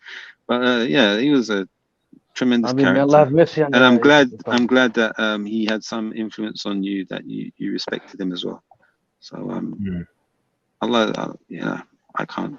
On a good note, yeah, I think you guys have good energy. You know, you guys bounce off each other really well. You guys should consider, you know, starting a reactionary and Jordan M show twice a week. By the way, so you guys can bicker. I'm sure everybody here is aware, right? The problem is, I will only let reactionary on my channel if he proves he's white.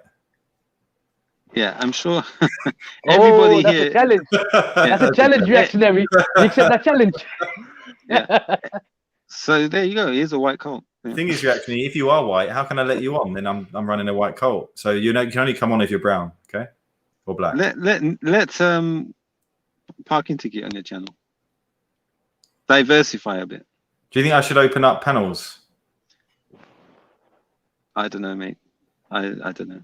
I haven't really I haven't been following your channel, to be honest. So I'm not sure how it's developed or not many people do follow on that channel on these sites, and that like I enjoy coming around here. That's by the way, I tried to avoid saying that. I sounded hesitant when I said that because I didn't want to come across like I was belittling your channel. No. My I channel, did not intend that at all. Okay. I don't think, saying as a fact, I don't really follow it much. Yeah. I think my channel probably has a certain audience, and I don't imagine the people around here necessarily it being the right audience. I probably do certain things maybe that some people watch. Forgot what my main point was going to be. But yeah, I got no issue with that. But yeah, I think one thing I know, for instance, though, the problem like this show here, yeah. How many people are watching? I had no idea. Oh, 69. 69. So I know full well that 70. 20 of them are probably Islamophobes, trolls or people taking screenshots, trying to work out what people say. Unfortunately, there's an energy around here that I wouldn't necessarily want to bring back to the channel. But I'd have you guys on for like if you wanted to do a topic or something. No, I'm good, brother.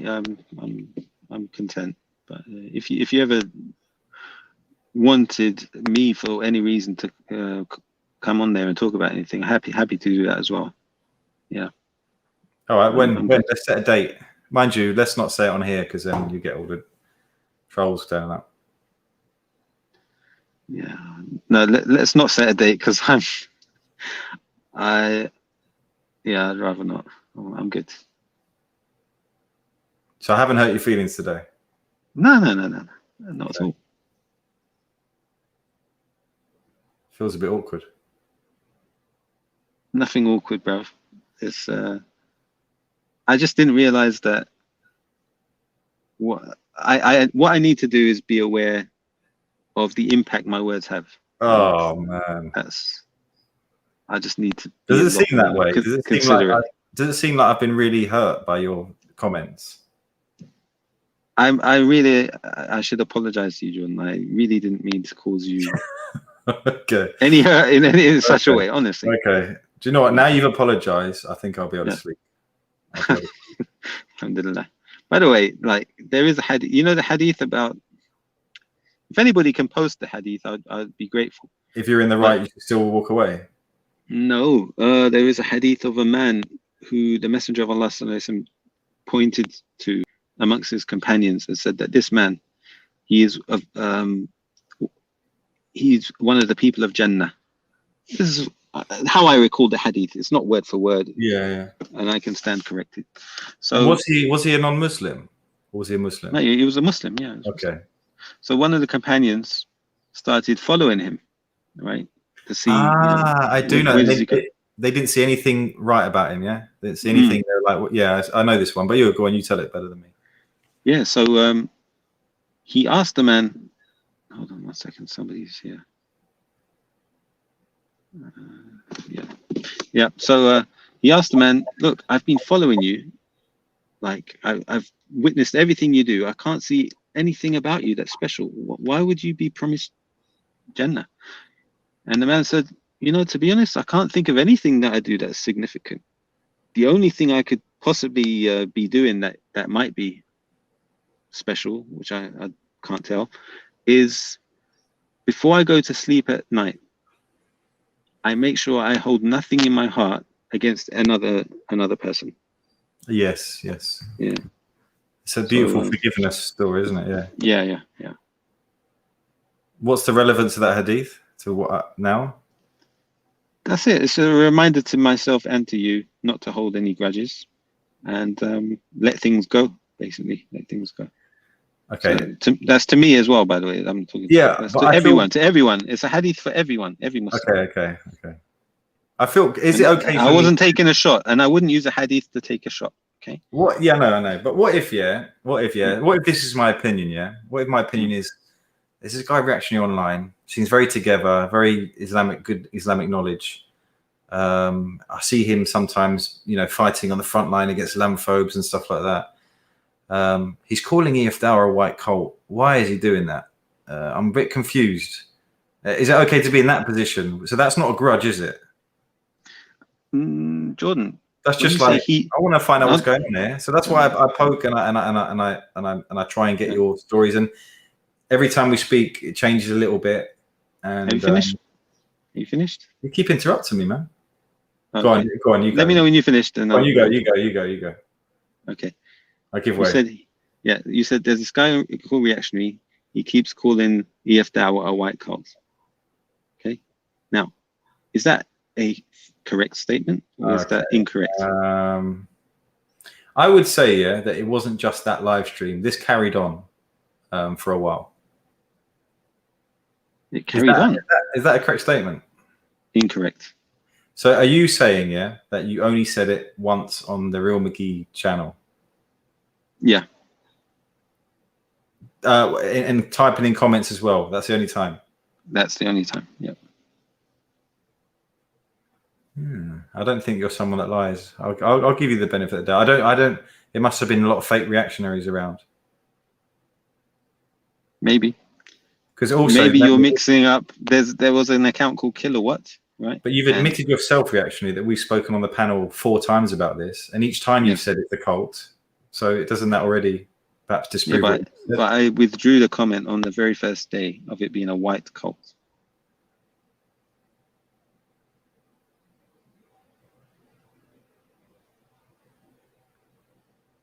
Okay. All right. Thank you very much.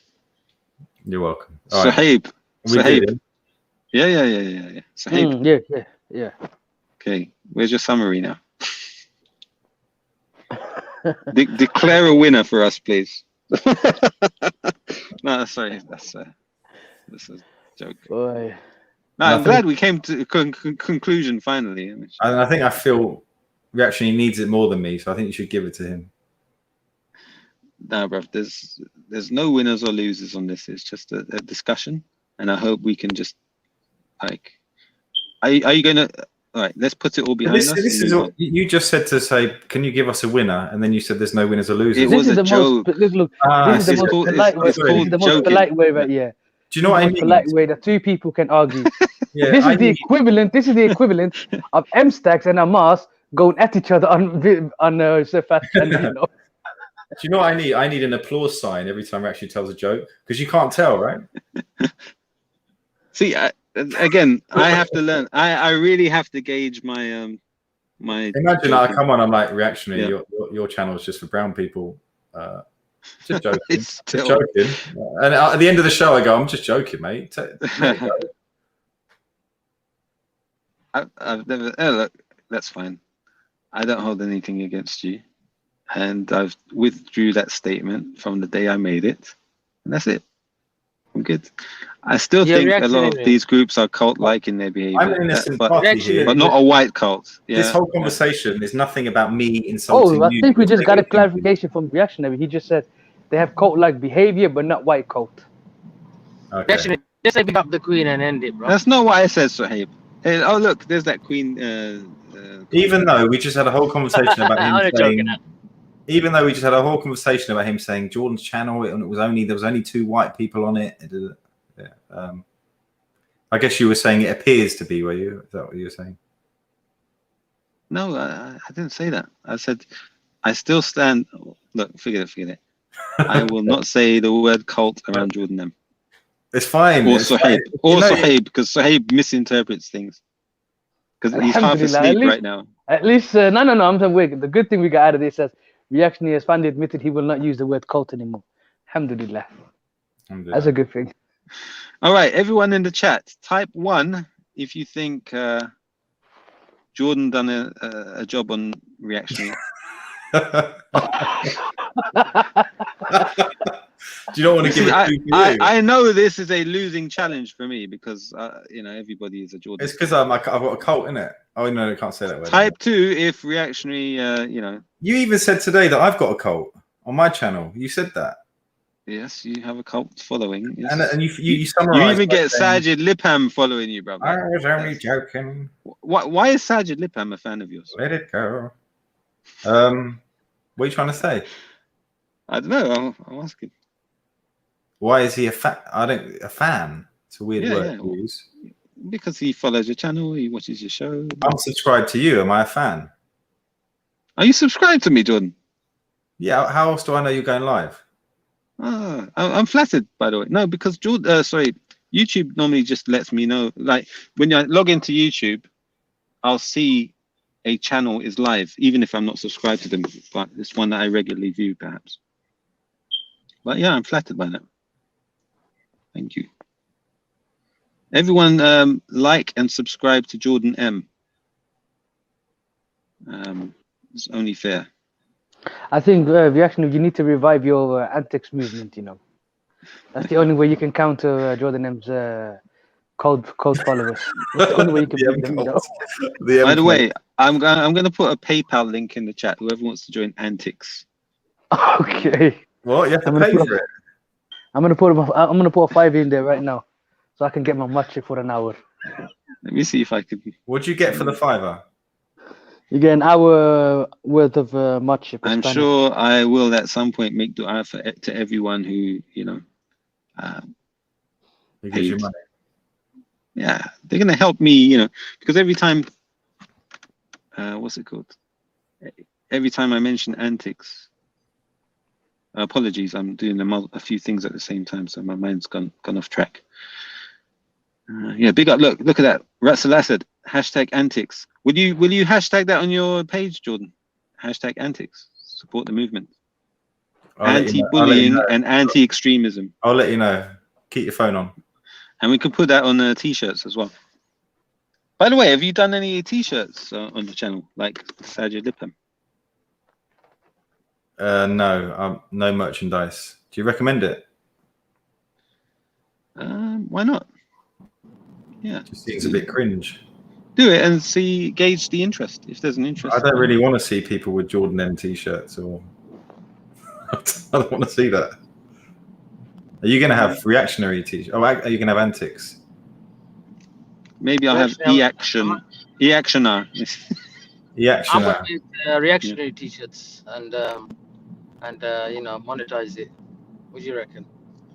That'd be a good one. Oh yeah, look at this comment. Say, don't take it back, Reactionary. It's a cult. Sabur Ahmed will go mad on you if you say one thing against Mufti Menk or his faith. Yeah, that was what Abu Aisha asked him about. Abu Aisha asked him about Mufti Menk, and he was that when he was that the time he did some knitting or something? No. No, what was it? It wasn't the knitting one. It was the interview he did with the Norwegian Norway one. I think it was. No, it wasn't. Was that the intention? Was that the intention of the live stream to jump on and out other Muslims? No, he asked him a question about Mufti Menk. I don't remember what the question was though.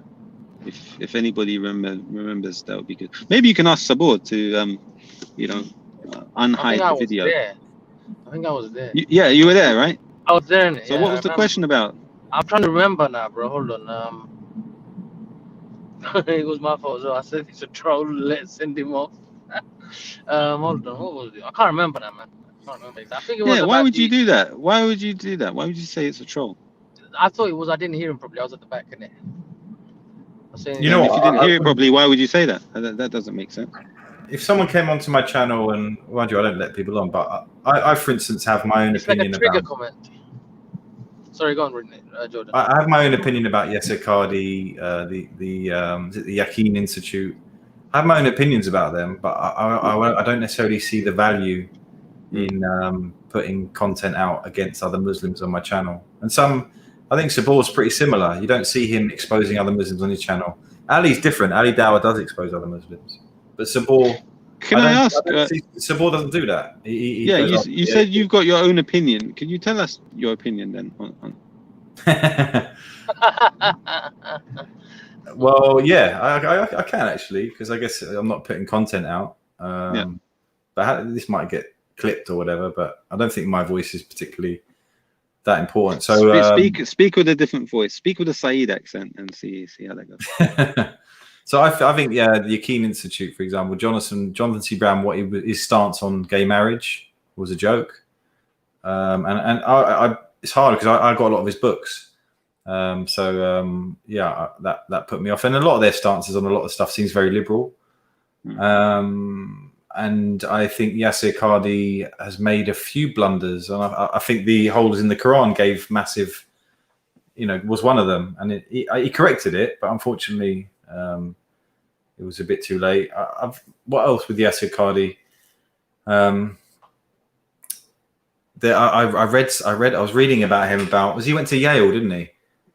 Mm-hmm. He went to Yale, and I saw an interview of the comments after, and he just came across.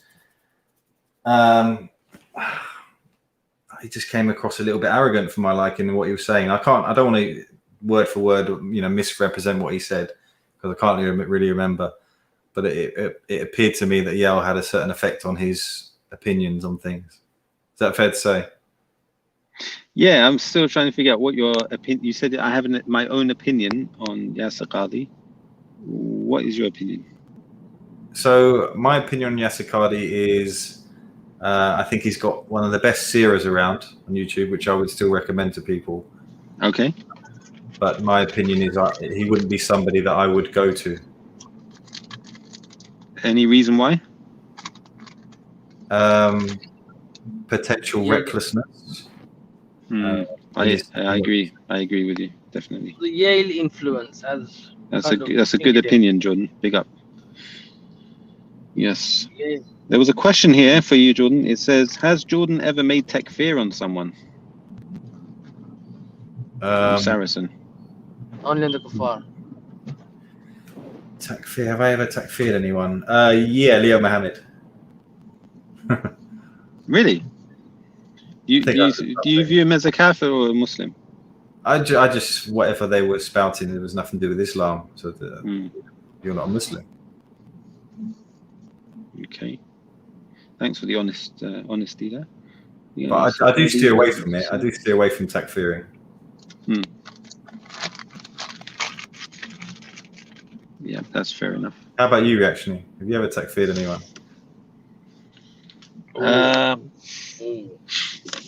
Individuals, I don't make takfir of individuals. I leave that to scholars to do, or judges. But as for people who Allah has declared them kuffar, then yeah, I have no problem calling them kuffar. So, what would you say the Nation of Islam, as a organization, would you consider that a Muslim organization? No. You know, I don't know, to be honest, because at the time when Elijah Muhammad was around, I wouldn't hesitate. I'd say they're kuffar. They give him prophet status, don't they? So that's right. Yeah, but after his death, his son Warith Muhammad, you know, he left and became an in his words, an Orthodox Muslim. His own son, Elijah Muhammad himself, said that my what do you call it? My inheritor, the one that's going to be your leader after me, is my son. Right? And then his son, when he took over, said that everybody come with me, we're becoming Sunni Muslims. That's incredible. And so what happened is later on, Louis Farrakhan became the leader. But over the years, he said conflicting statements. Sometimes it sounds like what he's saying is kufr. Other times, it's like he's almost Sunni. You can't make out. So I feel like the Nation of Islam are like a stepping stone for some black people into the real Islam. So I find it hard to like go at them completely when they kind of obviously they're black nationalist kind of groups, but they are the first people that turn up when black people are oppressed. They'll be the first group there, and they do. And I have seen many examples. I'm not agreeing with what they say, but many black Muslims have gone into that side and then probably read the actual Quran and then become Sunni Muslim. I agree with you. Yeah, you're right. A lot of people that have went into to join Nation of Islam eventually did become actual Muslims. Yeah. However, Nation of Islam, their foundation is not even Tawheed. Their foundation of their religion is maybe a bit of a black supremacy, but it's mainly to do with race. That's their foundation, race. I've never seen anyone go backwards from a Sunni to Nation of Islam. I've never seen them. They're not really a threat. I think they have the ability to influence some black Muslims to put them against white people, and that's why I spoke out. But other than that, it's very little influence, I think. I encourage everybody watching, go on YouTube when you get a chance. You're already here on YouTube, but I mean, like, search for Louis Farrakhan. I think it's his 70th birthday or 80th birthday, something like that. And he's performing a violin concerto with this orchestra, like a proper thing. He's a concert violinist. I didn't know that. Wow. Right? And yeah, so he performs. He does his birthday performance with some of these very famous orchestra people, and when he's giving his speech at the end, he talks about Malcolm X. When he first met Malcolm X, he gave him a book, and Malcolm X told him that Beethoven was actually a black man. Now, I've not seen the dalil for that, but he seemed to kind of believe it. So I don't know. For me, I wouldn't care if he was or not. Would you? I don't know. But interestingly, you heard of the Three Musketeers, the book, right? Three Musketeers and the Count of Monte Cristo. These famous books, written by Alexandre Dumas, who was a French author. Okay, did you know he was black? No, I assumed French. Yeah, he was from Haiti. He was Haitian, and the French, I don't know if they colonized Haiti or what, but yeah. So Alexandre Dumas, his father was a general in the French army, and of Haitian origin. Something we're not told about generally in history. So, a question in the chat for you, Jordan. Will Jordan M ever join the Mujahideen? Is there like a sign up? I don't know. Suad Muhammad says Nation of Islam is dead now. Yeah.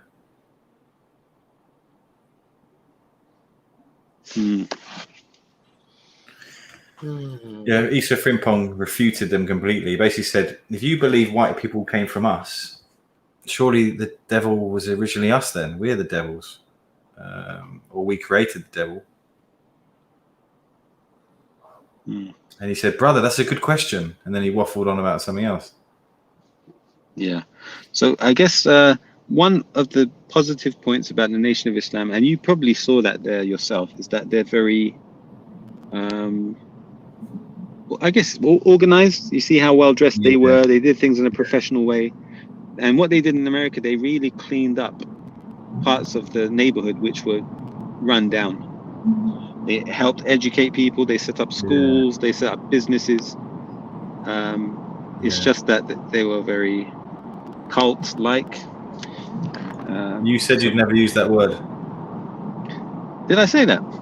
Yeah. Apologies then. I wasn't talking. I'm going to avoid getting into it again. Right. So actually, do they still believe that Elijah Muhammad was God? Have they moved away from that belief? They never believed that. They believed what was it? What Master Farad Muhammad? Yeah, that's Who was actually an immigrant from Syria. Okay. Now, what I'm wondering is maybe because what happened is he met Elijah Paul, who later became Elijah Muhammad, right? And he taught him about Islam. Elijah Muhammad. Now, was he taught by his teacher that he's the messenger to the black man, or did he just interpret that himself from reading the Quran? Because when you read the Quran and you see Allah talking to the messenger of Allah, to Prophet Muhammad sallallahu alaihi wasallam, right? And he sees that, oh, my name is Muhammad, so I must be the messenger. Allah is talking to me. I could see that type of delusion happening. It may be that Farad Muhammad was actually a Muslim giving him da'wah, and the guy just misinterpreted everything. But I don't know. You can't give them, based on that, you can't give them the excuse of ta'wil though. Yeah, I mean, that's if someone says that his teacher is Allah, that's kufr. That's clear kufr. There's no doubt about it. That person cannot be a Muslim. Yeah. So if their foundation is based on his teachings, and that's what he believed, it's hard to consider these organizations are Muslim. They believe that the black man created the white man in a laboratory. You have to switch your brain off with some of this stuff. It's Yaqub, isn't it? With a big head that created us in the lab. But then you've got another group called the Scientologists. Have you seen what they believe? Well, they're in cahoots with the Nation of Islam. I heard. Yeah. They're actually invited into their sort of places and stuff. So they've lost credibility, haven't they, Nation of Islam? Because they've got plenty of white people in their organization now. Scientology is just a religion based on sci-fi, man. Someone that's watched too much Star Trek or ever made a religion out of it. Yeah, I don't know much about it. I think I started reading. I thought this is just weird. I think it was Tom Cruise was talking about it. They have the most crazy belief. Yeah, it's like a comic book that they read. Yeah, it's nuts. Again, you have to switch your brain off to follow something like that. And these Scientology, they believe in some sort of taqiyya. You have to reach a certain level, level 8 or 9, until they review the whole spaceship. If you were to question them about it, they'll deny it. Yeah. And they believe in these instruments that can chase away bad spirits or bad feelings or whatever. They can sense your bad aura, and you have to pay to get to each level higher and higher. Hey Jordan, someone's in the chat. We got McKee. I would like to. I want to hear you say big up McKee as well. Yeah, McKee. Yeah, big up McKee. Yeah. Okay. McKee. McKee is the equivalent of McKee is the equivalent of what's his name, Kilowatt, to be reactionary. Yeah. Okay. McKee is put so much time in. He moderates all of all these streams. The Dawah channels now have like 1.6 thousand people watching at one time. McKee's in there just booting trolls out, and he turns up to nearly all the streams, puts his time in for that. It's a job that needs to be done, and he's done it for years now. Come on, reactionary! You can't let him outshine Kilowatt, man. Talk kindly about Kilowatt now. Are we comparing McKee to Kilowatt in terms of their work for the community? Well, you just said a lot of good things about McKee, and alhamdulillah, may Allah bless him for that. But now we need to hear the virtues of Kilowatt. Go on, reactionary. Yeah, so Kilowatt has I'm sure he's done a lot for the Dawah, and he supports all the Dawah channels because he types in all of them. Does he? That means he's one of the viewers. He's one of those 1.5K viewers that you're talking You don't type on mine because I blocked him.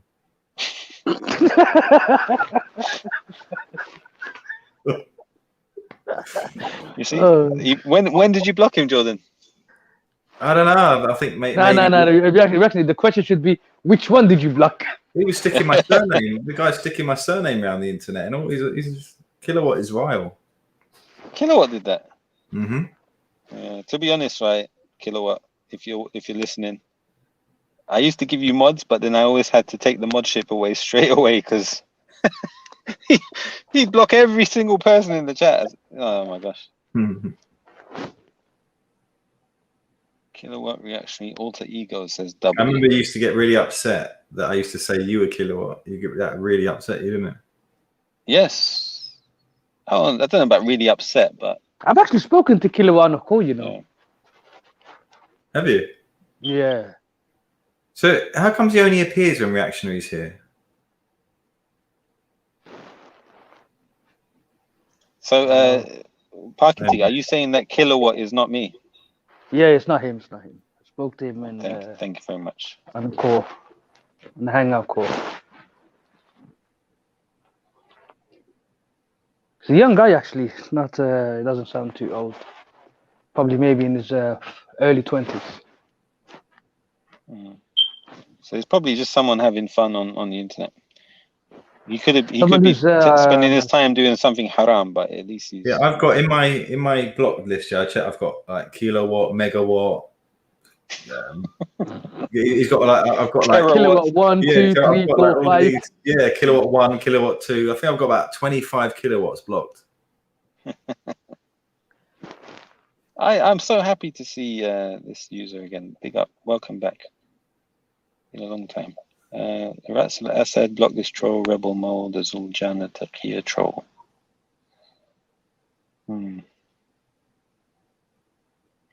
Bro, Jordan, I don't know if you're familiar with the Shia people and what they believe, but yeah, we had some incredible interactions on the Big Ard show back in the day. There was one occasion we found out what they believe about donkeys. They have chains of narration of hadith narrated by donkeys. So this donkey heard from his father, who heard from. I'm not joking. So the donkeys are in the chain. The donkeys are in the chain. Yes. How are they how's a donkey reliable? You have to. They are reliable. The next time you go Speaker's Corner, and you meet a Shia, ask them that question. They cannot deny it. Every time I go to Speaker's Corner, I get there's these two guys who come up to me and go, "Brother, are you ready for the conversation?" It's two Shia guys. And they just come out of nowhere, really creepy looking guys. And they keep wanting to have this conversation. I'm like, yeah, later. But yeah, this guy that goes to Speaker's Corner, well, I think his name is Big T or something. I think he's been coming there recently. Was he the guy that everyone videos beat up every week? Yeah, he gets beaten up every week, gets into fights. Yeah. John Overkill's done a video about him. I haven't watched it yet, but he's indicating that the guy is a crisis actor. So and I'm going to check that out. Yeah, they've also got a hadith. Not a hadith. They've got a book of fiqh. And their top scholars say that. What did they say again, parking ticket? Do you remember about the camel? Oh, with the camel, you mean with the having intercourse with the camel? Oh my gosh.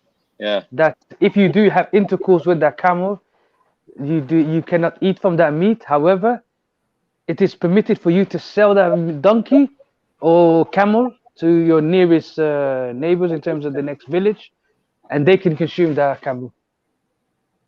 So you can't eat it, but you can sell it to someone else that can eat it. But that's not even the vilest thing. The vilest thing that they have in their books is, I don't even know if I can mention this on your channel reaction. Yeah, say it, bro. Disgusting, Say it. man. Yeah.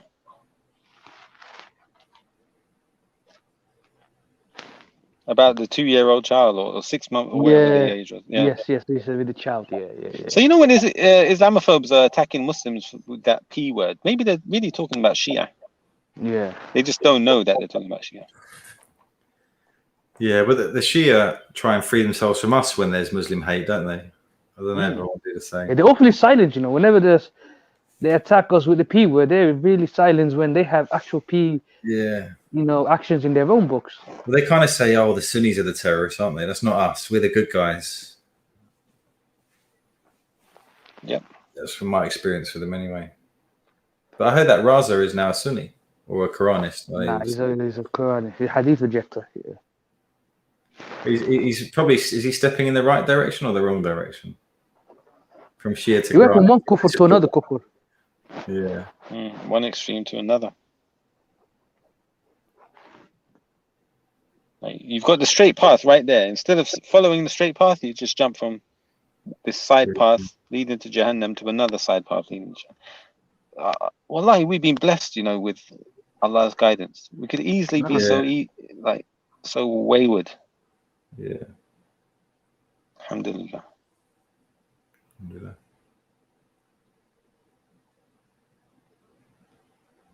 What was I going to say? Yeah, man. And so when we were talking about these, we were reading these statements about like the donkey, the camel, the child, and they were denying that was in their books. They said, we will only accept this if you show the book. Do you remember, Parkin? Yeah, the guy came on and we had this brother come on, Bayan came on, and he put a video up of somebody actually reading the paperback of the book, like the actual hard copy of the book. And the guy still rejected it, and he says, I need to see what did he say? A laminated copy of it. No. Yeah, he wanted to see some sort of certified copy of the book, right? Yes. But the brother showed the video of the book, the actual book, with the hologram sticker on it as well. So they couldn't reject it. Who's this? And even that wasn't enough for him. And he kept rejecting it. I think that is the pinnacle of taqiyya, if you ever saw it, Jordan, do you know anybody called Tay Tay? Tay Tay? No. They called themselves Hamza. Okay, forget it. I'm not letting you on. Hamza, unless you show your camera, I can't let you on. Yeah, sorry, go on. Continue, brother. Yeah, no, as I said, obviously, that is the pinnacle of taqiyya. You see the evidence right in your face. The book is being shown to you. The stamp of the book is being shown to you. And the accusation that you're saying we're accusing you of based on slander is being read out to you in front of you. And you're still saying, no, I don't believe in it. I have to see it with my own eyes. I have to see the book. But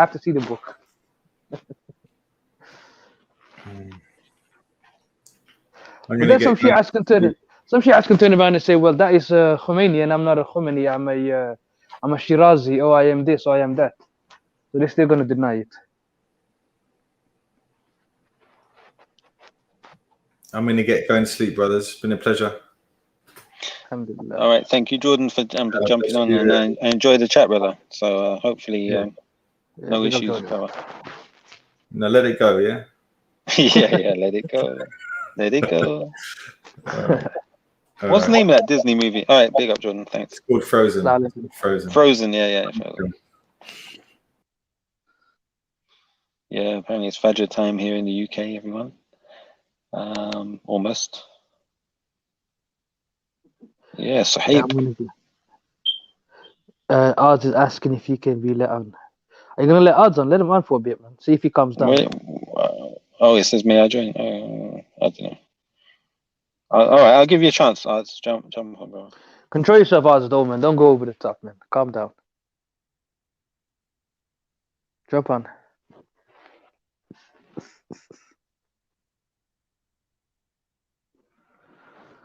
Let's see what the YouTube is saying.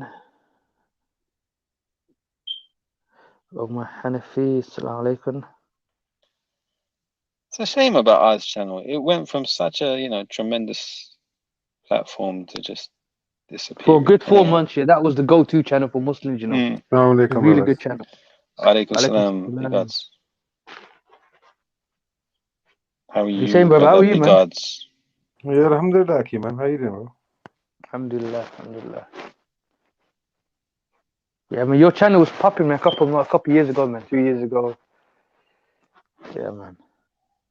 What? Hey, Did Arts. we actually used to have a channel 2-3 years ago? Fuck. I had a channel Get before me. you, Arts, man. Bro, this is why I'm laughing. Well, you had a channel them times. Yeah, What man. kind of numbers was you doing? 10 years. Yeah, Mashallah, about five, mashallah, you're doing 5 or good now, 10. though. It's not about that. I think it's just a place to just hang out, really. That's all it is for me. Is that what you don't do? Your life's dead like that, yeah? Apparently, Reaction I even had Bob suppose, on his yeah. channel at one point. That's dead eye, bro. Like, I only come out here when I'm just fucking around, bro. Hey, Arts, do you remember when Bob abandoned you and Are you came talking to about my Bob the channel? Builder? Bob, man. Oh, I got So a question, by the way. Hold on. So you're saying Bob abandoned me, or are you saying that Bob abandoned the brothers that was on the panel with me? I don't know. He got Remember, very upset with you, bro, and then I'm he just a came and Muslim, said, right? "Reactionary, let me come to your channel, bro." I'm just a Muslim who's a jahil. I'm not on this like, oh, That's true. I know That's all true. these hadiths and I'm on this bakia thing, right? So I was just hosting a panel, right? Then at the time, if you noticed, I had 2 types of brothers. I had brothers like Ibrahim Karlil, and then I had brothers like Bob. Am I lying? Right. So them lot had And you had the Shia as well. Sorry? The Reza Rizvi people. And he got banned, right? And Who's Saracen. the first channel to Remember ever... Saracen? Hold on. Which channel is the first one to ever get striked for playing the Gafir song? You or me? Probably you. Yeah. Right. So what are you trying to say? Yeah. By the way, ever since Bob got arrested, did you ever get contacted by the police or anything, or was Am I a nothing at terrorist or all? something, bro? Just wondering if they ever contacted you, because remember that song? Time, listen. Yeah. Throughout the whole time that Bob was there, you lot would love to deny this, but I always made it a point to tell that fucker, even though he was a young buck, I said, bruv, you know, if you try to do this stuff that you're saying, I'll be the first one to fight you. I said that to him over and over and over again. You lot, you want to sit behind things. Man like you, reactionary, I know. You work for Prevent and that, you get me? I know how it works, you get me, brother? Okay. How did you know that, by the way? Can you let me know? Bruv, 100%. I can verify. How did you want me to find out? verify it online right now? Yeah. How did you find out? How did you find out? I'd just like to know how you found out. Meraki, like, it's not hard, bro. It's not hard. Okay, all right. I'll take your word for it. Yeah, no, the reason I asked you that is because remember you were on the song about the Abu Jimmy, that one. So I thought perhaps So can I ask you a they'll question? investigate who was on that song with you. Let me ask you a follow-up question to what you asked me. So while I was doing that, I agree, I was saying that. So while I was doing that, did you ever... I'm not criticizing you for doing that. I'm just wondering if they contacted you for that. Hold on, calm down. Did you ever feel threatened that ours is going to come out here and start killing people or something? Is that what you felt? Of course not, man. Of course. So of course, that's what I'm trying to say to you. So if I had a laugh with people on my panel and tried to make a joke out of it or whatever, are you trying to hold that against me now? I'm not holding anything against you. I'm just wondering if you ever got contacted why by did these them. questions came out now, Reactionary? I don't understand. You just had a guy that was a far right extremist before he became Muslim. You never asked him one question, but as soon as a born Muslim comes, a Muslim that was born a Muslim, as soon as he comes, it's a problem for you, right? You got a problem with... By the way, did you hear my chat with... when you have the blue-eyed cracker nailed to a crucifix, Odds, okay, man, right? odds. Come on, brother. Dial it back a little bit. It's getting heated again, man. Yeah. I don't want him to get kicked off, man. Did you hear my chat with Jordan? But you know what's funny, Parkin, Aki? I never used to kick you off like the way this guy kicks man off. Like, it's just a joke. You say one wrong thing, kicks you off. What the fuck? No, but obviously, Reactionary has a certain way that he runs his channel, and we have to respect that, brother. Yeah, obviously, he's consistent. You're Parkin, by the way. I don't understand what this is going on right now, but... No, what I'm saying is obviously... Hold on, Aki. The manhaj you follow, he's totally opposite of that, right? You need to understand that. Sorry? Say that again. You are respecting that. Yeah, but when it was my channel, you used to cuss me out all the time, bro.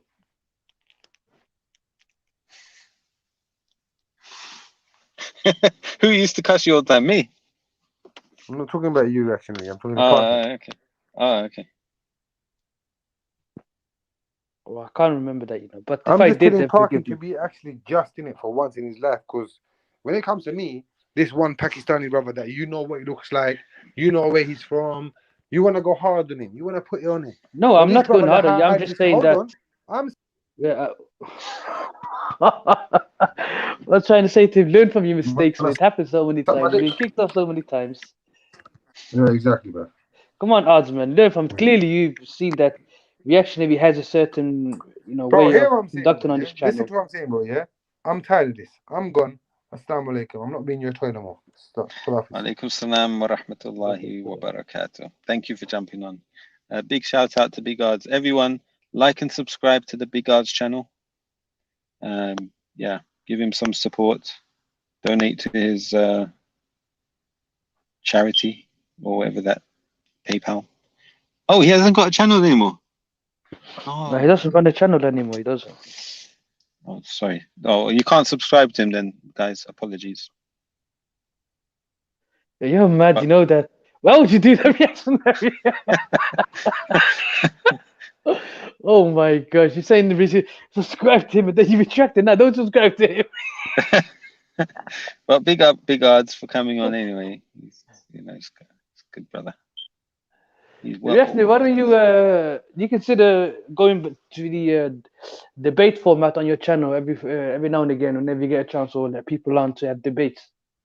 Yeah, I Then don't it'd be mind. interfaith dialogue, so you know.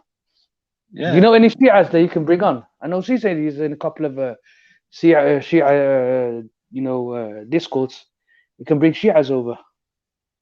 If you want. I mean, they're finished now. All you need to do is bring the donkey, the camel, and the and that 2-year-old thing or 6 months old thing. They're finished.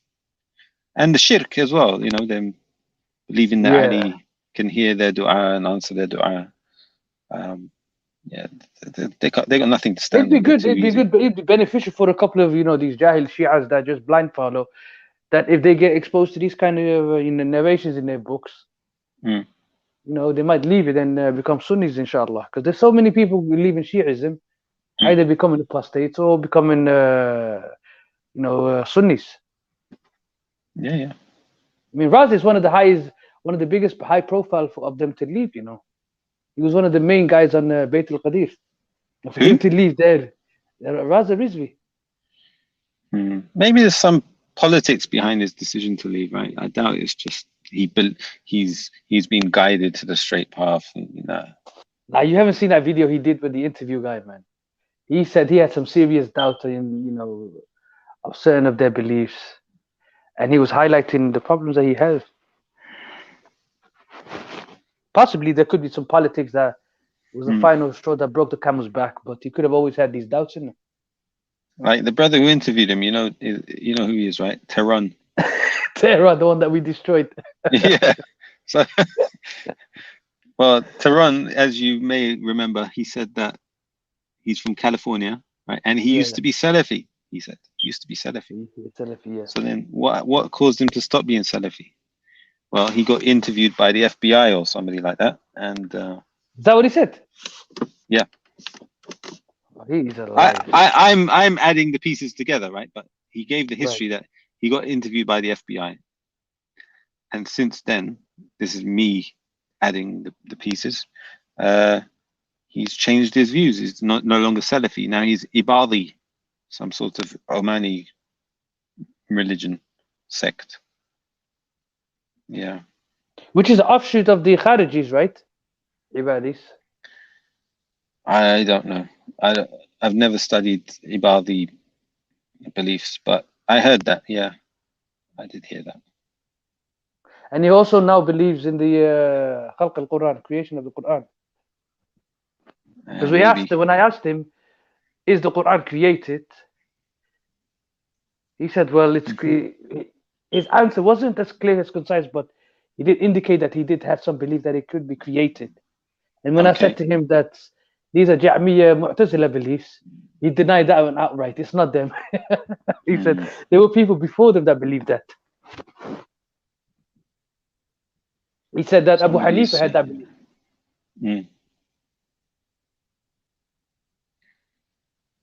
Oh, Somebody posted a video in the back chat. It's Ad's Shia show. Okay. Now I'm not going to click it because I haven't verified the link that you've posted there. Parkin, can you see that link in the back? Yeah, I just clicked on it 1 second. Where is it?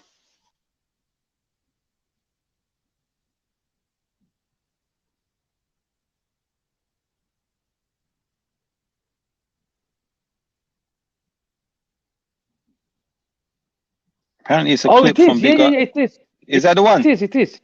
It really is the one, yes. All right, copy link, text. And let me see if I can post it in the chat.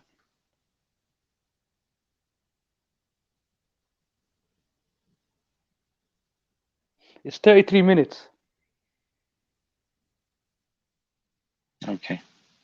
Can you see the link I've posted? Everyone, I just posted a link in the chat. It's to a video from the Big Odds show back in the day where we debated the Shia people and where they got utterly like wrecked, completely destroyed. How anyone can remain a Shia after that is just beyond belief. That guy Jacob, he jumped on that panel, didn't he? To try to defend it. Exactly. And once that, and then once we brought the Dalil, big up to Rayan, brother Rayan. And that's it. Done. Out here. Yeah, I've seen that thing recently as well. You know, I think about 2 months ago, M-Stacks found that somehow, and he sent it to me. It is a train wreck for you as a. If you are the Shia and you watch that, it's an absolute train wreck. Let me post the link again. There we go.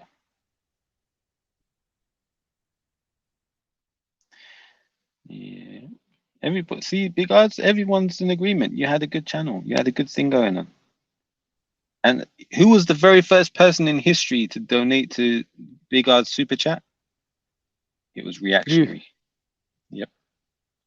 I think it was £5 as a donation or £2.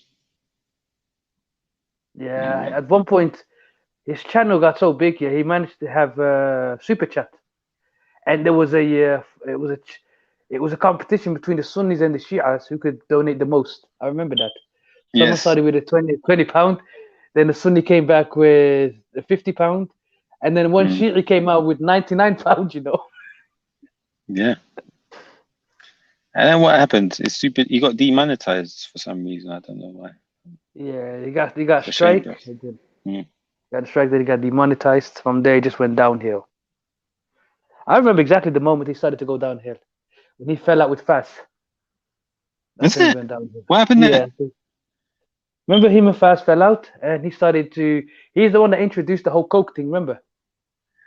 Oh yes, you're right. I remember. Yeah, that's when they fell out. Oh, look at this. Russell Asad says, reactionary. Rayan stole my thunder. I found the Dalil. I was mentioning the Dalil for 2 days, and then Rayan just posted it in the Hangouts group. I wasn't in Hangouts groups, but big up Rayan. I didn't know that. So, well done, Russell Asad, brother. Or sister, wherever you are. Yeah, brother. So I interrupted you. Apologies. Yeah, they fell out when the whole fast thing. And that's when he got involved with Bob. That's when Bob started to become a more mainstream on his channel. Oh yes. And then Bob fell out with him because Bob started to burn out the Pakistani army. Wallahi, I'm not making this up. Wallahi, I'm not making this up. He started to burn out the Pakistani army, and he took offense to that. Really angered him. And that's when Bob made takfir on him. You know, Bob's like, when he falls out with you, you're the kafir. So he made takfir on him, and that's when them two were just finished. And no one would no longer jump on his panel because Bob's followers were his last followers. When they left, Ibrahim already left when Faz and them lot left.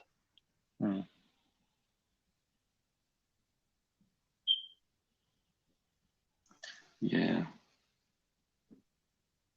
And then Ard's channel became a nationalist channel. Do you remember when Ards went to Pakistan and lived on the farm for a while. Yes, he went to Pakistan for a while. Yeah, he was showing us.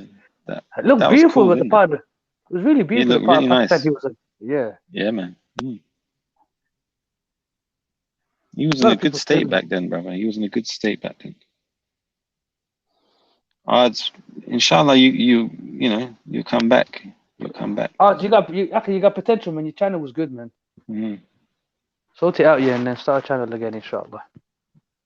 We all miss you, Odds, man. We all miss what you contributed.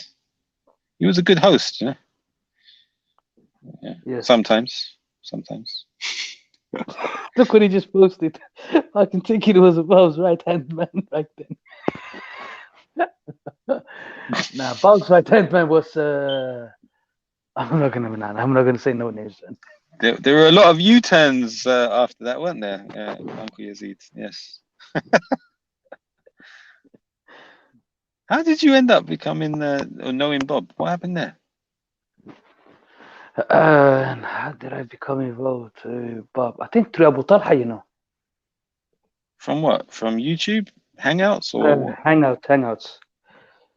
I I knew M-Stacks from real life, and so I was involved with M-Stacks in Mahad. And they used to conduct these private course hangouts with Abu Talha debates. So I used to attend those debates. And then Abu Talha started to slowly introduce Bob into this private course. And that's how we got introduced to him. And then Abu Talha, you know what he's like. He's sporadic, and he comes, he stays for a couple of days, then he goes away again. Yeah. He goes missing for 5-6 months. So when he went missing for 5-6 months, we were left with Bob. It's like, hey, look after Bob for us.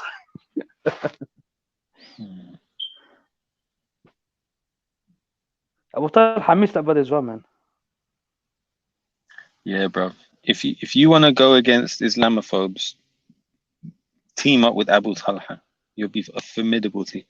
Once me and him went on the COE channel, bro. Like, yeah, that was a classic moment. Wrecked shop. He said to Steve the Atheist, "This guy, he's got blood on his hands. Forget that. He hasn't got blood on his hands. He's in a bath bathing in blood." Abu Talha is very good with these one-liners, you know. Yeah. Yeah, you want a little fact? What do Odds and Zubaydah have in common? Who? Odds and Zubaydah. What do they have in common? The letter Z. No, no. In terms of other than their names.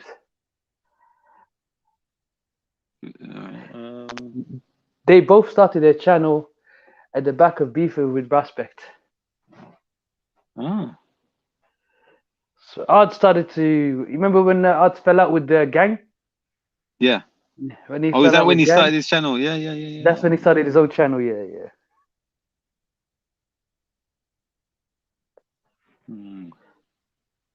Yeah, Prospect used to be one of his closest friends, and when they fell out, it was a bad fallout.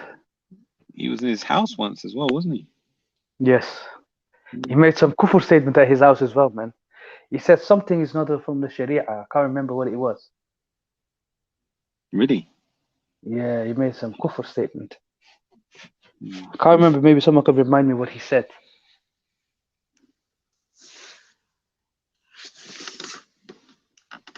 Abu Talha's good, but until he starts going at Muslims, bro, then he just can't control himself. But when he's dealing with Islamophobes, it's beautiful to watch. Parking, get my name out your mouth, you fool.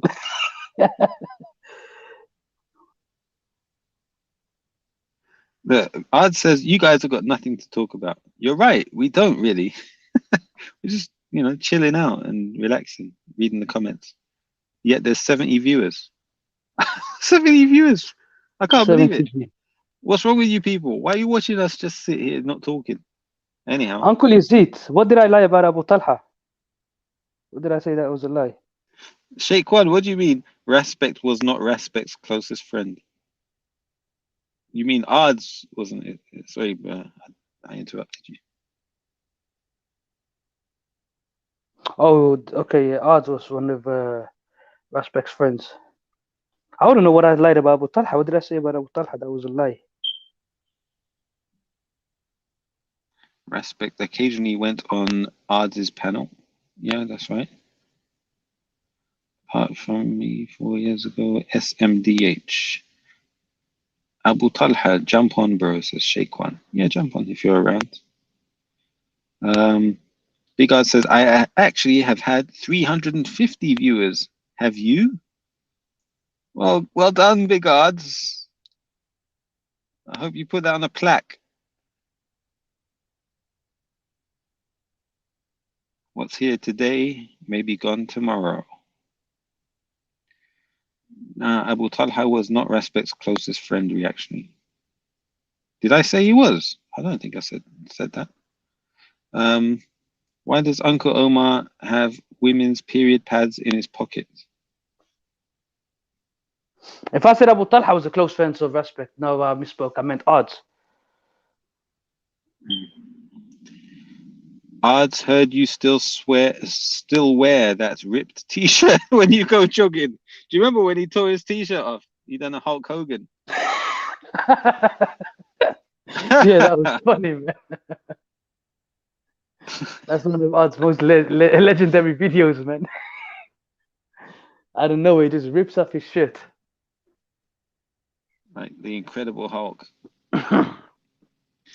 Okay, listen, Uncle Yazid, yeah. I'm talking about when I was first introduced to Bob, myself. I don't know about you guys. One of the first times I was introduced to Bob in this private hangout was when Abu Talha was there. Obviously, he was around maybe before that, but I've never interacted with him before that.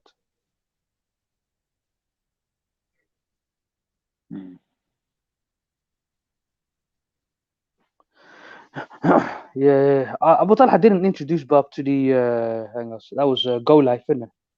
I'm talking about he introduced him to me. Yeah. Yeah, he did a very public introduction. Do you remember? Yes. Announcement. It was like a press release. Yeah. But we now know what he was actually doing. Yeah, he was. I don't know, man. Not good. Do you know MZ 100% in real life? No. Okay. Asif, I was not joking, by the way, about Uncle Omar. What 7A films, he pulled it out from his pocket. He pulled the woman's pads, tampon. Don't get me odds. You wouldn't like me when I'm odds. Mukit Khan with a funny comment for once. Bob first came on Go Live's channel and he made Takfir on Go Live. He didn't make Takfir on Go Live on the first day, though. Started making Takfir on Go Live later on. One of Bob's best videos I seen on Go Live is when he was debating that the Ikhwani guy. What's his name, man? Dr. G. Oh, yeah. You was on there as well. You and Ibrahim were there. Yeah. They were easy. You got Abu Talha. He's not even involved in hangouts like that. He used to have a channel as well, right? And we had quite like 15,000. 2 years ago, subs. 2 years ago, Abu Talha was active in hangouts for about a month and a half or so. He was. We used to have calls like almost every night on hangouts. And his profile pic was a bit like yours, wasn't it? Yeah. Finger. It was a good one. It's a shame he's not around. Yeah. It's probably laying low for a bit, and doesn't want to get involved in the whole fitna. Imagine him talking about the fitna going on right now. Yeah, I miss the guy, to be honest. Even though we disagreed a lot, but when we got on, we got on. Oh, Abu Mujahid, yeah, I remember that brother's up, and he checked out after he got married. Speak to him every now and again, though. Who? Abu Mujahid. Oh, you do? Yeah, sometimes we have like group calls on WhatsApp. Good? Yeah, alhamdulillah, he's alright, he's good, Spoke last to him just after Eid.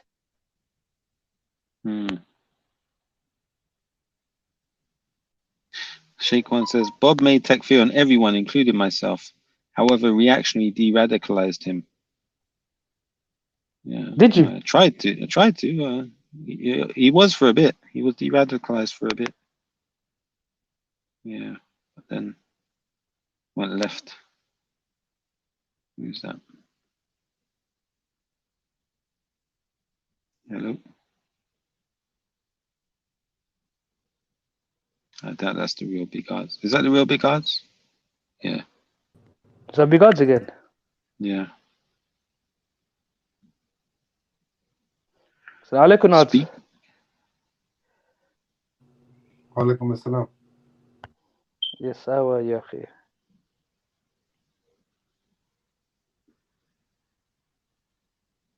Yeah, I'm not really here to fight any. I just stay on mute, innit, bro. You don't do your thing. No, you don't have to fight him. You can talk normal as well, and you don't have to get No, angry. wallahi, bro. Every time I seem to come up on the panel with you or other brothers, it's like you want to go at me, so I'm just stay on mute, bro. Do your thing, bro. Cuss me as much as you want. I've been respectful to you all night long, man. Nah, Come Aki, on, bro. man. Cuss me. I've even been respectful, bigging up right? your channel, man. Hold on, Aki. When I've been off the panel, how much have you spoke about me? Be honest. Tell the truth. Keep speaking about me, bro. I'll stay on mute, yeah? Keep cussing me.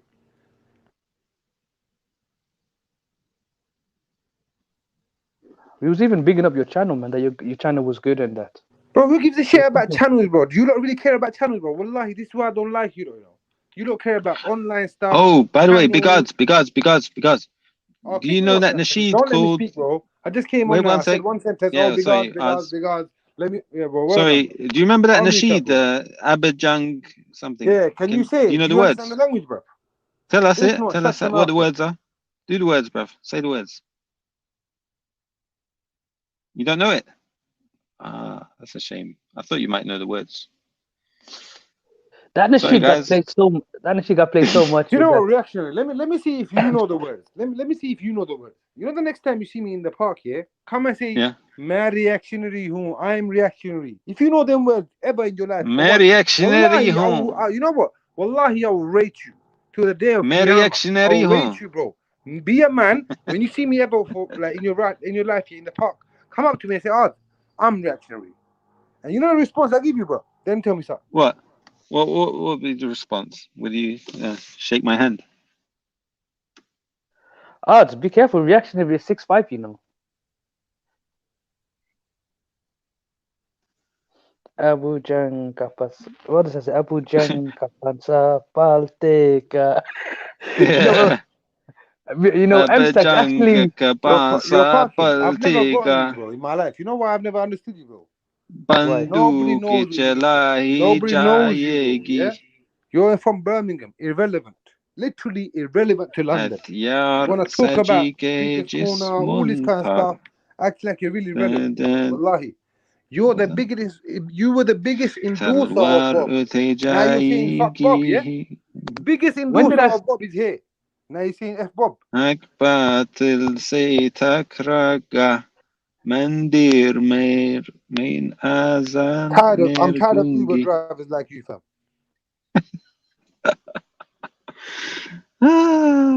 Dear me. مسلم کی غیرت جگهگی پیر دور خلافت. What is that? I don't know.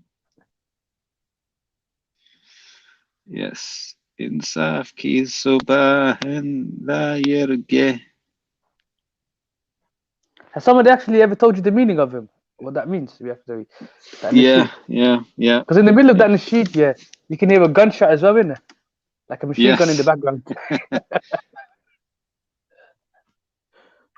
It's a moving nasheed, though. It's really, really nice. Like, I don't know who came up with it, but it's really MStack, you know, imagine MStack actually memorized that song. You know, he was able at one point to sing it. I know a few of the words by heart, but not the whole thing. Abajang ke paasa baltega, Andu chala hi jahegi. JK Jessamoogle. You know how I remember that bit? JK Jessamoogle, right? How? Remember there was a guy called JK on channel. Right? Oh yes, JK. Yeah, so it reminded me of JK. The JK Jessamoogle, and Mughal sounds like the Mughals, the Moguls from India. That's how I remembered that bit. But I don't know all the words. It's a jihad nasheed, isn't it? I don't know. Where JK, he was a young kid from Birmingham, wasn't he? Was one of your Hey? supporters as well. Yeah, he was one of your supporters on Go Live Days. I remember him. He wasn't my supporter, bruv. He was an independent guy. And he was a regular on Go Lives, you're right, yeah. He would just sit there for hours, not saying a word. Probably recording. Possibly. Big up to JK anyway. Banduk means rifle gun, yeah. Ebajang ke basa baltega. Bandu dujani jahegi. Jahegi. I think that means like something's coming. I don't know what gi means at the end of it. Where's did you get odds off or he left on his own? No, he probably left on his own. Yeah. Odds, I'm disappointed in you, brother, man. Last couple of times you've been jumping on you always leave on an angry note, man. It's not good. Banduk in reactionary's Gand translate that blood. Don't know what that means. By Muslim ikho jail herge. Muslims will become one, united. Banduk chalaye jahegi. Guns will be fired, is what it says. Hak batil se takraga. Truth will strike falsehood. Reactionary, you know Jordan is destroying your channel with boredom, says Mr. Islam. Thank you for letting us know, Mr. Islam. He still had 70 views though when he left. For 2 hours he said over 60 viewers. Even without Jordan here, we've got over 60 viewers, but that's pretty good, eh? Pretty good. So it's not just people here for Jordan, it's good to know. Fake YouTube personality. Bro, wow. What would YouTube be without big odds? I tell you, Hatiyar saljege jisamun par. Oh, that's what it says. Okay. Banduk in reactionary Gand. Okay. Did you know Tip Sultan created the best bonding rifles at that time, better than British and French? Samaroon search Abajanga Basa Baltega. Banduk. Put that one back up. Put that last one back up. The one directing at Samaroon. It's a good nasheed, he said. Okay. Is the song Hindi or is it Urdu? It's been played so much. If you don't know it by heart, then everybody knows how to sing it now. Then there was the other one. Remember the Shia Kafir? Yeah. But that wasn't like as good as the Abajang one. Abajang's more catchy and sticks in your mind. Everyone type Banduk in reactionary's Gand. Odds, reactionary is nothing like that in real life, bro. It wasn't Odds, it was Abu Jimmy, I think, says me. Little skinny people like McGregor. Yeah, big odds. You're nobody's doubting you're a tough guy, man. Big up to you for being a tough guy. So, alhamdulillah. Urdu. Oh, it's not Hindi, it's Urdu. Yeah. Do you think Urdu, Erdogan is actually Pakistani? Erdogan, why'd you say that? He's Urdu. Urdugan. I think most of these Turkish names are just actually Arab names, but they butchered it a bit. Mehmet means Muhammad. Oh yeah. Osman means Uthman.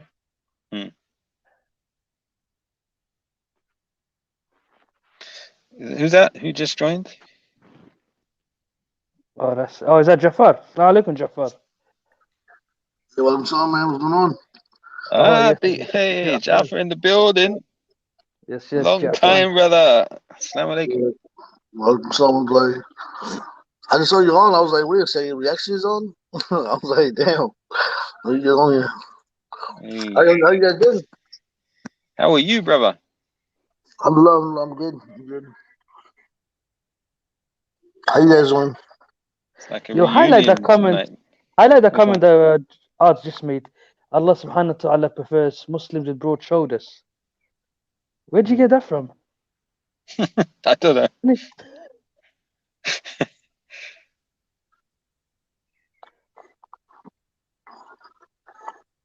What you guys I want need to to talk see about? evidence on that. Not much, just reading comments, man.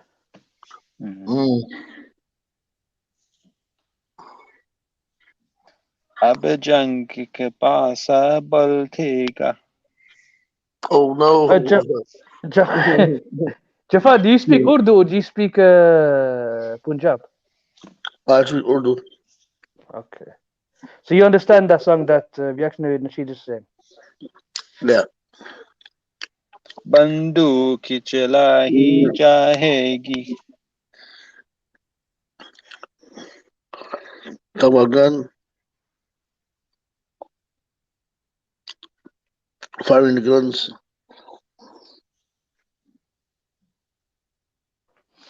Was you watching earlier, Jafar? There was a good boxing match between Reactionary and Jordan. Trading blows, bro. No, I just came on YouTube just now and I saw Reactionary online. I said, oh, okay, let's see Islam too. I've been on for like almost 8 months now? Yeah, your first appearance in 8 months. Alhamdulillah, it's good for you to take a break, man. I took a break for a few months as well, man. Yeah, it was good. It was good. It was taking a break. Definitely a lot to do, when you're away from the computer. Yeah. But why are you attacking everyone, man? It's attacking Omar now. It's attacking Jafar. Jafar, are you eating watermelon? Yeah, I eat watermelon.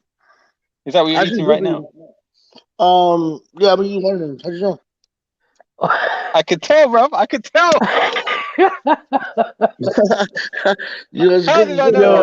I'm convinced now. Yo, listen, Jafar. Somebody posted in one of these private groups a picture of a plate. Someone put out some dinner, and there was a plate full of watermelon. You know what Reactionary said? Reactionary said, "If I was there, yeah, all those watermelons would be gone." Actually, watermelon's good. It has a lot of water weight in there, so it's good for water weight. Yeah. So I eat a lot of watermelon and grapes because it has a lot of water in there. But damn, man, that was how did I was eating watermelon for real? You looking at me or something? When you learn about computer security, you can access things that people don't Yeah, I realize. see that. I see that. Oh, okay. The camera, cover your camera, bro.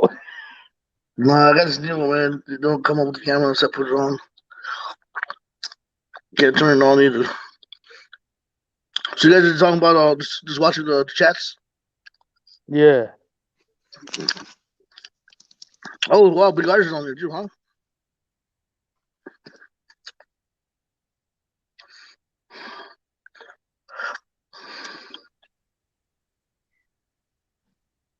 I just did. I hate this StreamYard, man. Every time I watch the chat, I can't hear the panel. So, Saud Mohammed, if you get a chance, if you can hear, send me a message, please. Send me a message. Yeah, what do you say, brother? I was just wanting you to come by and see me when you were in Florida. Yeah, man. I wish I could have. It would have been good. Next time, inshallah. Hopefully, I'll come again. Eh? What you say? Inshallah, man. Inshallah, but you gotta stay with me when you come down then. Yeah, bro. Yeah, man. What's the name of the area with Albert Whitted Field Airport? What's that town called? Is that Tampa? Albert Whitted Field. It might be St. Pete. St. Pete. Yeah. I went to St. Pete. How far is that from you? About 45 minutes. You know that Skyway Bridge? You probably see that big bridge. Yeah, yeah. It's about 45 minutes. Mm. Yeah, I went into town in St. Pete's. That was pretty nice as well. Yeah, they got Bayfront and Treasure Island over there, which is pretty nice. Mm.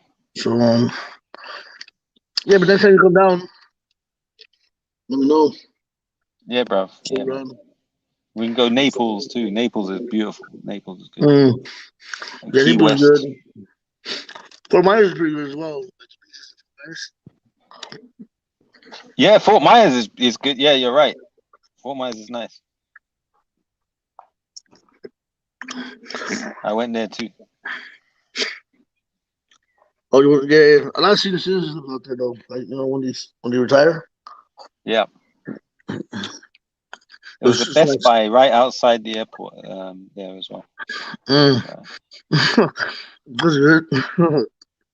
There's some chargers over there, phone chargers. I don't know why. Like every town I went to, almost in Florida, had a Freemason. No, not just in Florida, but in the South, had a Freemasons temple. I don't know what that's about. Like, yeah. I don't know, man. Everywhere you go, you see that. I know there's a lot of Confederate flags out here in my area. But, you live in a predominantly white area? It's a mixture. It's a mixture. It's a new area too, so the new houses being built out here. So new developments. So it's not too bad. It's a mixture of different nationalities. But it's nice. It's nice and quiet and a lot to do, like in the weekends. Yeah. Like community wise. They got these food trucks that come out in the park in the weekends. Yeah. People have barbecues and stuff like that. What's up with you, Party Ticket? What's you been up to? Well, not much, man. Just took a bit of break, came back, then walked into this whole fitness thing, man. Bare fitness on these hangouts now, man. These YouTube things. Like, just best to stay away from it, man. Yeah, what's still going on? What I realized tonight is that a lot of this fitness is caused by Jordan M. Jordan M. He brought the fitness tonight, bro. I tried not to get involved, but he kept going. You see that parking? He kept going at me. Yeah, I think he wasn't happy with the decision. He wanted to go for the KO. Even though you accepted defeat, he wanted to go for the KO. No, I didn't accept defeat, bro. I did not. I just avoided. I thought you guys squashed it, or you guys had a truce or something, or peace. Exactly, bro. The amount of times we've gone through this, he keeps bringing it up. Like, what's wrong with you, Jordan? You're a witness, aren't you, Jaffa? Do you remember? Huh? I actually even went on his channel once. Do you remember? Yeah, I'm sure he's probably just joking with you, or trying to. I don't think so, bro. I don't think he was joking. No, he's a good guy. I'm sure he's not. He is a good guy. Yeah, I'm sure he's not intentionally trying to start problems or issues. Not intentionally. What? So you think there's a screw loose? Do you? No, I think maybe he was just joking with you, or maybe just trying to push your buttons a little bit. That's true. Yeah, probably. I think you're right. That's him. That's his way of trolling. I think it's fair to say. I think it's fair to say Reactionary has very high tolerance to insults. I mean, these are just water over duck's back, and he doesn't really care. But when it comes to Jordan M is very good at triggering, or at least getting a reaction out of Reactionary. I think maybe because I think Reactionary because Jordan M's not like the other brothers, where the other brothers just close their eyes and just fear people and. Yeah, man, you can make that feed on Reactionary, he will laugh. You can call him a queen lover, he will say nothing. But when you bring Jordan, that's different. Yeah, but I think Jordan is a different type of level as well, because of the fact that he's on the Dawah, but also he probably expects more from Jordan M than he does the other brothers, because of the you know what I'm trying to say? Yeah. Like the expectations are different. Yeah. But I mean, it is what it is. I mean, you can't really change somebody's likes and stuff like that, you know. Or maybe reactionary is maybe he sees Jordan M as an equal, and it kind of intimidates him. No, I mean they both got different personalities. I mean, reaction is good at what he does. Jordan M is good at what he does. You know, say so. I mean, you can't really compare the both. I think intellectually, both of them are on the same type of level. Maybe when it comes to the other people, you know, like conversation wise. Yeah. You definitely have to look at that conversation wise. You know? Some people think, you know, like, damn, man, was he smoking crack or something? Or some people say, okay, you know, you have a good conversation with them Yeah. without any kind of banter or foul language or anything, you know? Yeah, that's true. Actually, yeah, you're right. Which is hard to do, man. It's hard to find, too, like, you know, a platform where you can actually have an intellectual conversation without someone Yeah. getting mad or disrespecting somebody or, um, you know, insulting somebody's mother or something like that, you know? It's very hard to find those kind of panels. Yeah, that's reactionary and Jordan M. Your reactionary, is that you going through the comments in the blue when you highlight it? Yeah. Also, you highlight it from the side. Okay, I see now. I try to highlight every comment if I can, but sometimes they just go too quick or I'm not concentrating. I don't get to read all of them either. So because I highlight it, don't think I've read it, everyone. All we need to come back is Ibrahim Khalil, isn't it? Yeah. Kilowatt, I'm good. Thanks for asking. Oh, yeah, Kilowatt's back 4.0. We don't know if that's the real Kilowatt, though, do we? We can only guess. Even though, look here, even though a lot of people accepted that Kilowatt was not reactionary, they weren't fully 100% convinced that reactionary didn't play into it and maybe created one or fake accounts himself.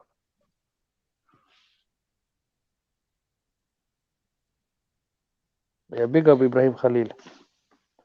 Yeah. And Yusuf. Remember Yusuf? Yusuf, yes. What happened with Yusuf? Do you remember he would jump on the call and say, "Brothers, I've got to go." Assalamu alaikum. Yeah. It was like you ever seen the Truman Show? He's very short-tempered though, man. I've noticed about Yusuf. He was very short-tempered, man. You could say something that he could disagree with, and he'll get angry very quick. Yeah. He definitely does that. I mean, but you know, he always contradicted himself too, because he would do the same exact thing that other people were doing, but he would lecture on it. I'd be like, yo, man, did you just do that like 2 minutes ago? Hey, Reggie, you never seen the Truman Show? No, we didn't get that over here. Oh my god, you gotta watch this with Jim Carrey. No, I'm not sure. I'll check it out. Is it a series or a movie? No, it's a movie. It's an old movie, but the plots were like as a baby they put him on television and watch him grow, and to an adult, but he starts realizing that everything's the same, you know, like but you find out that he's actually in a TV show, and they've been watching him since he was a baby. So everyone around him are actors, and but he thinks that he's actually real life, as you're talking about the Truman Show. Yeah, the Truman Show. It's a good movie, man. You gotta watch it. You gotta watch it. It's a good movie.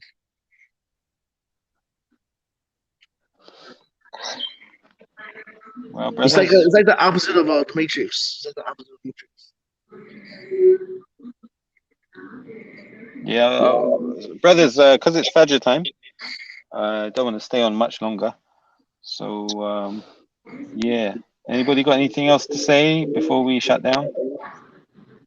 No, alhamdulillah, it's been a good show, man. Yeah, it's a nice little reunion we got here. I'm very happy about that. Yeah, alhamdulillah, man. I'm glad you guys are good and healthy. Mashallah. Alhamdulillah, mashallah. Good to know that Jafar is still okay, mashallah. Yeah. I'm good, alhamdulillah. I still talk to one, two brothers still, so they keep me up to date sometimes. But but it's all good. It is what it is. Oh, we need brother Abdul back as well one day, inshallah. Next time. Yeah, brother Abdullah, good brother. But Abdullah's around, you know. Yeah. I speak to him once in a while. Back chat. I think that's the only person I speak to. Him and you, probably. Just recently speaking to you. Just recently. Yeah. Is that the real Mr. X? Probably not. Yeah, what they did to YouTube, yeah, they messed it up and you can't click on the person's ID anymore. Yeah, right? Yeah, that ruined it, man. But yeah, anyway, man, big up reaction to me, man. Good show today, man. Try Yeah, go live sure. tomorrow again, inshallah. Inshallah. Do you tend to go for your walks late? Because I noticed you only go live, I think, after like 11 p.m. or 12 p.m. ish. What about earlier Yeah, than that? because I tried to stay up till I'm trying to stay up till Fajr because it's early, you know, like 3 in the morning. So No, I mean, like, no what point. about going live earlier than that? Because normally it's 11 or 12, isn't it? What about maybe 9 or 10 if you can? All right, bro. I'll try next time, inshallah. Inshallah. Yeah. Big up anyway, man. Assalamu alaikum wa rahmatullahi wa barakatuh. Alaikum salam wa rahmatullahi wa barakatuh.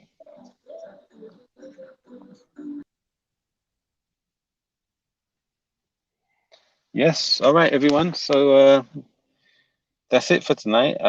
Just to summarize, from what I remember, who came on first? I think, I don't remember who came on first, but I remember Sia was in the chat, giving some feedback. We had Sister Sia. We had Jordan jump on. We had Luton, even Saeed and Suhaib parking to get as he's known. And Jaffa, look at that, Jaffa. It's been a long time. It's good to hear him. He's doing well. Allah's blessing with good health. And we had some feedback. Oh yeah, Jen Wallace jumped on too. Yeah, big up to Jen Wallace. And oh yes, Abu Aisha jumped on for a moment. Didn't say much though. It was an interesting conversation for the evening. And then, yes, I didn't forget to mention ours, but eventually Jordan's true colors came out. Maybe he was, upset with all the fitna that he's been dragged into recently, right? And it just kind of poured out onto me. Maybe that's what it was, but you could feel his rage. He was very upset. He's been harboring, yes, Jordan, when I say he, I mean you, if you're listening. You've been harboring that animosity for such a long time. And I'm glad that Brother Jaffa came on just now and actually confirmed for everyone that we have had that conversation before and we have squashed it in the past. So I was puzzled how you brought it up again. But the only reason I'm saying this right now is out of a summary for those who weren't here and for the end of the call. So that's what I tend to do. I do a summary at the end of each of my go lives. What else? But yeah, we in the end, I hope you don't harbor any more animosity in the future, and that we've squashed it all and then we can move on, inshallah. But it was good. I enjoyed having you on, bro. We have some good conversations. Who else? Suhaib. I enjoy having him on too. That's good personality and energy to the chat.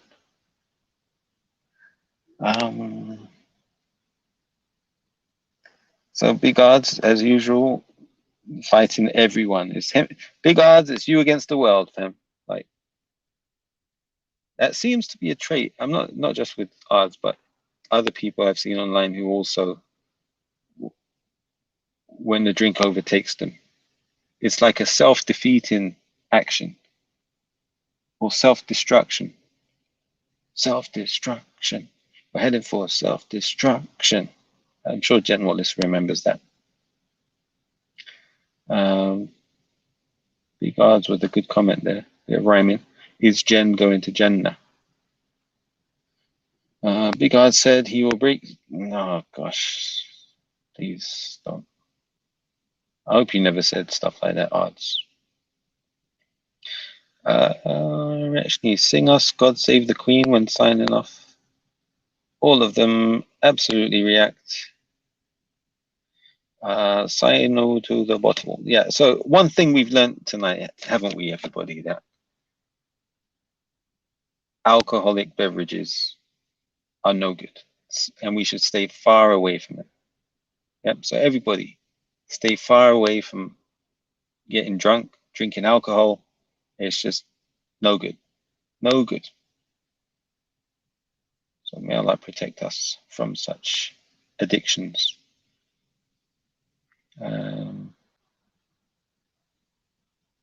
Yes. Okay. Right. So it's 3:52. I'll give it maybe 3 more minutes. So at 3:55, I'll shut it off. She was being attacked, ran back and forth. Jen, you got a lot of enemies out here, man. What's going on? Odds is the first to mock people's thing, but watch him cry when Atticus batted up your thing. Okay. Was that tonight? Because I missed that. Buddhism is polytheism. Pick up odds. Jen Wallace is a people ma. What's a? Oh, okay. No, she's not. Uncle Yazid. I don't think she is. Hey, what happened to you? Didn't you jump on Jen Wallace's yesterday? Today we'll learn that reactionary, you got exposed, and when you get exposed, he gets personal. Okay, if you say so, MZ 100%.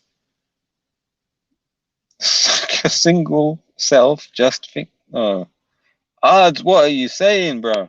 Like, what kind of a comment is that? Jen Wallace gets attacked. She runs to Islam, and then okay.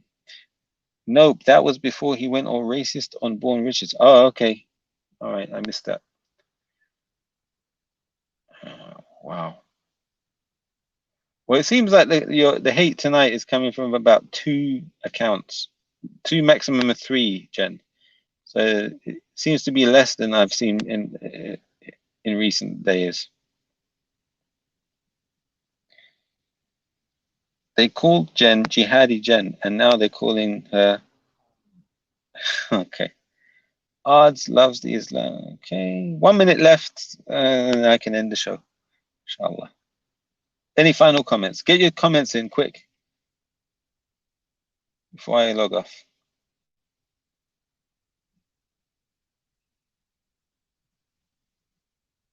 Joking. Afghanistan, so okay.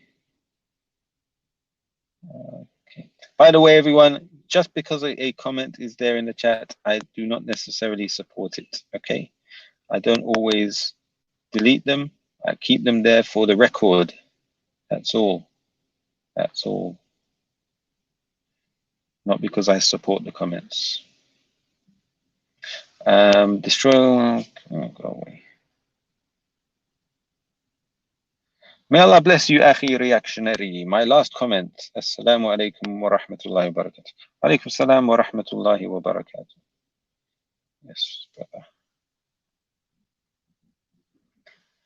Jen Wallace, thank you very much for showing respect. You don't support, okay. And that's it. We've now reached the 3:55 minute. So I'm gonna end the show. With that, I'd like to bid you all good morning and say, may Allah bless you all, increase your rizq, increase your iman, and send peace and blessings on the Prophet Muhammad sallallahu alaihi wasallam. With that, I'm going to say Assalamu alaikum wa rahmatullahi wa barakatuh.